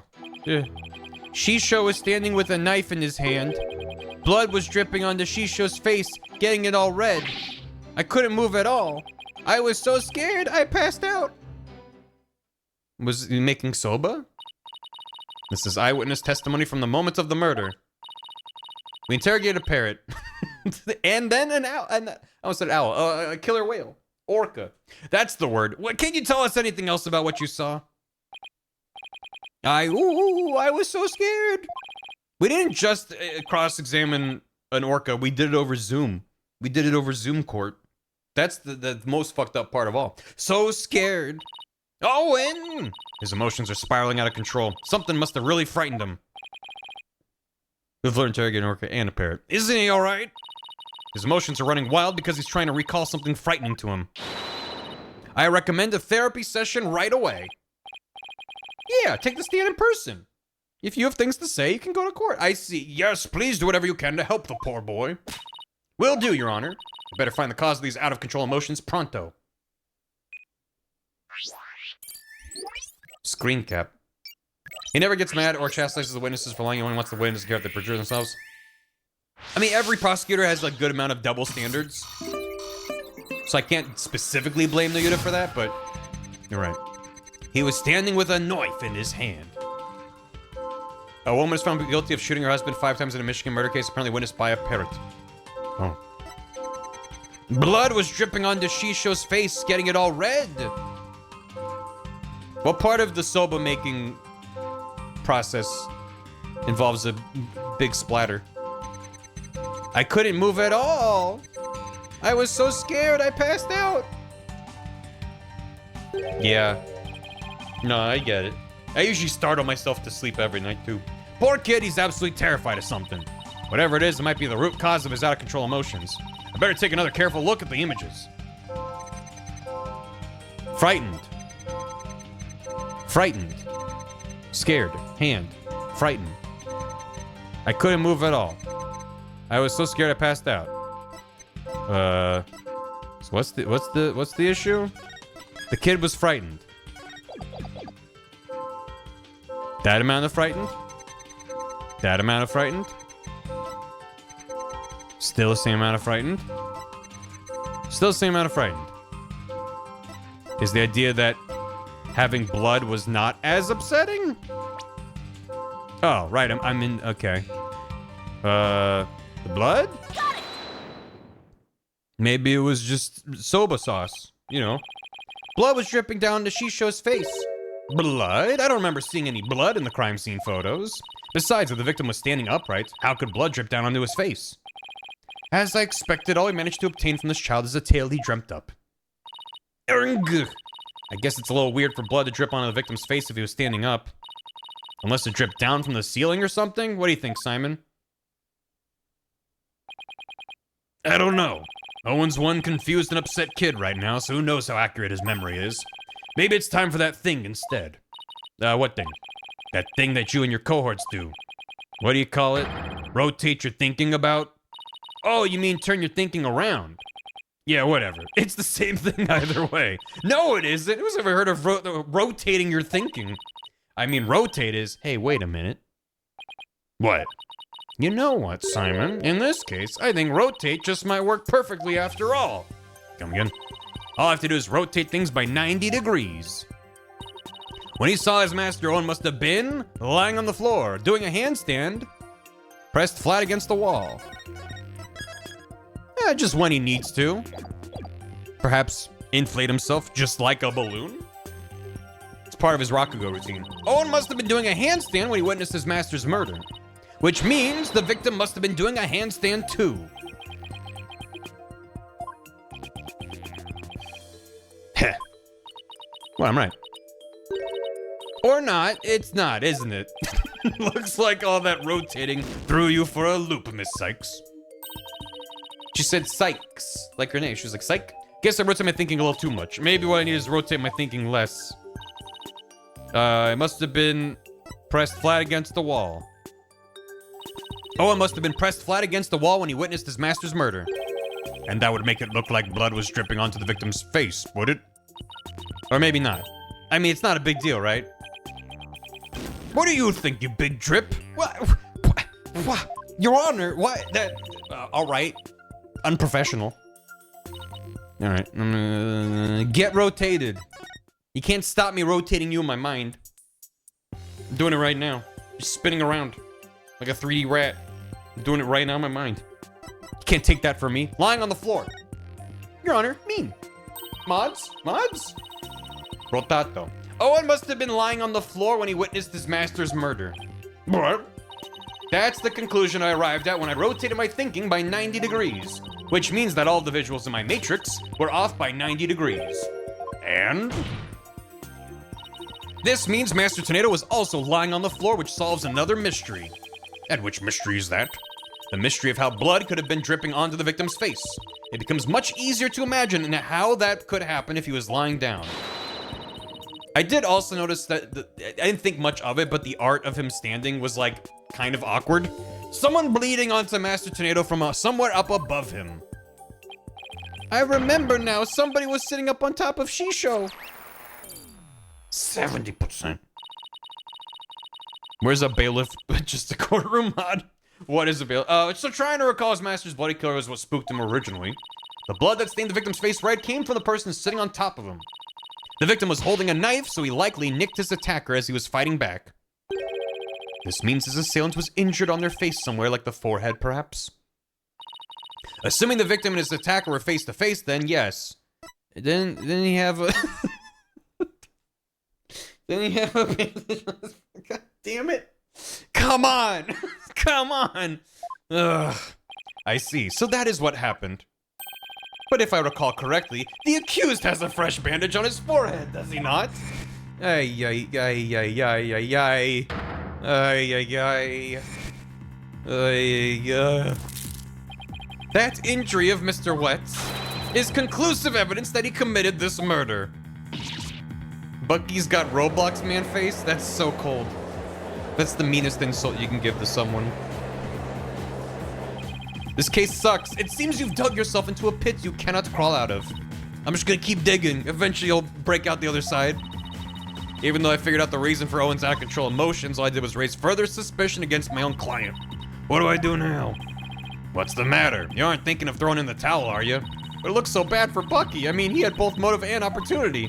Plus, he has that injury on his forehead. Your Honor, I sense that the defense is finally ready to let it go and move on. Well, Miss Sykes, I understand that you don't want to give up on your client, but I won't allow you to prolong this trial without a good reason. Well, that lawyer did her best, but all the signs point to the defendant's guilt. Maybe it's time she gave up. She tried everything she could. I really don't want to back down. Silence. Athena, are you having doubts about Bucky's innocence? Yeah, I think it's natural at this point. I wouldn't say that, it's just... Do you remember what you said to Bucky earlier this morning? No. That was like an hour ago. You mean you believe me, ma'am? Of course, no matter what, I'll believe in you to the very end. Yeah, and we're at the end where I stop believing in him. Were those just empty words? Of course not. It's just that all the cards are stacked against us. You still stuck on that line of thinking? Whoa, shit, oh my god. Whoa, motive, opportunity, and an injury to his forehead. Is that all it takes to make you stop believing in your client? He just grabbed us like a rat. Like he's holding Athena like yeah, like Moushly. Back up! Tell me again, who are you to Bucky? I'm his Ms. Chickadee lawyer? Then do your duty and believe in him till the very end. I will. Simon's absolutely right. I'm Bucky's lawyer, and he's depending on me. Why, of all the things to give a bespoke animation to, Simon rounding on the player and grabbing them by the throat seems like they knew what they were doing. Defense team, please, no fighting in my courtroom. Everyone say thank you, Capcom. The defense is ready to resume, Your Honor. Prosecutor Blackwell is just giving me a pep talk, that's all. Thank you, prosecutor. I didn't do it for your sake. I did it for the future of Wet Soba. Yeah, I got it. Thank you, Weeb. The defense would like to now continue with Owen's therapy session. Owen, would you be alright with that? Okay. So somebody was sitting up on top of Shisho bleeding from their head. Oh, no. I hate it. It works, though, but I hate it. I hate it. Thank you, C Deity. This is all. Yeah, no, it's banned. In fact, unpermitted and banned. Actually, thank you for your time. Okay. Somebody was sitting on top of Shisho bleeding from their head and smooshing something into Shisho's face. That's funny. What is it? I still hear discord in Owen's voice, but I don't sense any inconsistencies between his statements and his emotions. And there don't seem to be any contradictions in his testimony itself either.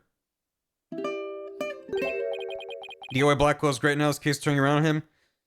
I understand what people see in him. That's it, huh? Did you figure something out?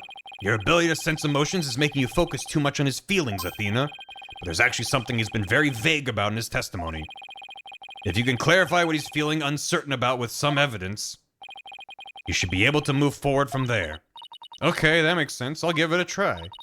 I'll just update the mood matrix with the new information. Just turn the monitor 90 degrees. Put into coder mode. So I just need to present some evidence on what Owen is being vague about, huh? What's he being vague about? There he goes. He had blood on his face and a knife in his hand. He was on the floor. Somebody was smooshing something into his face. Get smooshed, idiot. He was also rotated 90 degrees. I couldn't move at all. I was so scared, I passed out.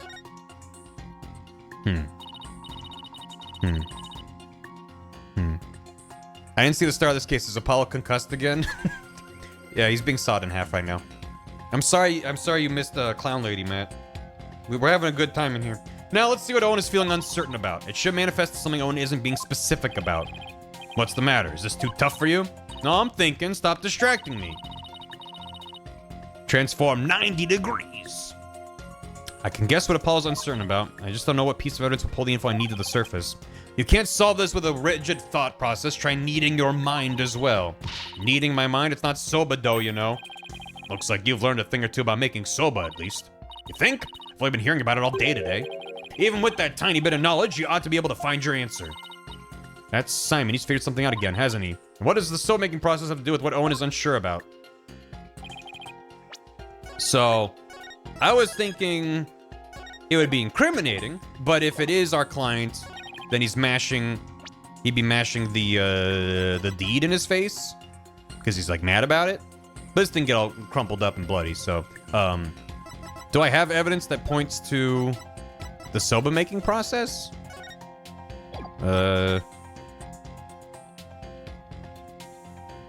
Did he have a bunch of noodles? There's a bunch of noodles there.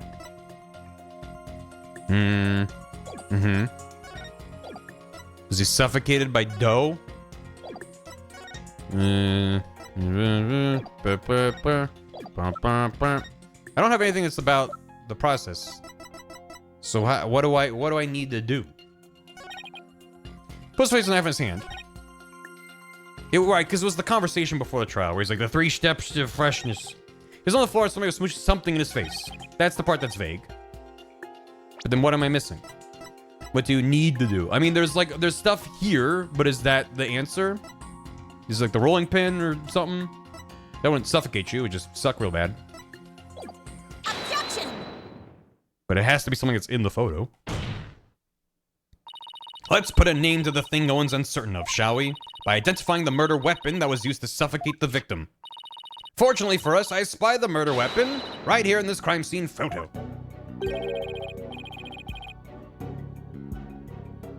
This fucking song always just gets me. Diddles. Just diddles in the courtroom. Just Ned Flanders in the middle of the courthouse, just busting a move. Unfortunately for you, I spy nothing of the sort. And the police did not spy anything of the sort during their investigation either. Pray tell, where is this murder weapon you see? You don't see it because it no longer looks the way it did when it was used as a weapon. This is what the killer pressed into Master Tornado's face. Is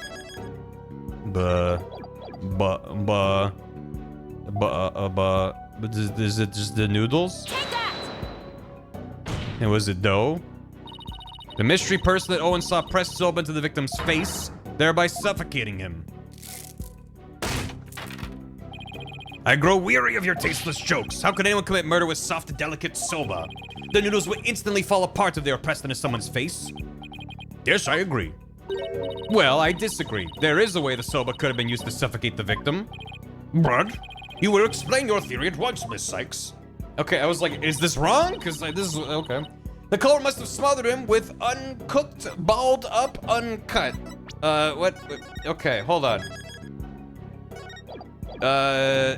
It should be before it was cooked and before it was cut, right? It's so groovy. Uncooked, that would be they're already cut.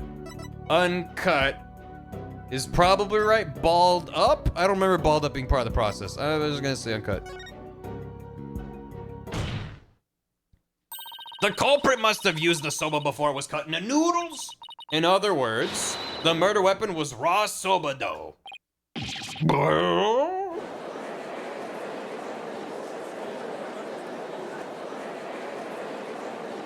Is the red color of the broth blood? Order in the court. That's morbid as hell. Soba dough could definitely be used to suffocate someone, couldn't it?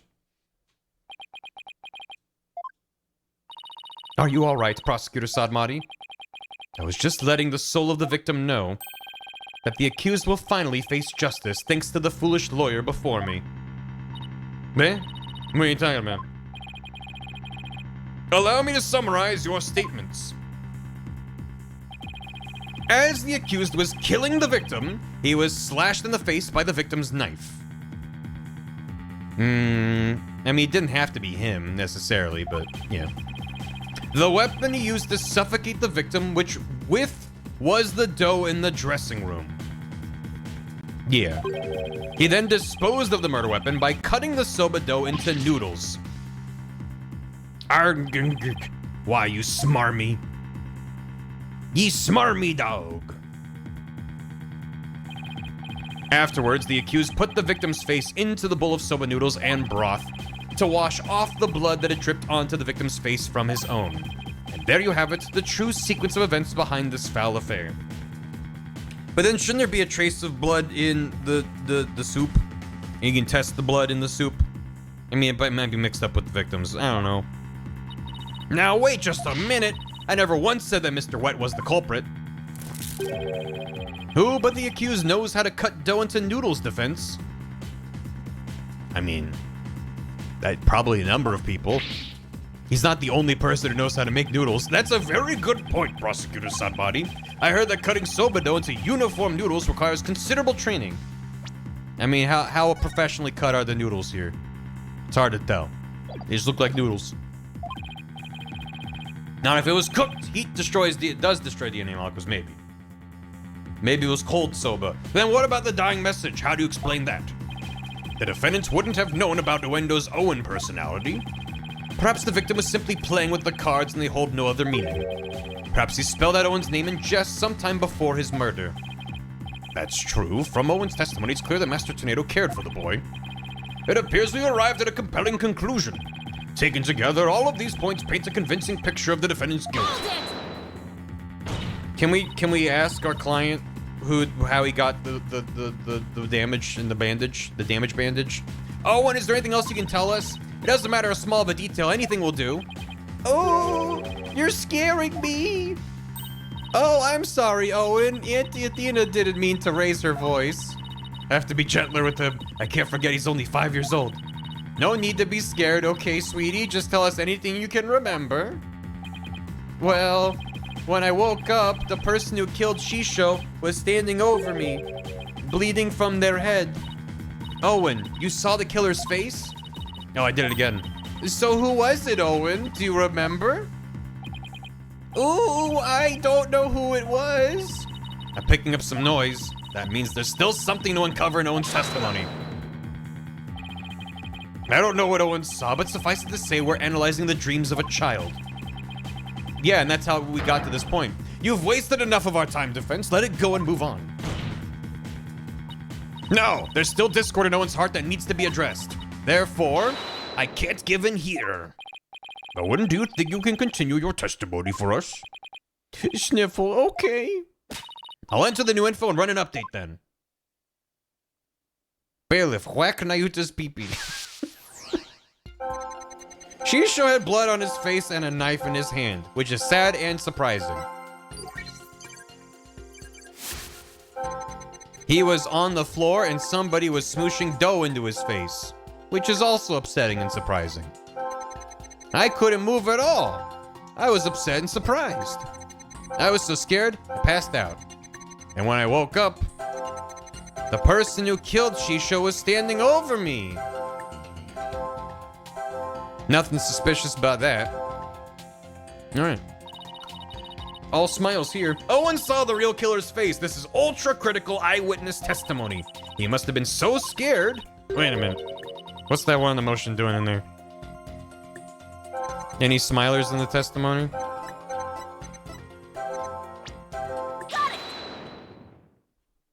With a clown wig and a big red nose, and we'll see. Despite witnessing the culprit's terrible crime firsthand, Owen experienced a positive feeling, one of relief? The person the witness saw was no stranger, rather it was the accused. Therefore, it is only natural that he felt some level of relief when he saw a familiar face. Defense, end this madness and sully your soul no more. Owen, who did you see? That nice smell. I love the smell of that perfume. Ah, nuts. We gotta bring the clown back. We gotta bring back send in the clowns. Bye-bye. Send in the boobs. It's the smell of, You can do it. Try to remember, Owen. Oh, the smell of, ooh. Owen.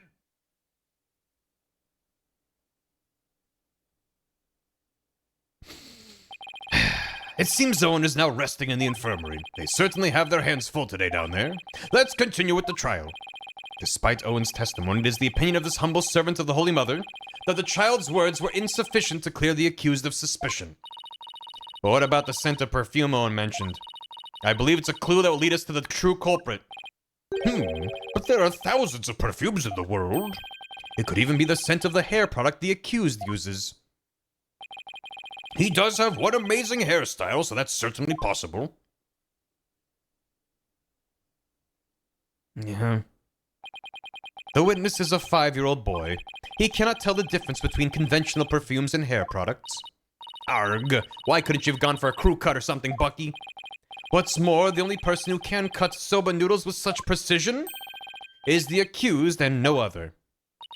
Oh man, how am I supposed to argue with that? And so the person Owen saw at the scene of the crime can only be the accused Bucky Wheat. Bucky Wheat. Huh? What the? Hey! I never use hair products or anything with a smell. If I wore something like that, the smell get into the soba. Boom! Check it. He's so cool.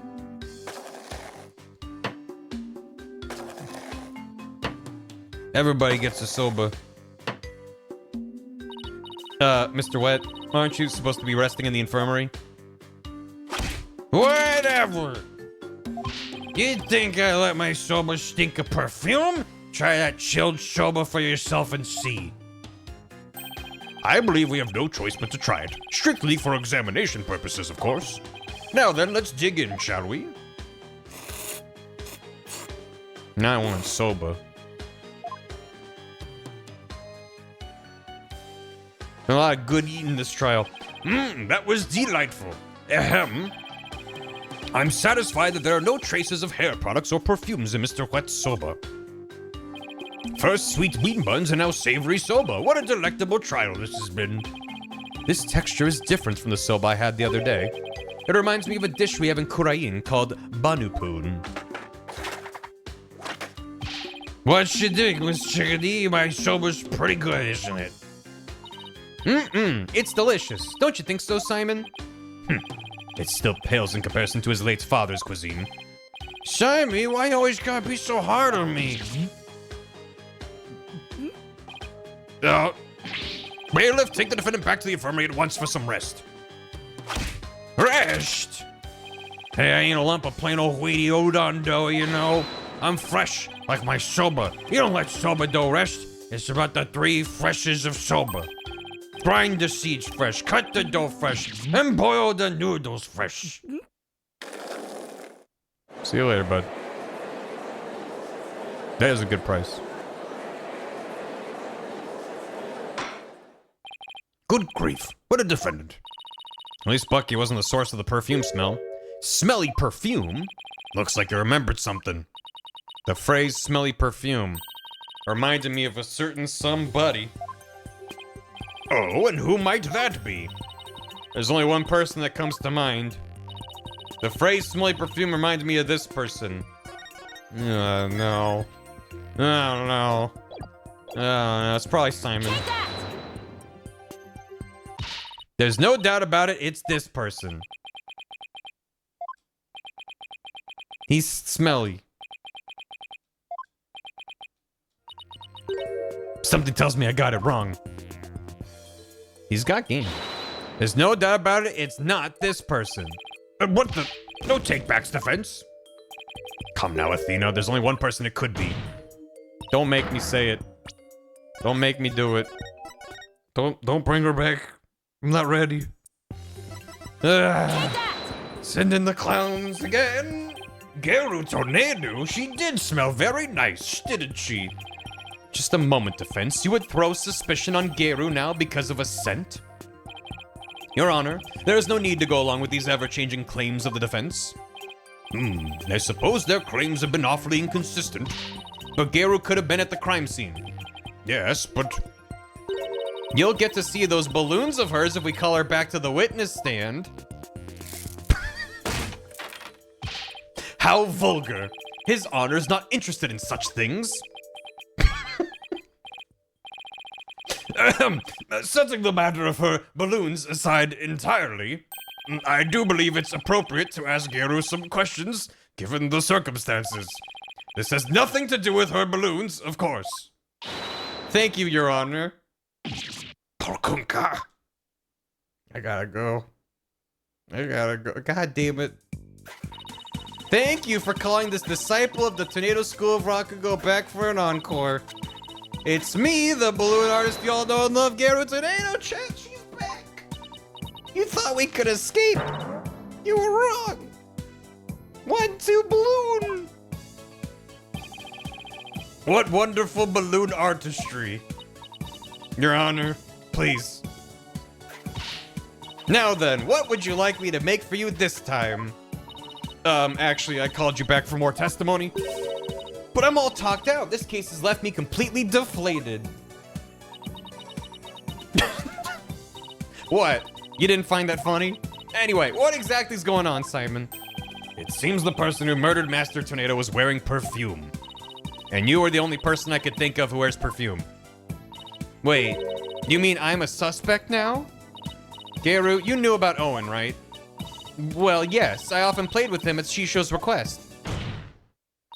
So that means you could have left that fake dying message, right? What? Just because I wear perfume and no Owen? Yeah, that puts you on a very small list of people. You think I'm a murderer? How could you? The witness is absolutely right. With no evidence but the distorted memories of a small child. She ball on my loon till I commit perjury. Thank you. This is outrageous of the defense to accuse this woman. That's right. You don't even have any proof. You may step down from the stand, Geru. The defense does not have one scrap of evidence that connects you to the crime. Wait just 1 minute. I may not have proof, but Owen's testimony is still enough. Please feel free to leave, Geru. But I'm so close. There must be something I can do. Well, if the prosecutor says it's okay, then I guess I'll be going now. Silence. Hey, oi, Geru. You're an entertainer, aren't you? Once you go on stage, it's your duty to complete your performance, is it not? So what are you doing, leaving halfway through?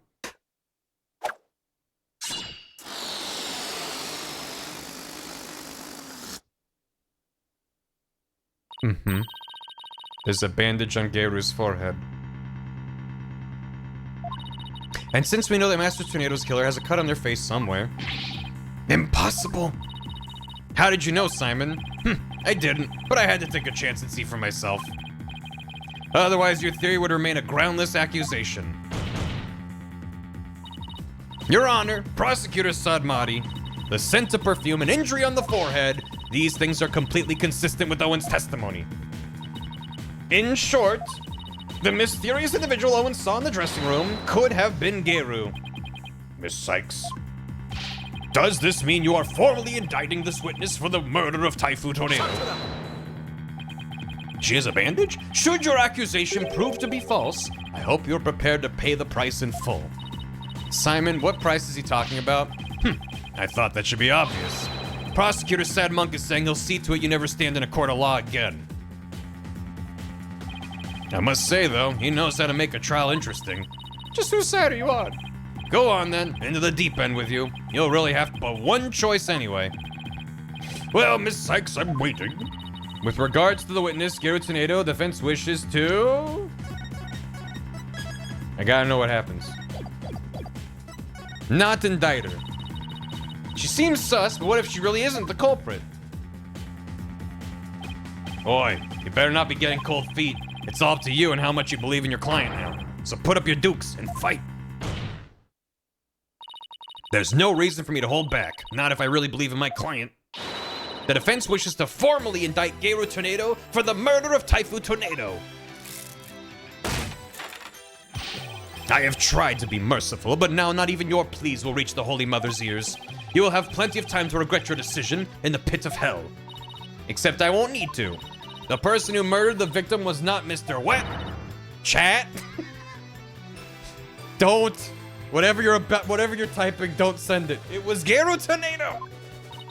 That bandages, it's just from a silly slip-up I made while cooking yesterday, that's all. What kind of extreme cooking were you doing to cut yourself on the forehead? Well, you know when the mods are saying, God, I wish there were me that were just cooked. There's no salvaging it. Well, what can I say? That's what happened. You also don't have an alibi for the period before 4, do you, Geru? But I really didn't know anything was wrong until Shisha was found dead. If you don't believe me, then with a twisty twist twist. And Bloon, there you have it. An adorable little kitty. That kitty's unwell. How could you suspect a cutesy window balloon artist like me,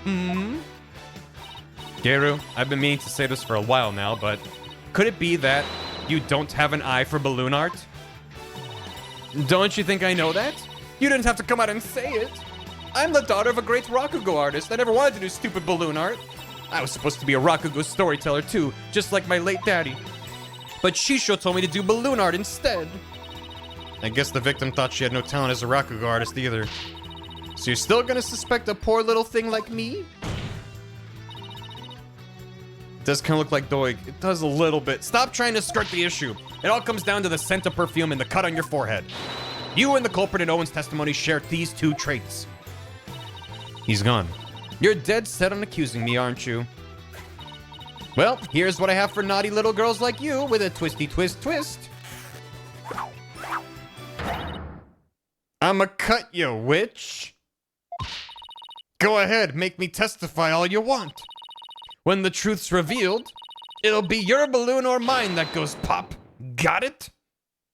Chat, calm down. I can already feel the messages. Oh my, is this yet another hidden personality? Holy shit, chat. Simon, is everybody in the tornado school like this? How should I know? Yeah, you're all I got at this point. Oh, okay, all right. What I did before the murder. Yeah, I visited the dressing room during that time to make a courtesy call after my act. Shisho and Owen were in there, but they were both snoring up a storm. I saw the note Shisho left, so I just left. Didn't want to disturb him, you know. The perfume Owen smelled must have been left over from when I visited.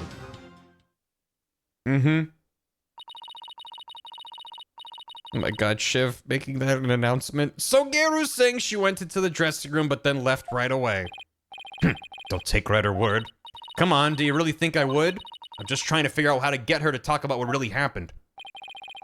Now then, Miss Sykes, you may proceed with your cross-examination. I also get why several people were like, best case in the game. It's because of her, isn't it? What I did before the murder. Like Oendo was great, but it's for the clown lady, right? No, I'm not. Yeah.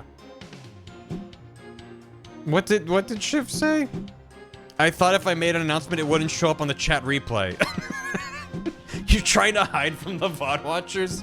I visited the dressing room during that time to make a courtesy call. Hold it! This sounds not good. A courtesy call out after your performance, huh? Oendo is better than Geru. I would die on this hill. Come to think of it, Oendo mentioned making the same kind of visit. Yeah, visit to your master before and after your routine. That's just common courtesy with us raku-go artists and entertainers. Doig's back. So that means you paid the victim a courtesy call before your performance too, right? What'd you see at that time? He was having a drink and getting himself into a festive mood. He liked to say that drinking gave him a silver tongue. So he was already drinking by then.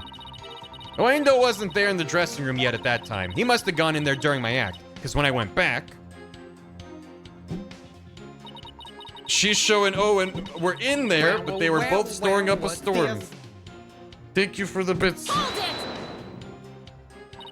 Could you describe how they appeared? They were both stretched out on the floor, snoozing away. So sitting the victim up and over the table must have been the culprit's doing. I don't think Pipe.Sound.yf is gonna calm chat down. After all, who wouldn't stretch out on the floor if they could to take a nap? What? Sitting the victim up, they were stretched on the floor this way. Sitting the victim up and over the table must have been the culprit's doing, where they found the body. Who wouldn't stretch on the floor to take a nap? Okay. That matches up with what Owen said in his testimony. Just saying that it makes sense. But if he was asleep, how could you tell it was Owen? How did you know it wasn't Wendo?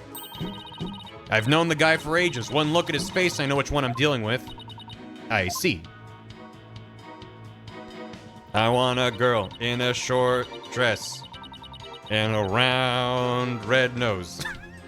I saw the note Shisho left, so I just left. Didn't want to disturb him. Where did you find your master's note? I don't know. Can't remember. Did you notice anything else unusual or out of the place in the room?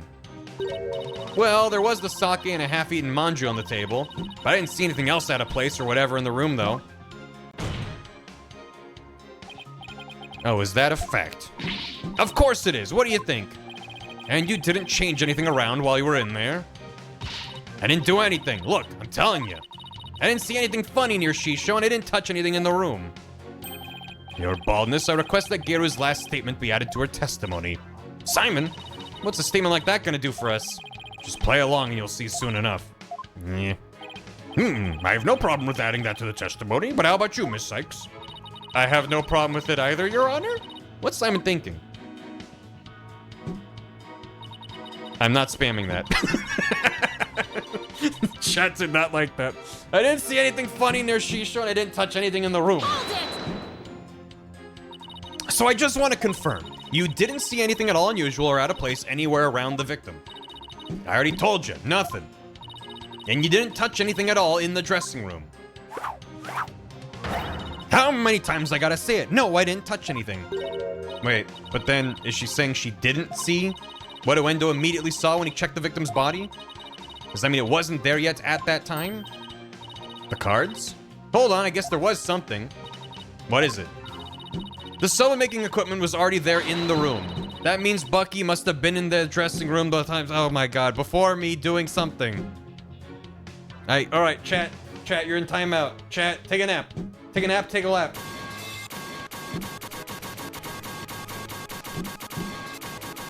Go to sleep! Go to fucking sleep! That means Bucky must have been there in the dressing room before me doing something. I think we've added it as a banned phrase. It's getting caught by Autobot now. That means Bucky must have been in the dressing room before me doing something. Arg! Thanks for the non-help. Well, a new statement has been added, but she's still sticking to her guns. She said she didn't see anything unusual in the dressing room. But that strikes me as a little strange on its own. Really, why? That's actually worse. If Master Tornado really is the one who left that, you'd think Geru would have noticed it. And if Tornado wasn't the one who left it, we must ask who did. You know what I'm getting at, don't you, Athena? I think so. I really appreciate Simon's help, but I've got to come up with the answer myself this time. I'm glad it's that. I thought chat was doing the stupid fucking TikTok cat. The which I just can't listen to anymore. Anyway, we're good. I didn't see nothing, I didn't touch nothing, I didn't taste nothing, I didn't smell nothing, I didn't recreate the crime scene as a series of balloon animals. So what, were we just talking about the cards or something else? Objection! Let's see. I'm just, this game always turns my brain to mush, and just chat for the last 5-10 minutes is just like, I'm in a sea of hell. Geru, you said you didn't notice anything odd or unusual near your master. You also said you didn't touch anything in the dressing room. That's right, what about it? Then I wonder who left that dying message with the Karuta cards. What are you going on about? It had to have been that Bucky. Sorry, but that's not possible, because only 3 people knew of Uendo's personalities. Uendo, your master, and you. If Bucky had left that Karuta message, he wouldn't have spelled out Owen, he would have spelled out Uendo. What it boils down to is this: as a member of the Tornado School, you, Geru Tornado,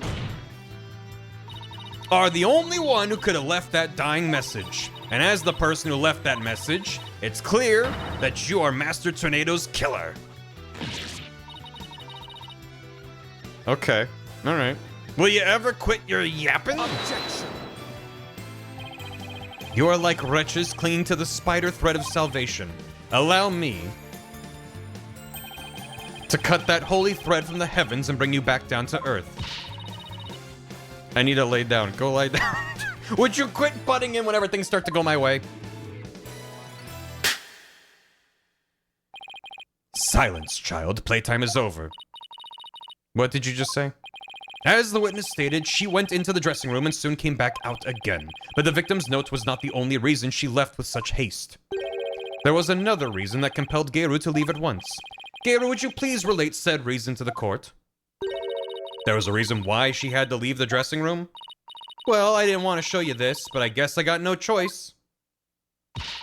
Keep your eyes peeled, because here it comes.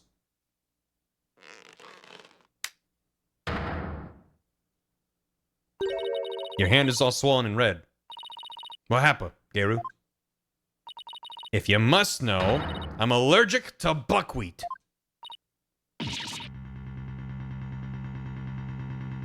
Okay. How is that bad for us, though? Allergic reactions to buckwheat can vary, though they're usually on the severe side. With Typhoon Tornado making soba noodles in his dressing room, Geru is lucky to still be alive, considering all the soba flour that's swirling in the air. Has there been soba noodles around recently? Yeah. Good thing I left pretty quick and managed to escape with just a mild reaction. But I touched Shisho as he was being carried away, and look what it did to my poor hands. Couldn't that also been caused by holding the dough and smothering him with it? I hate her shocked face. Sorry, Athena. How could you? How dare you, Katie? There must have been some soba broth on his clothes or something. If I'd inhaled any of that soba flour, I'd had a seizure and it'd been good night, Geru. I never could have stayed in that dressing room for very long.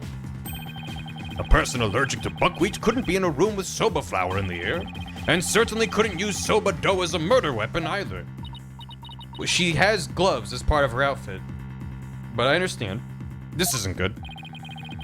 You knew it would come to this, didn't you? That's why you never mentioned her allergy. In fact, isn't it suspicious she was wearing her outfit without gloves when they're around the dead body? So she used the gloves and murdered him and then had to take off her gloves and hide them because there was like stuff on them. Evidence. Buckwheat. Doesn't it help us? You knew it would come to this, didn't you? That's why you never mentioned her allergy. As if I would do anything so underhanded. I was simply trying to protect the privacy of this witness. I'm sick of all these accusations. Why don't I just testify and get it all out in the open, yeah? Yes, please. She never knows either. But she was wearing the outfit, wasn't she? There was buckwheat allergy. Maybe the nose popped off and rolled into a corner of the room, and we can find it. If we had an investigation phase of this case, if I come into the slightest contact with buckwheat, I get an allergic reaction. With that much soba flour in the air, that room could have literally killed me. Look at my hand. Just touching Shisho's body caused this much damage. There must have been soba broth on his clothes. So I never could have committed that murder in the dressing room. She was ever off on the flashback? Oh. Okay, then I don't know. I still can't believe it. Nobody told me she had a soba allergy. Did you know, Simon? Does it look like I knew? I don't know with you. Protect the privacy of the witness, my foot. What a dirty trick. Now what do we do? There's only one thing to do. Put Prosecutor Sadmonk to shame with your cross-examination. Right. No matter how small, find this an opening and break her testimony down. The evil Gooner balloon on her shoulder is fucking me up. That's her dog. I can't do the fucking thing. That's her dog. It's not a Gooner balloon. Gary's buckwheat allergy. If I come into the slightest contact with buckwheat, I get an allergic reaction. That's the dog. Hold it! What's the difference? How dare you? You're not lying about this soba allergy of yours, right? 5 original sentences remain. My dog's name is also Jumu, but it's of course not. I swear on the grave of my father up in heaven. Oh, here comes Automod. It's gone. You can't say it, chat. I swear on the grave of my father up in heaven. I can even get you a doctor's certificate if you want. She seems to be telling the truth. If I had this allergy, I've had this allergy for as long as I can remember. But I never dreamt in a million years it'd clear me of murder. And you'll come out of this smelling like a delicate buckwheat flower to boot. Well said, Your Honor. And with that much soba flour in the air, that room could have literally killed me.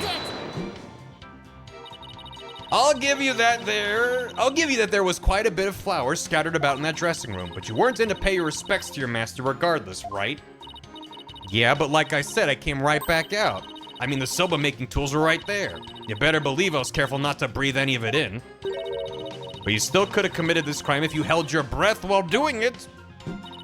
Don't be ridiculous. I would have suffocated to death before Shisho did. Yeah, I guess you're right. Jeez, get a grip, will ya? Look at my hand. Just touching Shisho's body caused this much damage. At least the clown says gay rights. It's true. She did murder a guy. But, you know, rainbow pride. Maybe there's a twist here, so you're actually allergic to dogs and not soba. You kidding? Bring my little Jugamu in here. I'll hug and squeeze him like there's no tomorrow. I'm telling you, I have a genuine, honest-to-goodness soba allergy. God forbid she have hobbies. Defense! The witness clearly has an authentic allergy to buckwheat. Any further deliberation on the matter would be meaningless, pointless, worthless. You heard the man, lawyer girl.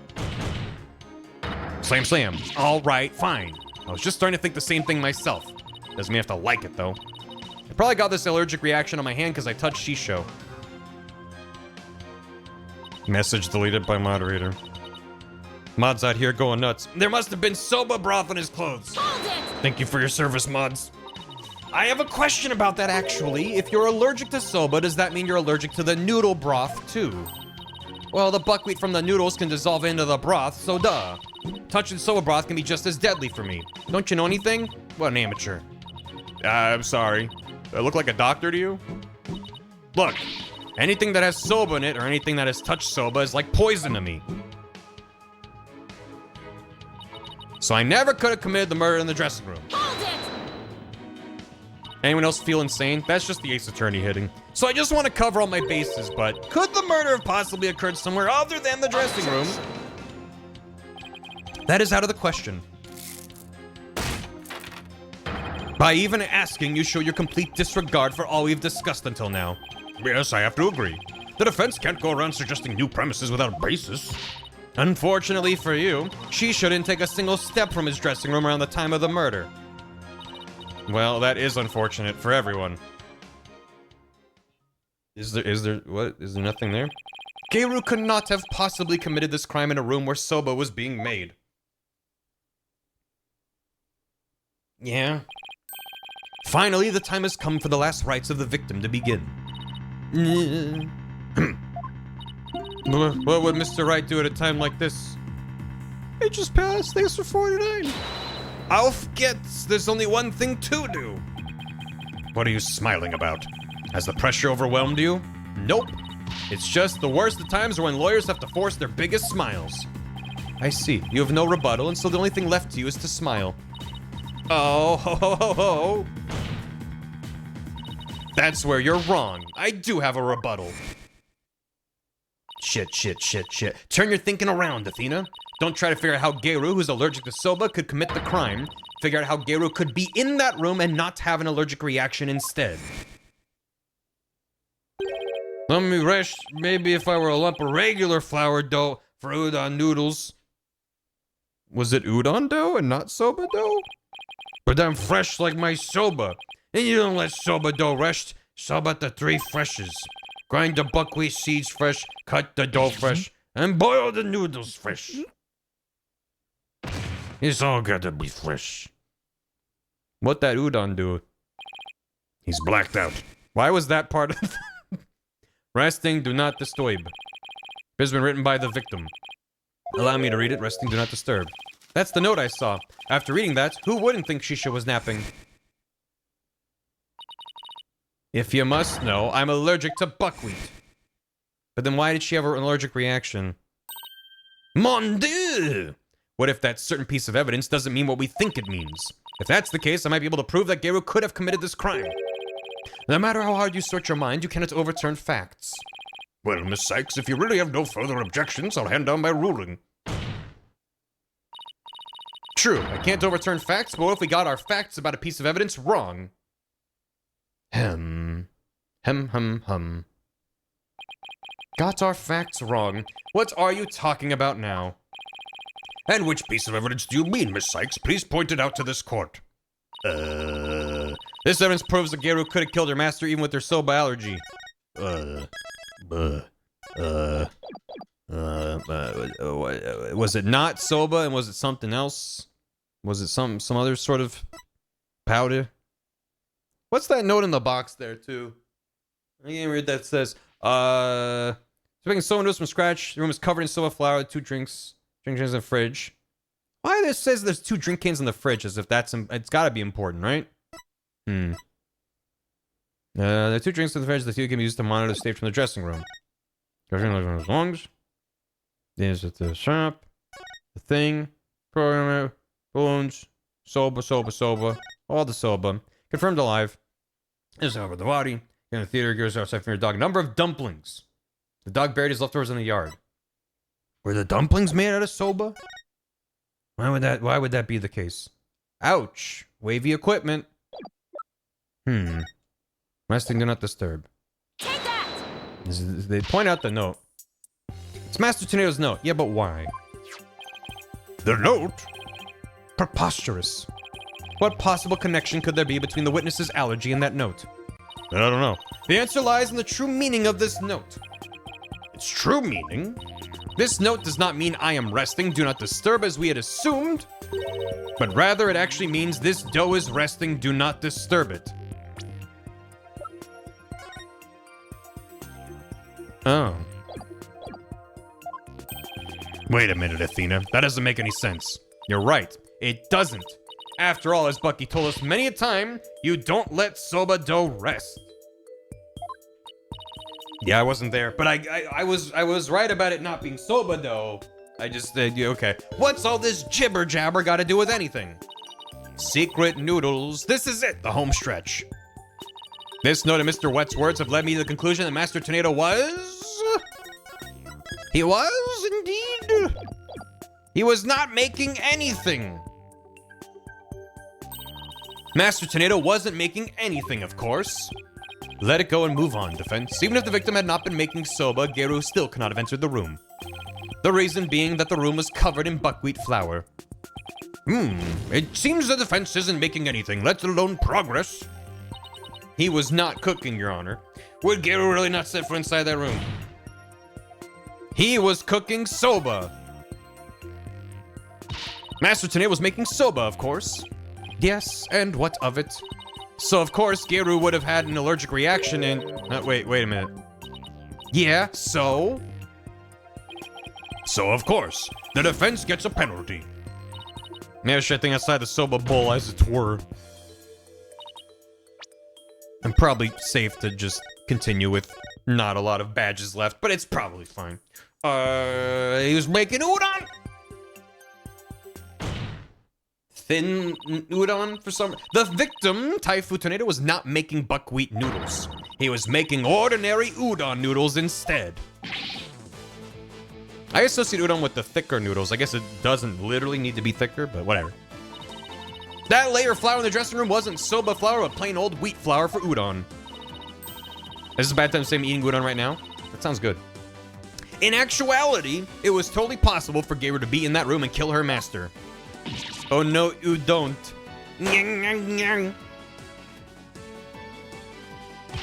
What?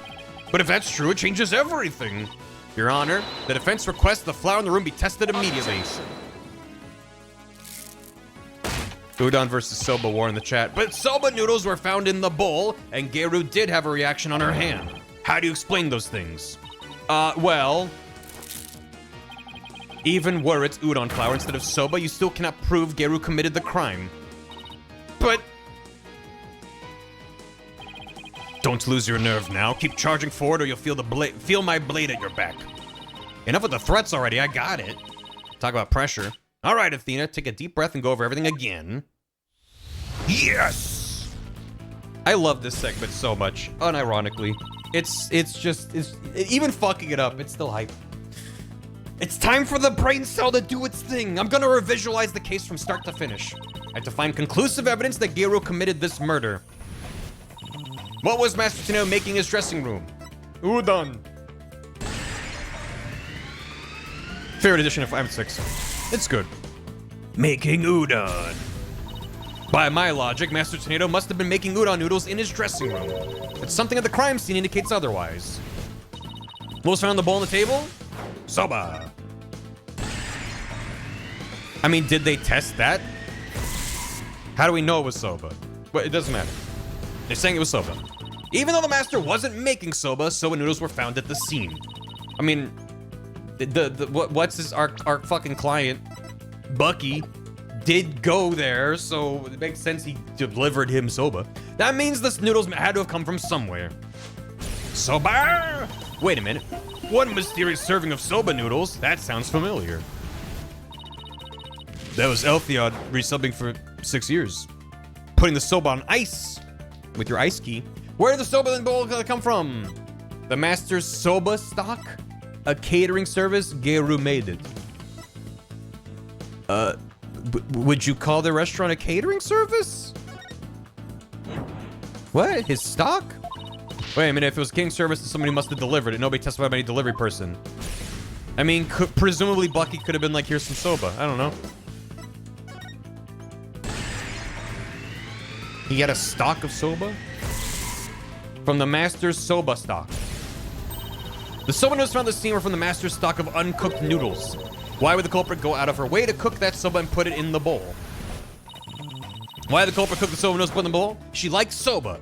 To hide the udon. Bucky mentioned the master's stock was running low at the start. I totally forgot that point. Thank you. Hide the dough. Soba was found at the scene, so that means the culprit must have taken the udon with her to hide it. And turned it into buns for the dog. Why did the culprit take the udon away and hide it? Because she killed him with the udon dough. Has a grudge against udon. She has a grudge against udon? That's ridiculous. Anyway, a person who hated udon certainly wouldn't take it with them.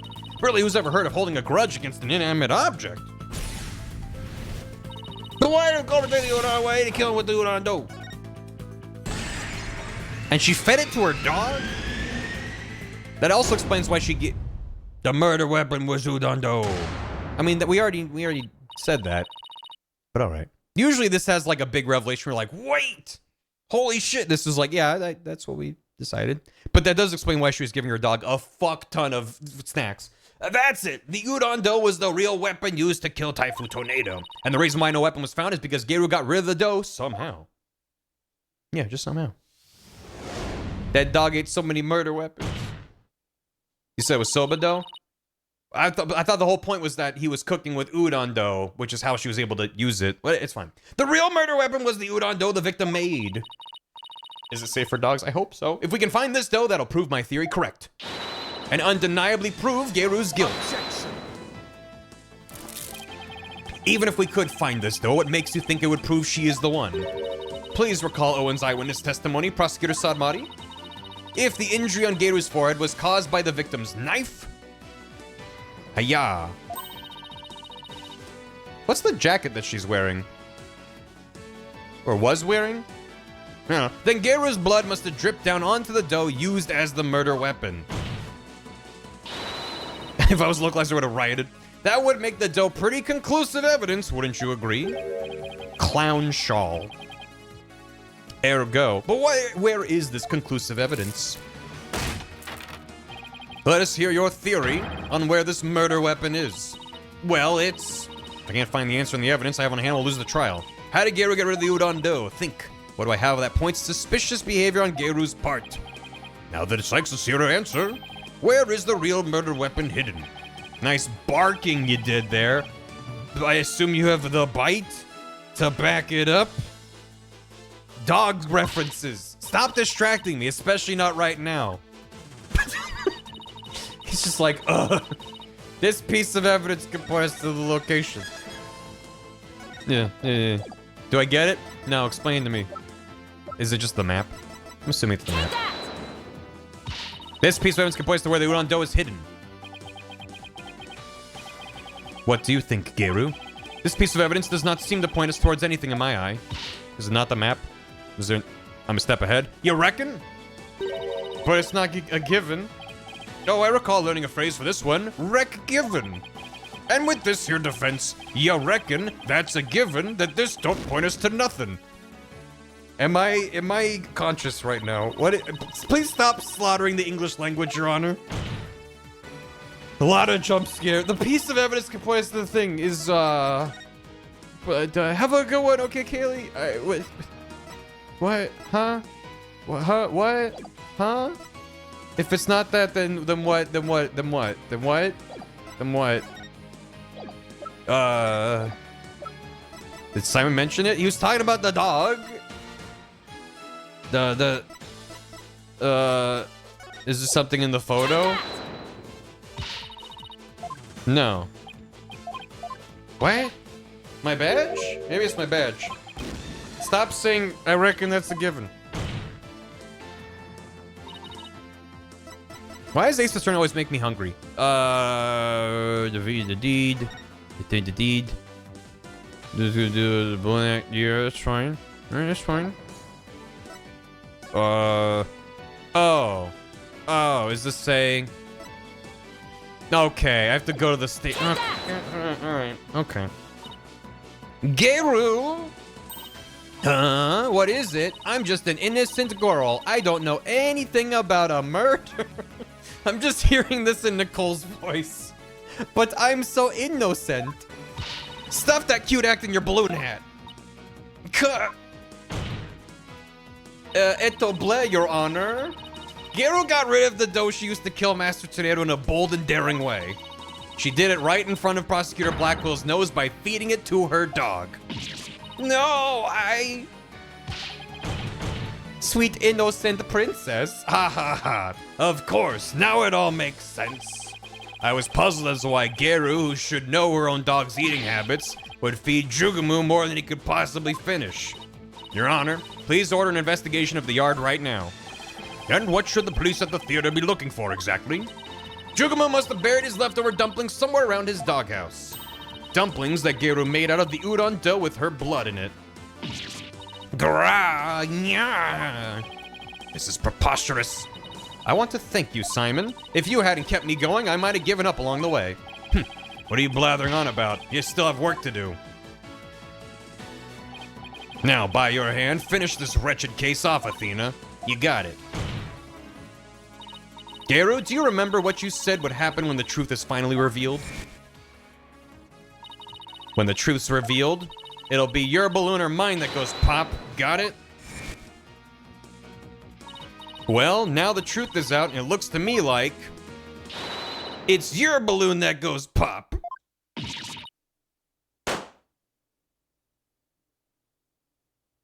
Great. And he's also popping. Everyone's popping. Pop, pop. Pop, pop. Hi, I'm a raku-go artist. I was the one who was supposed to inherit that name. But then Shisho. Is everything exploding? Oh my god. Oh no, oh no, oh no. Stop making her bounce around. For the love of God. Why are my balloons bursting? Daddy, are you mad at me? I've been a bad girl.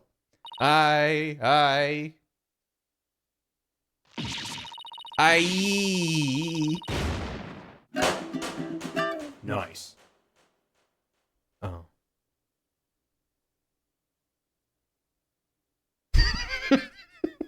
Natural.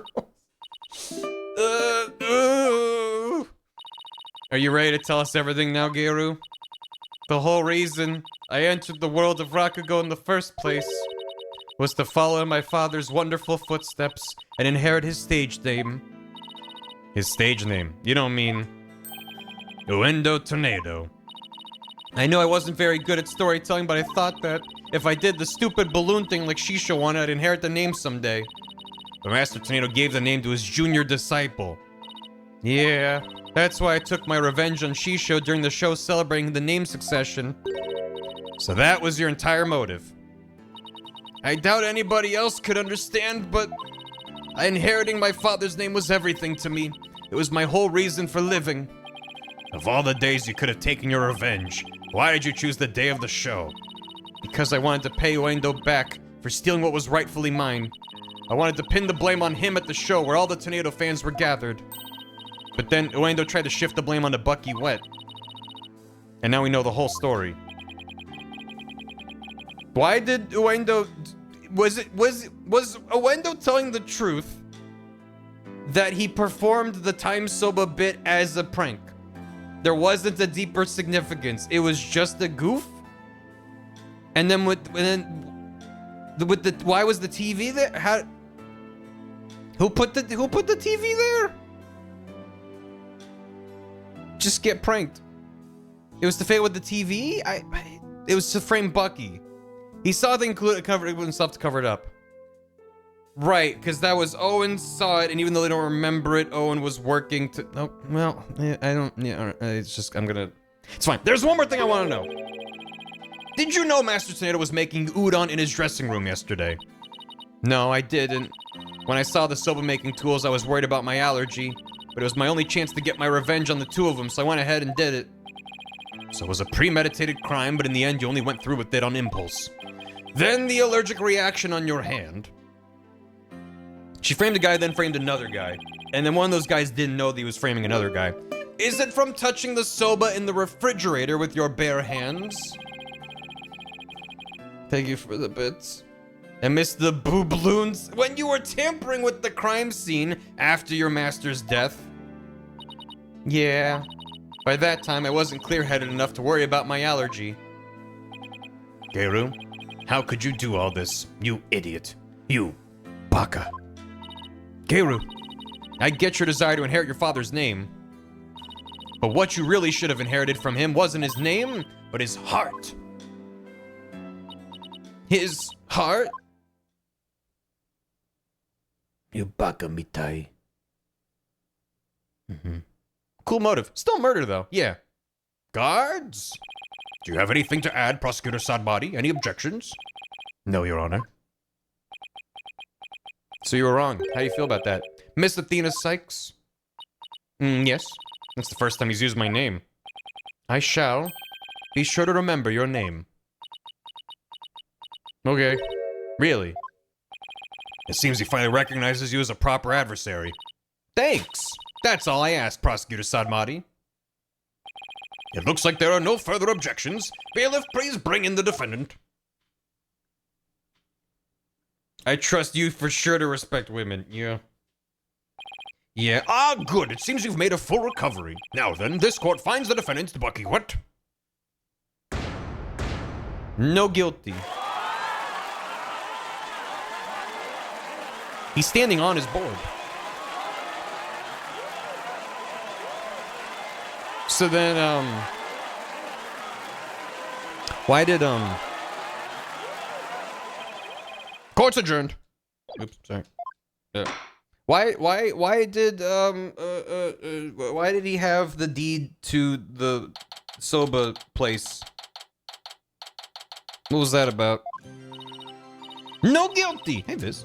Congratulations, Bucky. I'm so glad you were found innocent. It was a prank. Thanks for everything, Miss Chickadee. It still sucks that you were accused of a crime you didn't commit. Did Uendo have it out for you for something? I don't think so. Uendo said it was a spur-of-the-moment idea he got when he saw the soba-themed cards. Simon, where have you been? I stopped in at Uendo's questioning. Only you, Bucky, could get framed for a crime on a whim. No way. I almost got convicted out of convenience. Well, at least you've been completely cleared of all charges, so buck up, Bucky. On a more important note, what I really want to know is, why didn't Master Tornado let Geru inherit his father's name? What do you mean? On a more important note, Miss Chickadee? Don't be such a wet blanket. Just go with the flow. Now, come on. You think the Master was trying to encourage her to quit the entertainment business? Nah, that's not it. He didn't give the name to her because he wanted Geru to find her own calling in life. To perform whatever she wanted without being bound by her father's name or raku-go. Making udon was his way of showing his support for her in her new endeavor. So that's why he called you to the theater, huh? Teach him how to make udon? A more roundabout way I've never seen, but that's Master Tornado for you.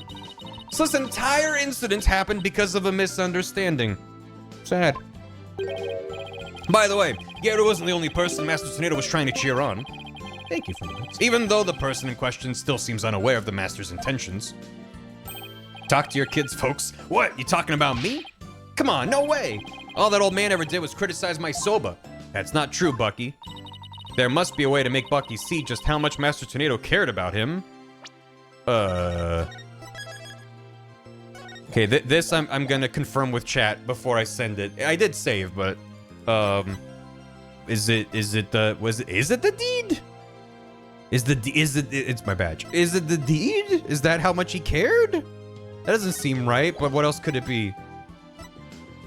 Is it the deed? I want to confirm. Indeed. Take that! Okay, thank you. Take a good look, Bucky. Whose name is on there as the holder of this title deed? It's still in my name. Master Tornado was just up to one of his tricks when he said he stole the shop from you. Eh? He was trying to force you to grow into a truly capable owner in your father's stead. He probably used some tough love on you so the shop wouldn't just go belly up. Huh? What? Oh, I see. Oh, the hair. The delicious hair. I never knew. Oh, Master Tornado, I'm so sorry. It's just pranks, bro, all the way down. Keep working hard, Bucky, and pay him back by living up to his expectations.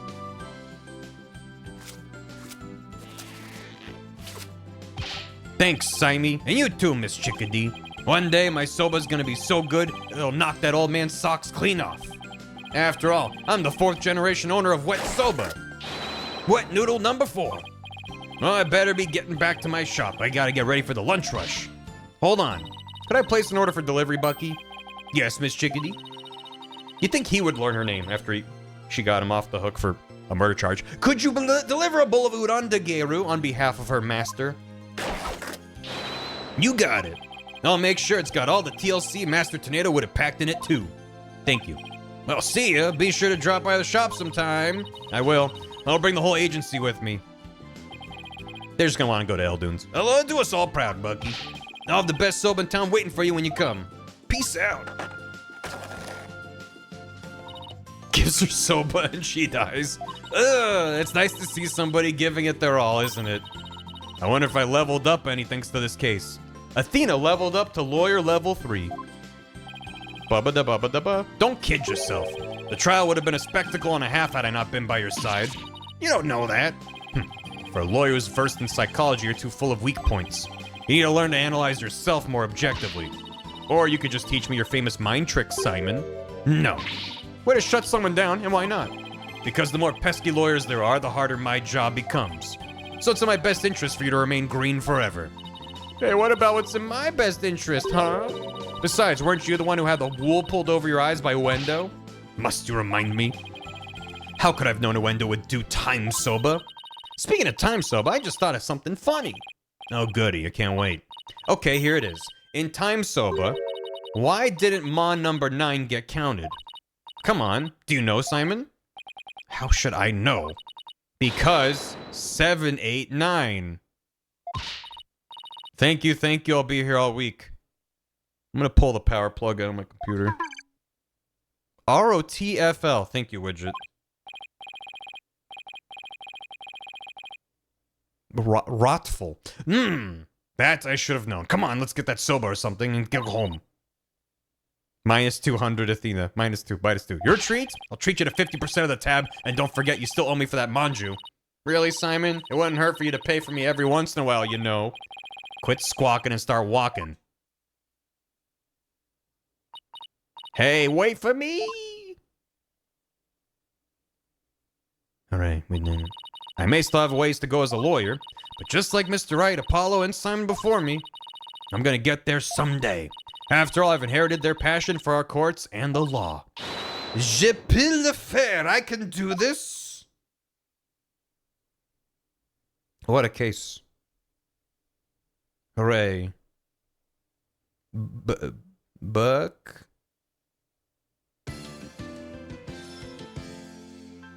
She speaks European. She's fluent in European. We did it. Oh, we did it. Oh, God. Case 3, am I right? I could technically keep going, but I don't know if I can emotionally handle the start of another case and getting that in my brain right now. I need to process what we just went through. So I think case 5 averages like 14 hours. Someone mentioned it's the longest case in the series. Which is why I'm like, I kind of want to get it started. So it's not just the entire month of February getting through one case. But, yeah, I guess, I think we'll start it next time. I'm gonna start it next time. Which, it's nice that there was a shorter case before. February, one more case, and then the DLC case, right? Damn. Well, I hand the stream. Yeah, that was a case. That was a case. Thank you for joining me. For, more clowns. I didn't expect to see clowns again. I genuinely, I'm not even doing a bit. I'd seen her before as like a screenshot with like meme text and stuff, and I thought it was a fan-made character. I thought people just played the one with Mo in it, and they're like, but what if sexy clown lady? Because I didn't look into it. I'm not trying to spoil myself. I'm not gonna actually go around Googling. So I was like, oh, there's like a bit of like, wouldn't it be funny if there was a big booby clown lady and everyone was horny for her? And it's like, that's just in the game. Okay. So anyway, that was fun. I'm gonna get caught up on alerts. The devs are fans of the game. It's true. Gender swap Mo. Are you glad I didn't do a Mo voice for her? I could have, and the thought occurred to me. I could have had her talking like this the whole case. But I didn't murder him. I'm allergic to buckwheat. Could have done that. I could have done that. We could have been there. We could have done that. Hot. God, the hottest voice imaginable. Tina the Pink Fan, thanks for 40 bits. Sorry if I ruined anything to my previous message. You're fine. Maria Barista, thanks for the raid. Smash Matt, thanks for the 666 bits. And also more bits. Stream froze when she showed up. Yeah. She bricked my computer when she showed up. Mario Mouse, thanks for the bits. Azumaji, thanks for 50 bits. Enter. Toaster Posey, thanks for soup. Sketchy Pixels with soup. Proto Saber with 100 bits. You're important. You are loved. You bring something to the world that no one else can. And maybe that's Soba. Oswald, thanks for 50 bits. Do the police... Thank you. Do the police just not do anything other than take pictures of the crime scene and do a blood test here and there? The stain should be something caught on day one. Nayuta missing that all seems weirdly ignorant of him. Nayuta definitely had the worst time in this case. This was the first case where it was like, I'm starting to understand some of the... what seems to be disproportionate hate for Nayuta. She bricked your computer. But there was a lot of like, how did he not notice this? I understand when he's like, I'm dancing around the truth because that doesn't help me. But when it's like, what do you mean? This very obvious thing was what happened. So yeah, there was some weird bits of sodomy there. Also, yeah, it was weird. They could have had a different prosecutor. It's weird he showed up, but it's fine. All bucked up on a wheat night. That might be a raid message. Hold on to that. But yeah. I appreciate she doesn't go into the widget, goes black while Athena gets the Deadeye pose at least. Yeah. I'm McFarlane. Thanks for 3 months. I did it.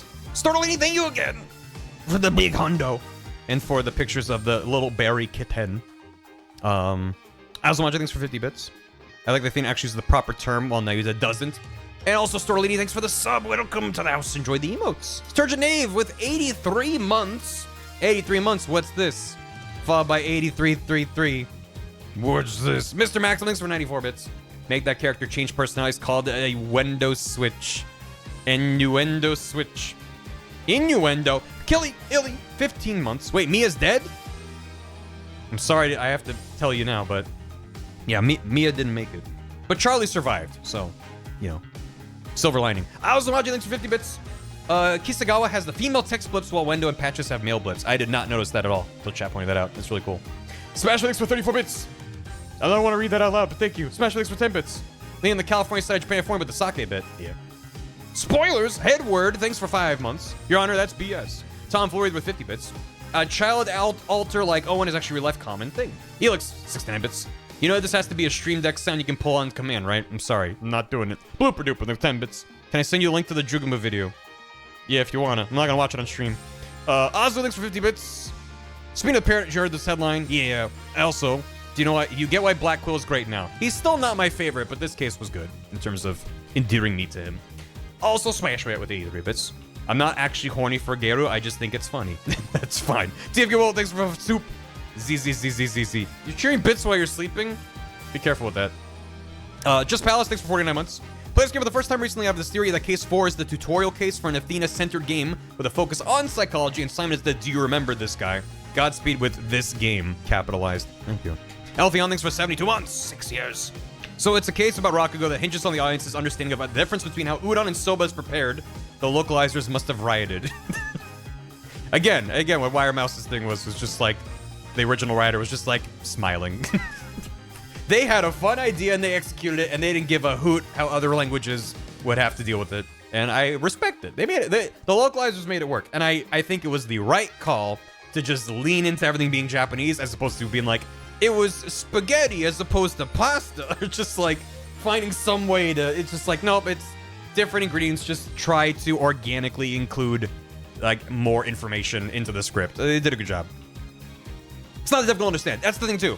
The only thing that's potentially tough is if you're not used to it, just reading a lot of foreign words. Like, if you're young and you're playing this game, and it's like, Raku-go this, and udon and soba, and you're like, I don't know what these words are. They might just be, like, less easy to understand, but the game did a good job explaining it. And, yeah, it's not like they're completely foreign concepts. It's just, yeah. It's improv comedy. They were doing one-man improv shows, a lot of them. Smash by thanks for 69 bits. SpongeBob reacts to Garu's defeat. Thank you. Oswald, thanks for 50 bits. I like to believe that the judge knew her chest balloons were actually balloons the whole time, and he genuinely just wanted to see them again. Everyone else assumed something lewd. I mean, everyone called them her balloons, so everybody knew. It was only chat. I knew as well. Obviously, they were balloons. It's just chat that didn't know. Also, Smash by thanks for the 100 bits. And the clip. Oswald, thanks for 50 bits. You know what would have been a better way to support her? By having a conversation. We don't do that around here. Also, Smashman, thank you for more bits. It's been my favorite stream of this game only because the antics chat got up to. Thank you, chat. Also really glad I wasn't the only one who said the C word that can't be mentioned anymore. It's a different yeah. The C word is a different word, but yes, there was the other C word that was going around in chat. And thank you. Oswald, thanks for the bits. I'm surprised that case was so unpopular when this game came out because that was fun. It's so ridiculous that it approaches self-parody. And I think that there are some Ace Attorney fans that don't like 5 and 6. That's my impression, having read people's takes and stuff since starting these games, is that there's some people that's like, obviously every game in the series pushes things to an insane degree, but there is a line that is different for everyone, and when they cross that, it's like, this is no longer, wow, this crazy situation, we're working with this. It's like, this is not fun anymore, it's just stupid, and I can't get invested in it. For me, that line is miles away. We haven't crossed that line. There's times where I'm just like, this, I don't understand, or I don't agree with this, whatever. But I'm like, I'm fine with everything that's happening. My brain is off. I'm having fun. This is a good time. But I understand and I respect the notion that people have a line that's like, I'm okay with talking to a bird. I'm okay with resurrecting the dead. But the clown boobs and the multiple personalities, it's just like a bit too much. And it's like, that's fair. I might disagree, but that is a fair point to make. So, I get it.